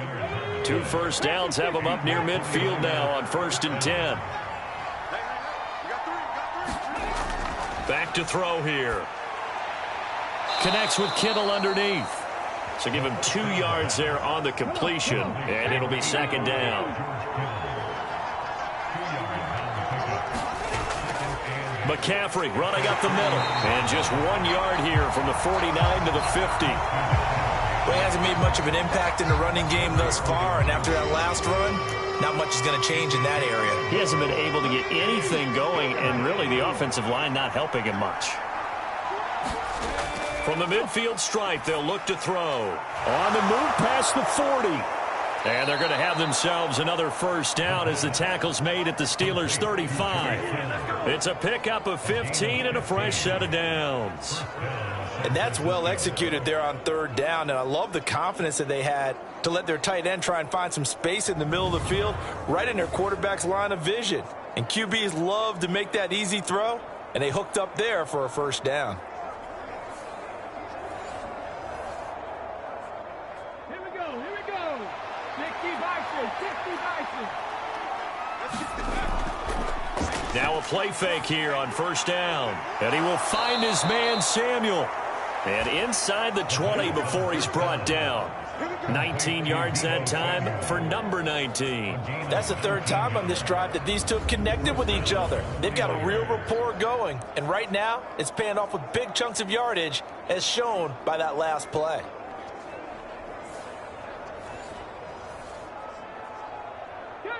So the ball down to the 16 here for 1st and 10. Back to the ground attack here. It's McCaffrey. And he'll get 4 there, down to about the 12-yard line. Not a run that you're going to write home about, but still a good first down run. That's what an offense calls staying on schedule. 3 to 4 yards on first down. You're set up very well for the rest of the drive. 2nd down and 6 now. They're going to look to throw. They'll set up the screen to McCaffrey. And he'll be brought down this time at the 5-yard line. 7 yards on the pickup there, and now they've got it 1st and goal. But they certainly made a point of getting him involved in the passing game here in the first half. They must have seen something in the scouting that said, hey, we can capitalize on him getting the ball possibly in the open field. And I think in the second half, that may loosen up the defense a little bit to get the running game going back inside. They'll run with Davis Price.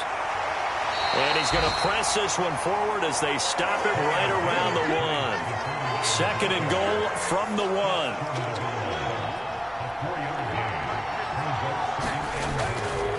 The play action fake. They'll look to throw. And they're going to get to him. A sack. Sack back at the 9-yard line.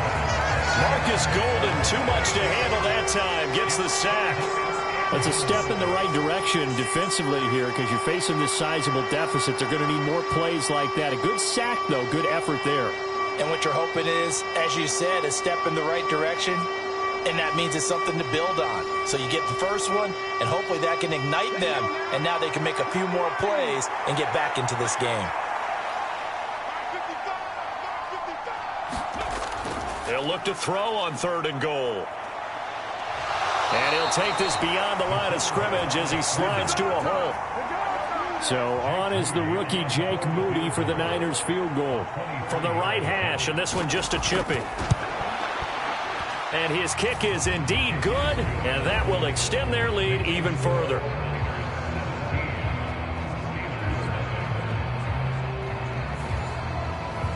So 3 points there, and they continue to build this first half lead. Yeah, every little bit helps, and the more that you can put together drives and start controlling the tempo, controlling possession, finishing with points, the better off you're going to be.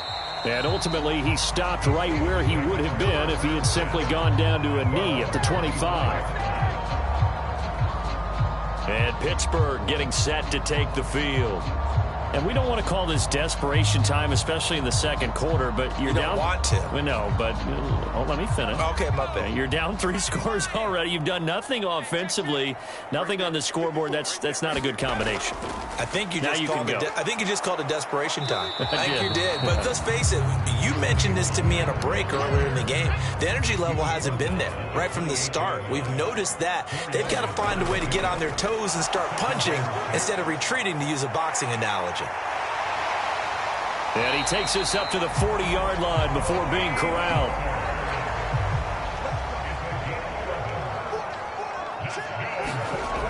They'll go with Pollard here on 1st down. And he can only manage to get a couple. 2nd and 8 coming up.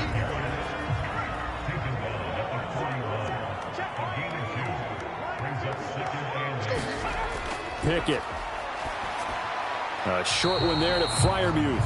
It'll be a gain of 5. And that'll bring us to a 3rd and 4. In search of 4 yards here to pick up the 1st down. Oh, that's into a sea of bodies, and it's intercepted.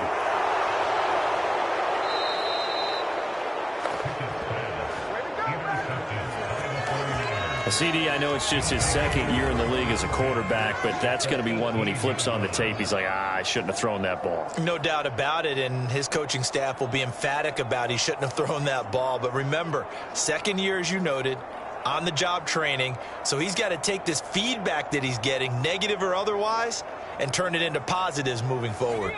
So from inside the 20, here's 1st and 10 at the 18.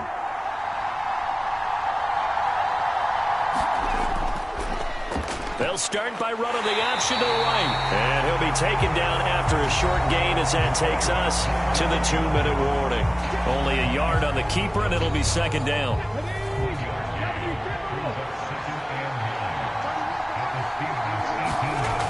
They'll set up to throw. Over the middle, complete to Samuel. And the 49ers are going to be set up with a 1st and goal coming up as they get him down at the 6-yard line. They'll look to throw. This is caught. And just shy of the goal line as he's out of bounds right at the 1. 2nd and goal from the 1. And they'll try to run the option here. And he'll take this into the end zone for a San Francisco touchdown.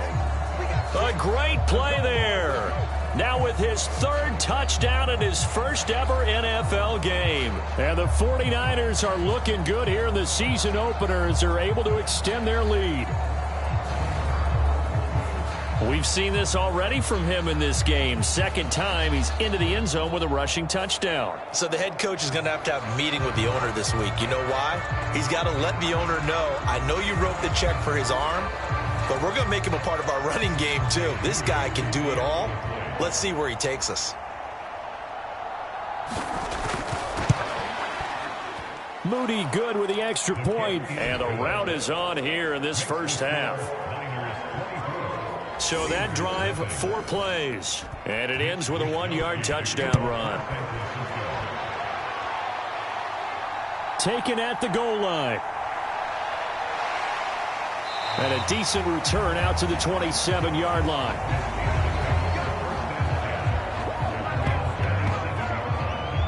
The Steelers ready to take over on offense. Charles, we'll see what they can do here. Not a ton of time left, but enough certainly to get points out of this drive, and they need them right now because they're trailing. Yeah, this is exactly why you practice a 2-minute drill all through camp. and at least one practice each week before a game. A minute left, more than enough time to string a few completions together, reach the end zone, and then make that walk back to the locker room just a little more animated. Now they got to get to the line quickly. Here's Pickett on second down. And he drops it incomplete, and their struggles continue here. They come up now 3rd and 5 following the incomplete pass. Pickett now from the gun here. Work in the middle of the field, and he's got a man complete. And he's taken down right at the 45-yard line. Now the Steelers use the first of their 3 timeouts as they'll stop it with a tick under a minute to go before half. High throw, but he makes the catch. Now the Steelers use the second of their 3 timeouts as they get the stoppage with a little over 50 seconds to go in the first half. A first red zone opportunity the new year here as they come up now 1st and 10. And he's going to go down. Back at the 27-yard line, he's sacked. He'll wind up losing 8 on the sack there, and it's 2nd down. One thing that I liked about this guy during the draft process was his motor. Of course, I loved his skills, but he plays hard on every down. And that motor on full display there as he gets his first NFL sack.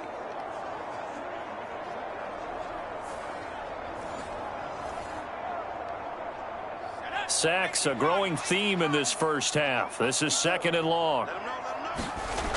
Another try after the first down sack. Pickett. And that one will fall incomplete. Clock here now just under 30 seconds to go in this first half. Now on 3rd and long, they'll look to throw. And that is incomplete. So Pickett is off to the sideline, and Chris Boswell is on for the Steeler field goal try. This from 44 yards out, left hash. Boswell's kick is good. And they get a little bit closer here as the lead's down to 3 touchdowns.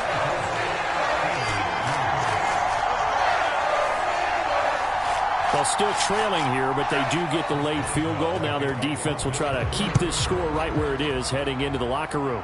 Yeah, and trailing it to break, you obviously don't want to go in off of a negative play. Give them credit for that one. Finding a way to put points on the board. Give them any type of a spark, anything to build off of as they try and plan a comeback. The Niners ready to go on offense for the final time of this first half. And with a 3-score lead already, this is not time for a momentum change, so I'd imagine they'd be happy to just take this into the locker room. Final 17 seconds of the half here as they come up to the line, 1st and 10. Here's Samuel. And they get him down, but not before he takes it across the 40-yard line.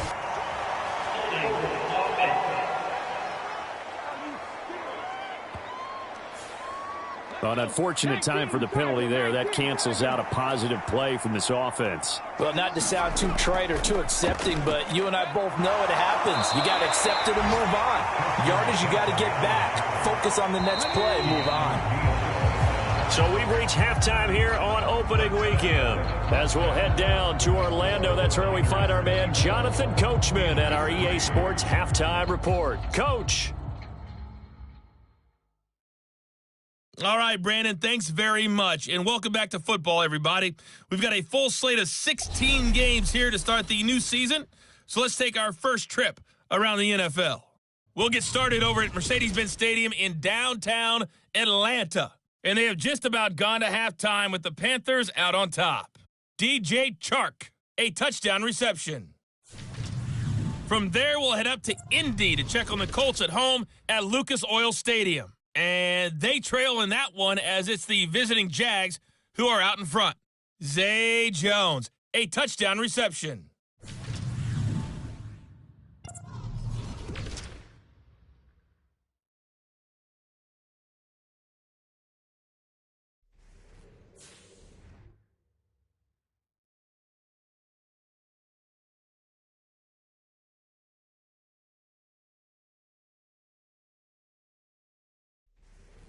Okay, Coach, thanks as always to you and the gang in Orlando as we welcome everyone back in for quarter number 3. We'll see if week 1 fatigue becomes any kind of a factor as we are back underway in the second half. This fielded right at the goal line. And he won't quite make it to the 25.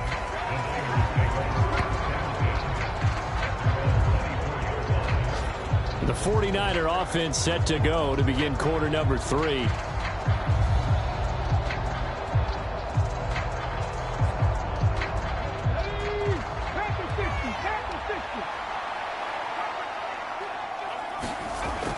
Starting the second half with a run by McCaffrey. And not a whole lot of room to operate there on the first down run. He gets maybe 3. And they'll come up on a 2nd and 7 from the 27. He'll keep it himself. A pickup of about 3 yards as he's taken down at the 31. Here's 3rd and 3. He'll drop to throw. Throw left side. McCaffrey's got it. And down he goes, but he takes it up to the 40. A gain of 10 and a 49er first down. And while we may be looking at the scoreboard, this offense certainly is not, because they're showing no signs of backing down, even with a 3-score lead here in the third quarter. I think they keep taking their shots. They've seen blown leads happen throughout this league. They don't want to fall victim to it themselves.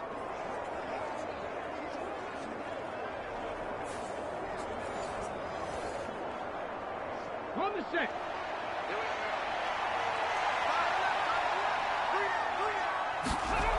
They'll look to throw here on first down. And now the ball's out. Fumble near midfield. And it's picked up by the Steelers. And to the 43. So down inside the 45 to the 43-yard line. That's where they'll take over. So certainly not at all what you're looking for here to start the third quarter. A fumble on their opening drive. Not at all. You're exactly right about that, because this had a chance to be the drive to put everything away. A touchdown here, that might have put everything out of reach for them. They definitely handed out a lifeline to the defense on that play. Right there, 54, right there. Following the fumble recovery, Pickett. And that nearly a turnover, but it's incomplete. Oh, fortunate to retain possession there, and it's second down. Looking to throw. Pickett. A short one there to Freiermuth. They do get a yard there, but only a yard. Leaves them with 3rd and 9 looming.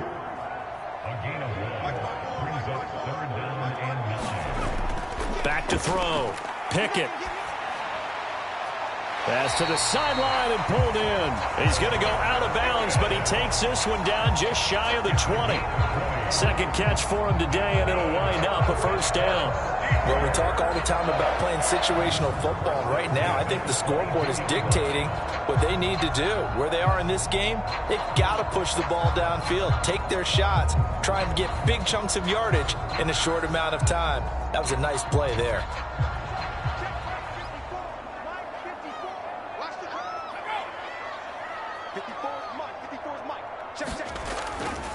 They run straight ahead here with Pollard. And he'll work this forward for about 3 at second down.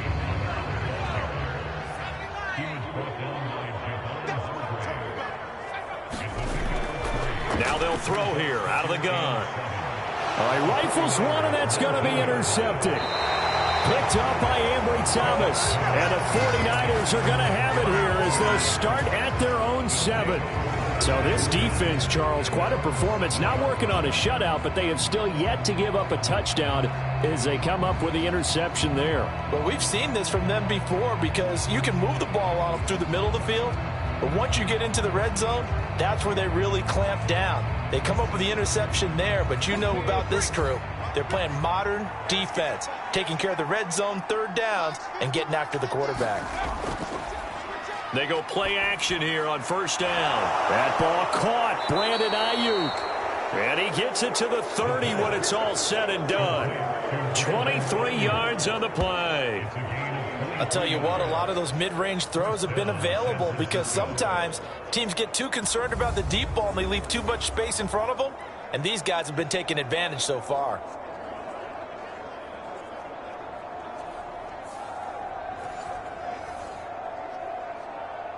So 1st and 10 now from the 30.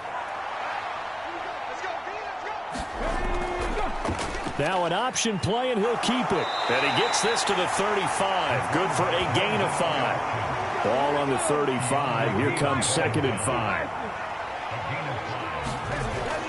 He'll look to throw. That's going to be caught by Samuel. So give him 5 yards there on the pitch and catch. And 3rd and 1 now.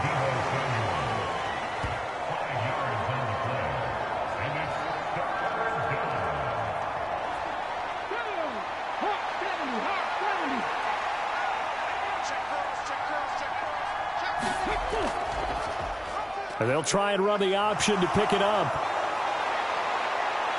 And a solid run here as he'll pick his way down to the 42-yard line. So not his arm, but hurting him with his legs. A gain of 19 on the keeper and a first down. I'd sure love to offer some advice to the defensive coordinator, but his guys are just getting run over by an offense that's executing like a well-oiled machine.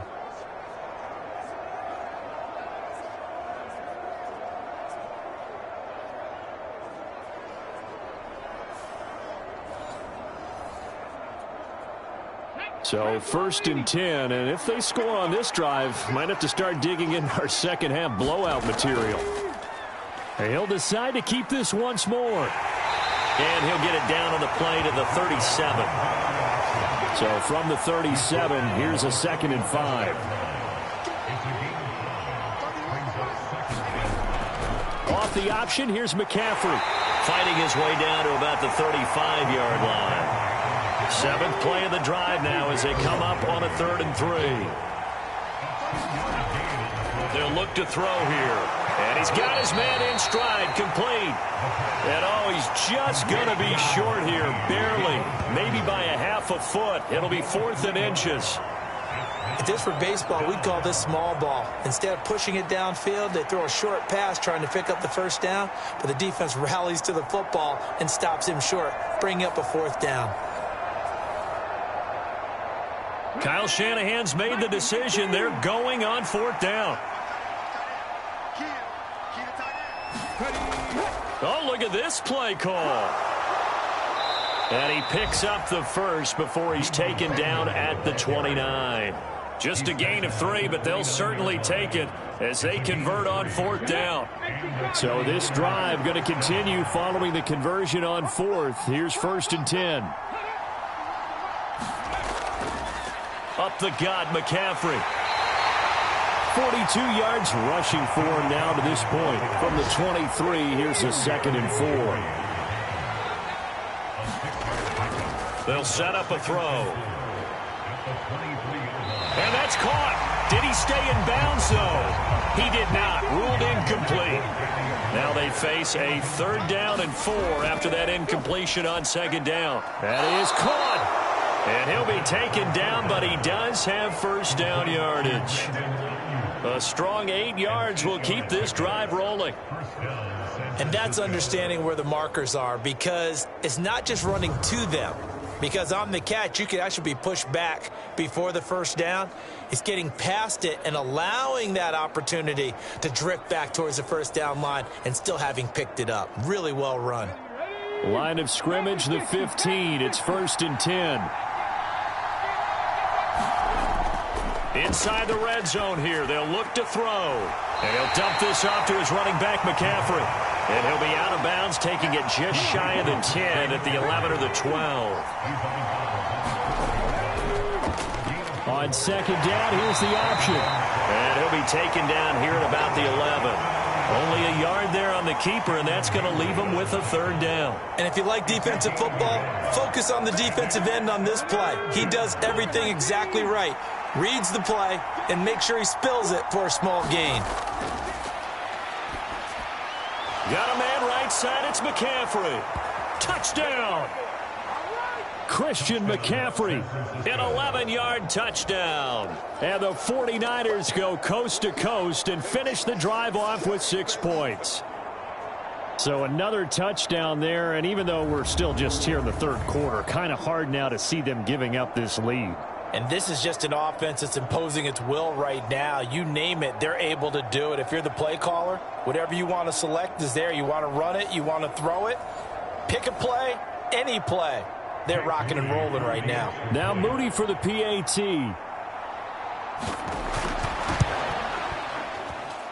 And that'll increase their lead to 28. makes the score 9. That one was an extended drive, 14 plays all told. And it's finished off by a receiving touchdown from Christian McCaffrey. Here is Wisnowski to boot it away following the touchdown. Austin elects to bring this out of the end zone. And they'll get him down right around the 25, actually the 26 officially, so a net gain of 1 there. And Pittsburgh getting set to take the field. Well, this has been a tough one for them, Charles. They've struggled really on both sides of the football. And one thing that's really plagued them, the turnovers. They've had issues keeping the football in their possession.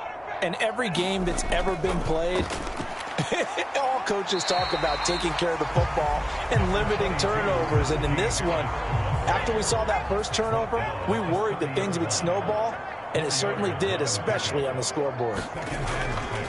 Off play action, Pickett. George Pickens. And he's got it across the 50 to the 47-yard line. 23 yards the pickup there. The margin on that scoreboard, obviously, for them, it looks daunting. And I don't know, Charles. They're probably not focused on that right now. Maybe just chaining together a positive drive with plays like we just saw, giving themselves something to build on. Yeah, I think you're right about that. And what they have to be careful of is getting glued to that scoreboard trying to do too much. Because if you do that, you're all but guaranteed to start making mistakes. Just focus on one play at a time and make each one successful. Pickett now on first down. Open man, that's the tight end Freiermuth. And they're going to get this down near the 35-yard line. They'll bring one of the tight ends in motion left. Now a first down carry for Harris. Give him 5 on the carry there, and it'll be second down.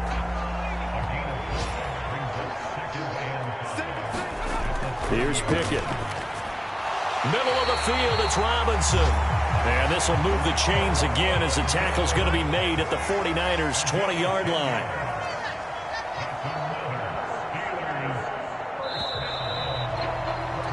And they're not going to get to the line to run another play. So we will switch ends as the third quarter has come to a close. We'll return with more after this break. You're watching the NFL on EA Sports.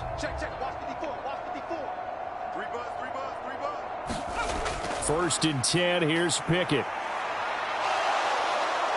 And he's going to be taken down here. A sack back at the 32. Javon Hargrave able to get in there for his second sack of the afternoon. It has been a rough afternoon for him trying to get rid of the football. See, that's now 5 sacks. How'd you like to be the offensive coordinator, the offensive line coach trying to come up with an answer for this pass rush? What blocking assignments do you change? Can guys play a little bit better? And we're seeing the end result on the scoreboard. Long day in the pocket for their quarterback. Throwing on second and long. Pickett swinging this out for Pollard. And he'll go down at the 26 following a gain of 6.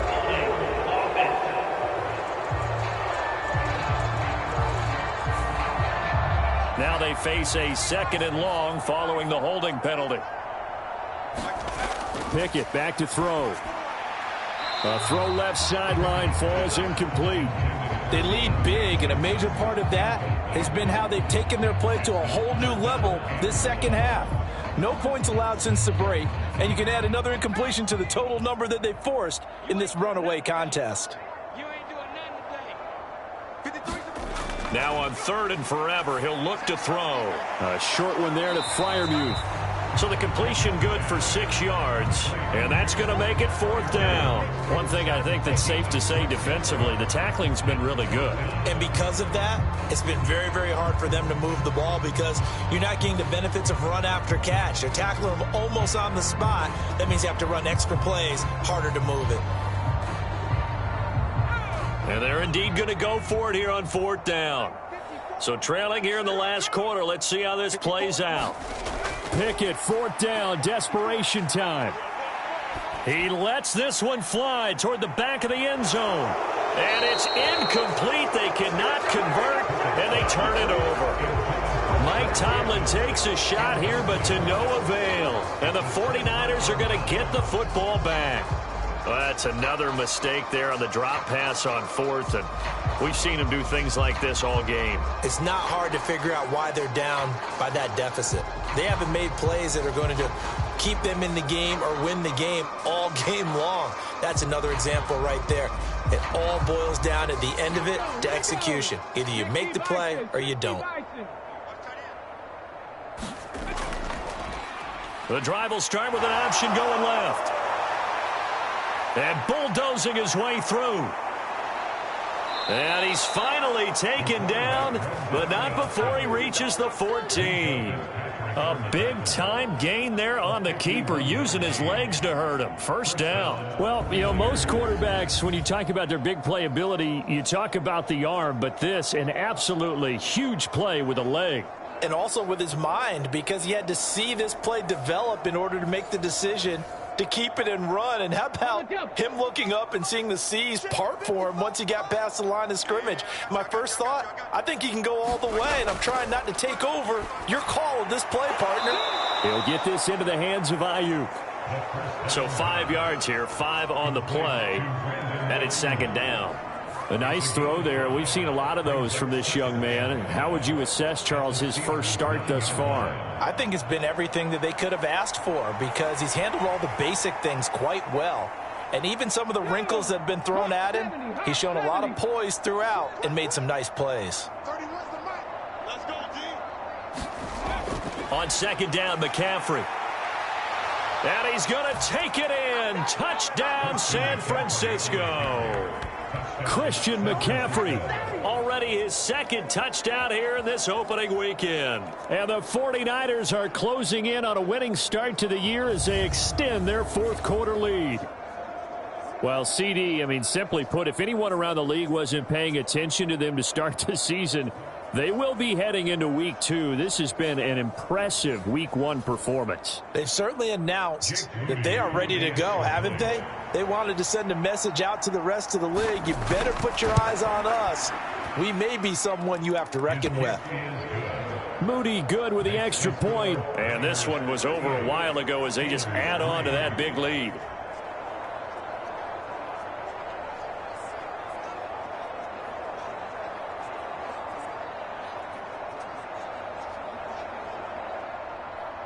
Here is Wisnowski to boot it away following the touchdown.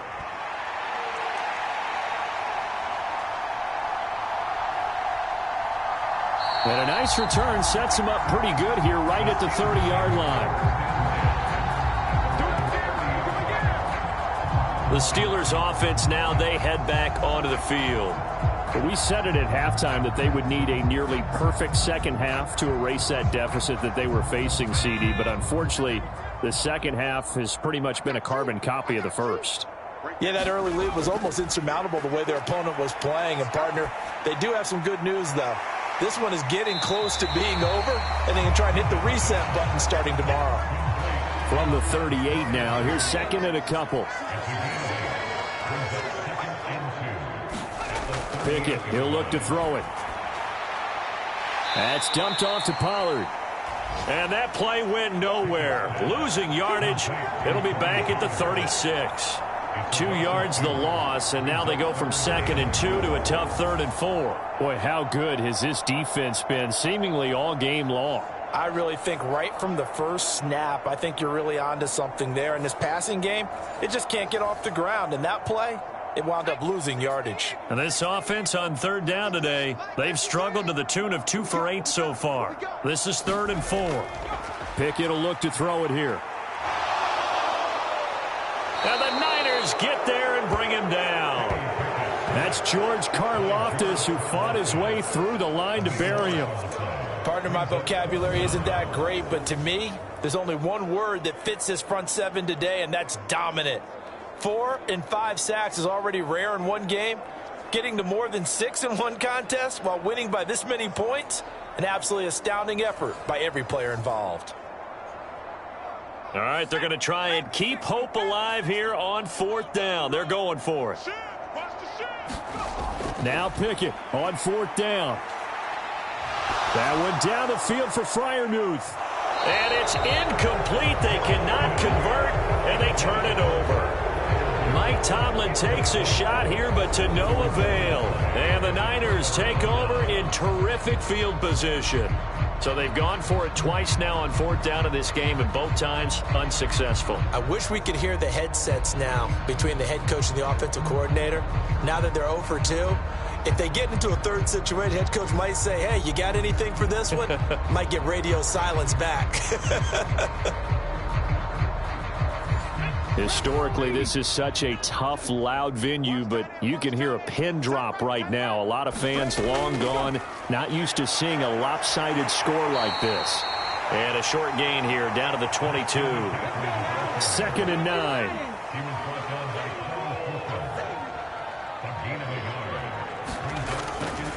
They stay on the ground. McCaffrey again. And nothing doing. He's immediately taken down at the line of scrimmage. They'll come up now 3rd and 9.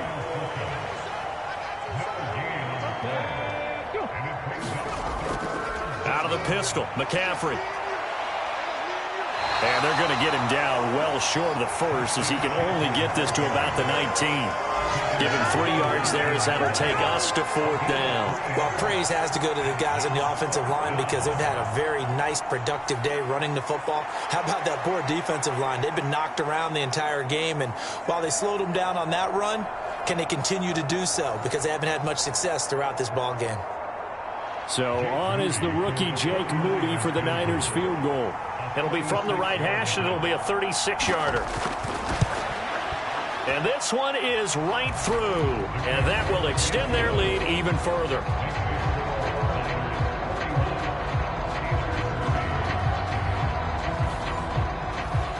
So the starting field position was terrific following the surprising turnover on downs, but the end result, only 3 points. Simply stated, I think you have to look at that as a missed opportunity. Austin elects to bring this out of the end zone. And they'll get him down right at the 25-yard line, so the same result, and he opted for the touchback. Pickett leads the Steelers up here with a fresh set of downs. At their own 15. Looking to throw, Pickett. Oh, he dropped it. And that's pretty indicative of the way this one's gone.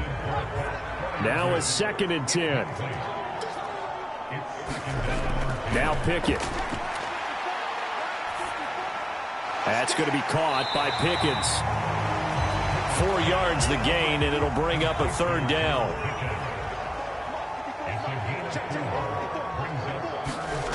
Working out of the gun, it's Pickett. And he's going to be intercepted a 3rd time. Picked off by Fred Warner. And into the end zone. A pick 6 for the 49er D as they score the touchdown. Well, this one was already ugly, and now it's just kind of becoming a feast on the defensive side of the football. Yeah, partner, this is a unit that knows they've got this game in the bag with this huge lead, and it's going to drive their coaches crazy because they're telling them play it straight, do all the right things. But these guys are going to be freewheeling now. All of them are going to take chances, and that one pays off with an INT and a return for 6. The extra point try now for Moody.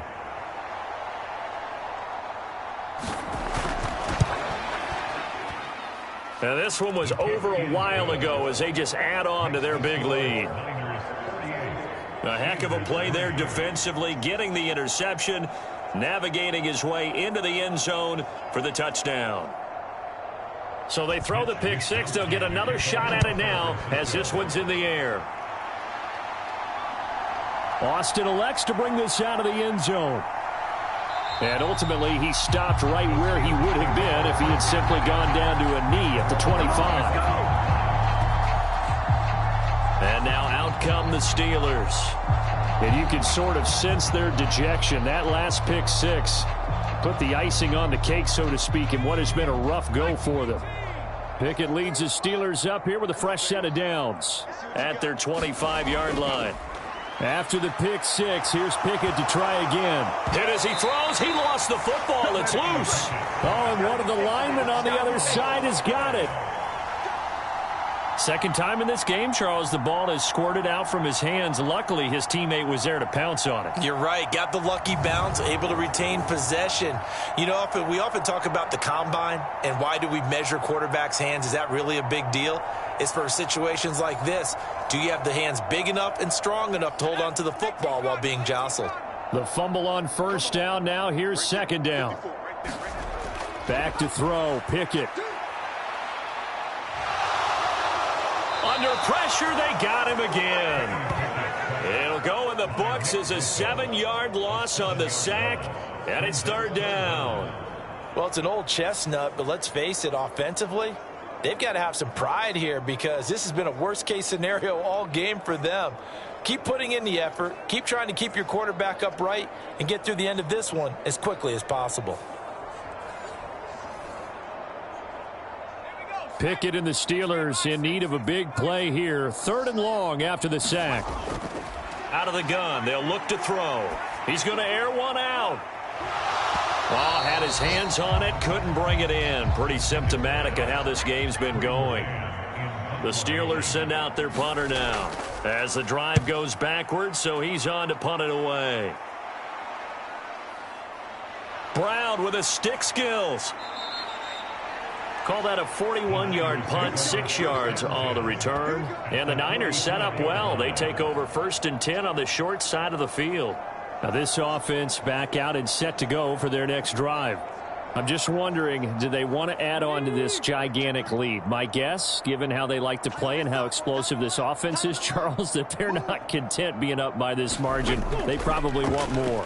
And if they do go and get more, oh, look out. At that point, let's just aim the camera. And across the chalk, into the end zone, it's a 49er touchdown. A big play there. 44 yards. And the 49ers continue to run up the score. They lead it big here in the fourth. So an electrifying run there as he calls his own number and takes it all the way. Brings a new dynamic to this offense, doesn't he? And right now I'm picturing the offensive coordinator, the head coach in their minds, drawing up some more running plays for this guy because he brings some excitement to this offense. And just a young rookie, a lot of electricity yet to come in this career.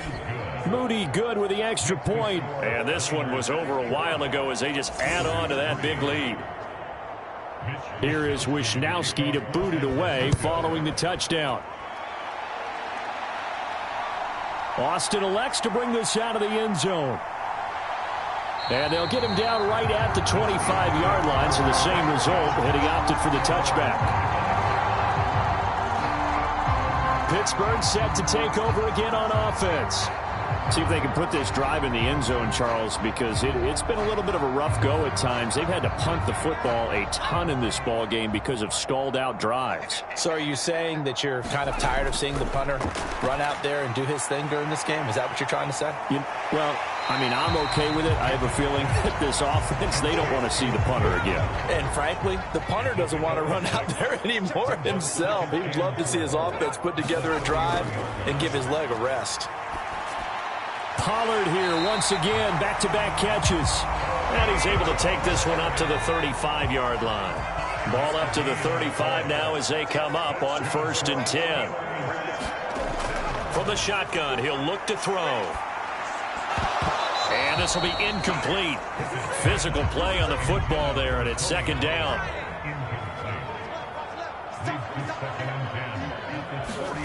Pickett, he's going to throw it again.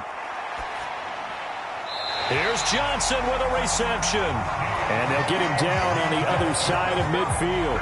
But Pickett finding Johnson there. First down, Steelers. Offense for them has been at a premium. You wonder where plays like that have been all game long. They're thinking the exact same thing themselves, but they're also looking forward now because now these plays are really for next week, trying to get some momentum going.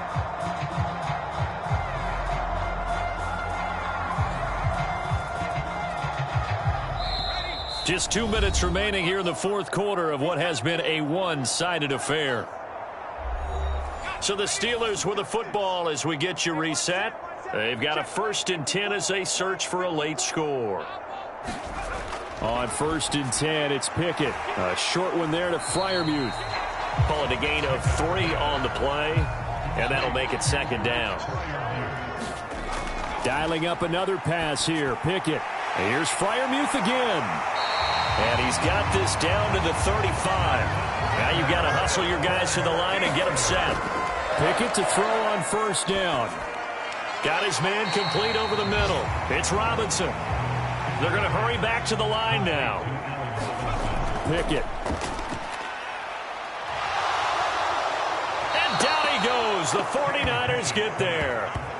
Javon Hargrave. The afternoon. Well, this has to count as a great team effort today, but this man, he's been at the center of all of it. Really special day for any defense to have this many sacks in a game, even more so for this player. One of the best individual efforts of the season. Pickett and the Steelers in need of a big play here. 3rd and long after the sack.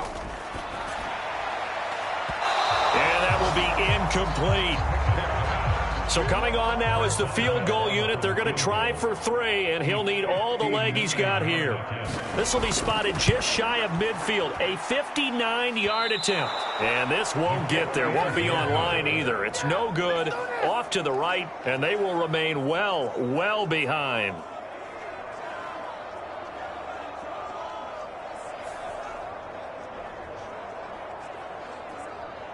And San Francisco gets set to go here.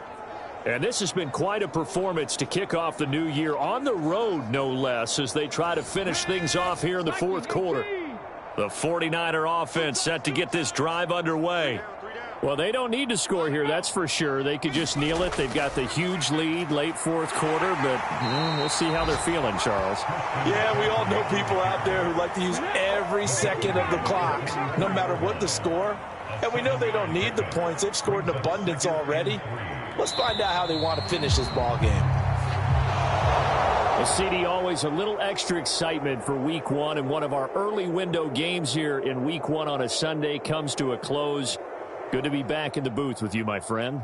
And it's good to be back in the booth with you as well. And we know that not everyone's going to start the season 1-0, right? Half the league is going to have a loss on their record. But everyone's going to have to build off of that opener.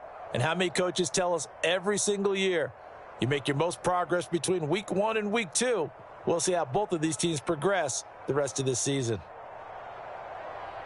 So for the 49ers, it's a fantastic start as they roll to a blowout victory here in the season opener. And they'll get another road date next week. Meanwhile, for the Steelers, they obviously fall to 0-1 with the defeat. And they'll get a chance to redeem themselves at home next week. I'm Brandon Gaudin. Certainly have to thank Charles Davis, my broadcast partner, and our entire crew. We'll catch you next time right here. It's the NFL on EA Sports.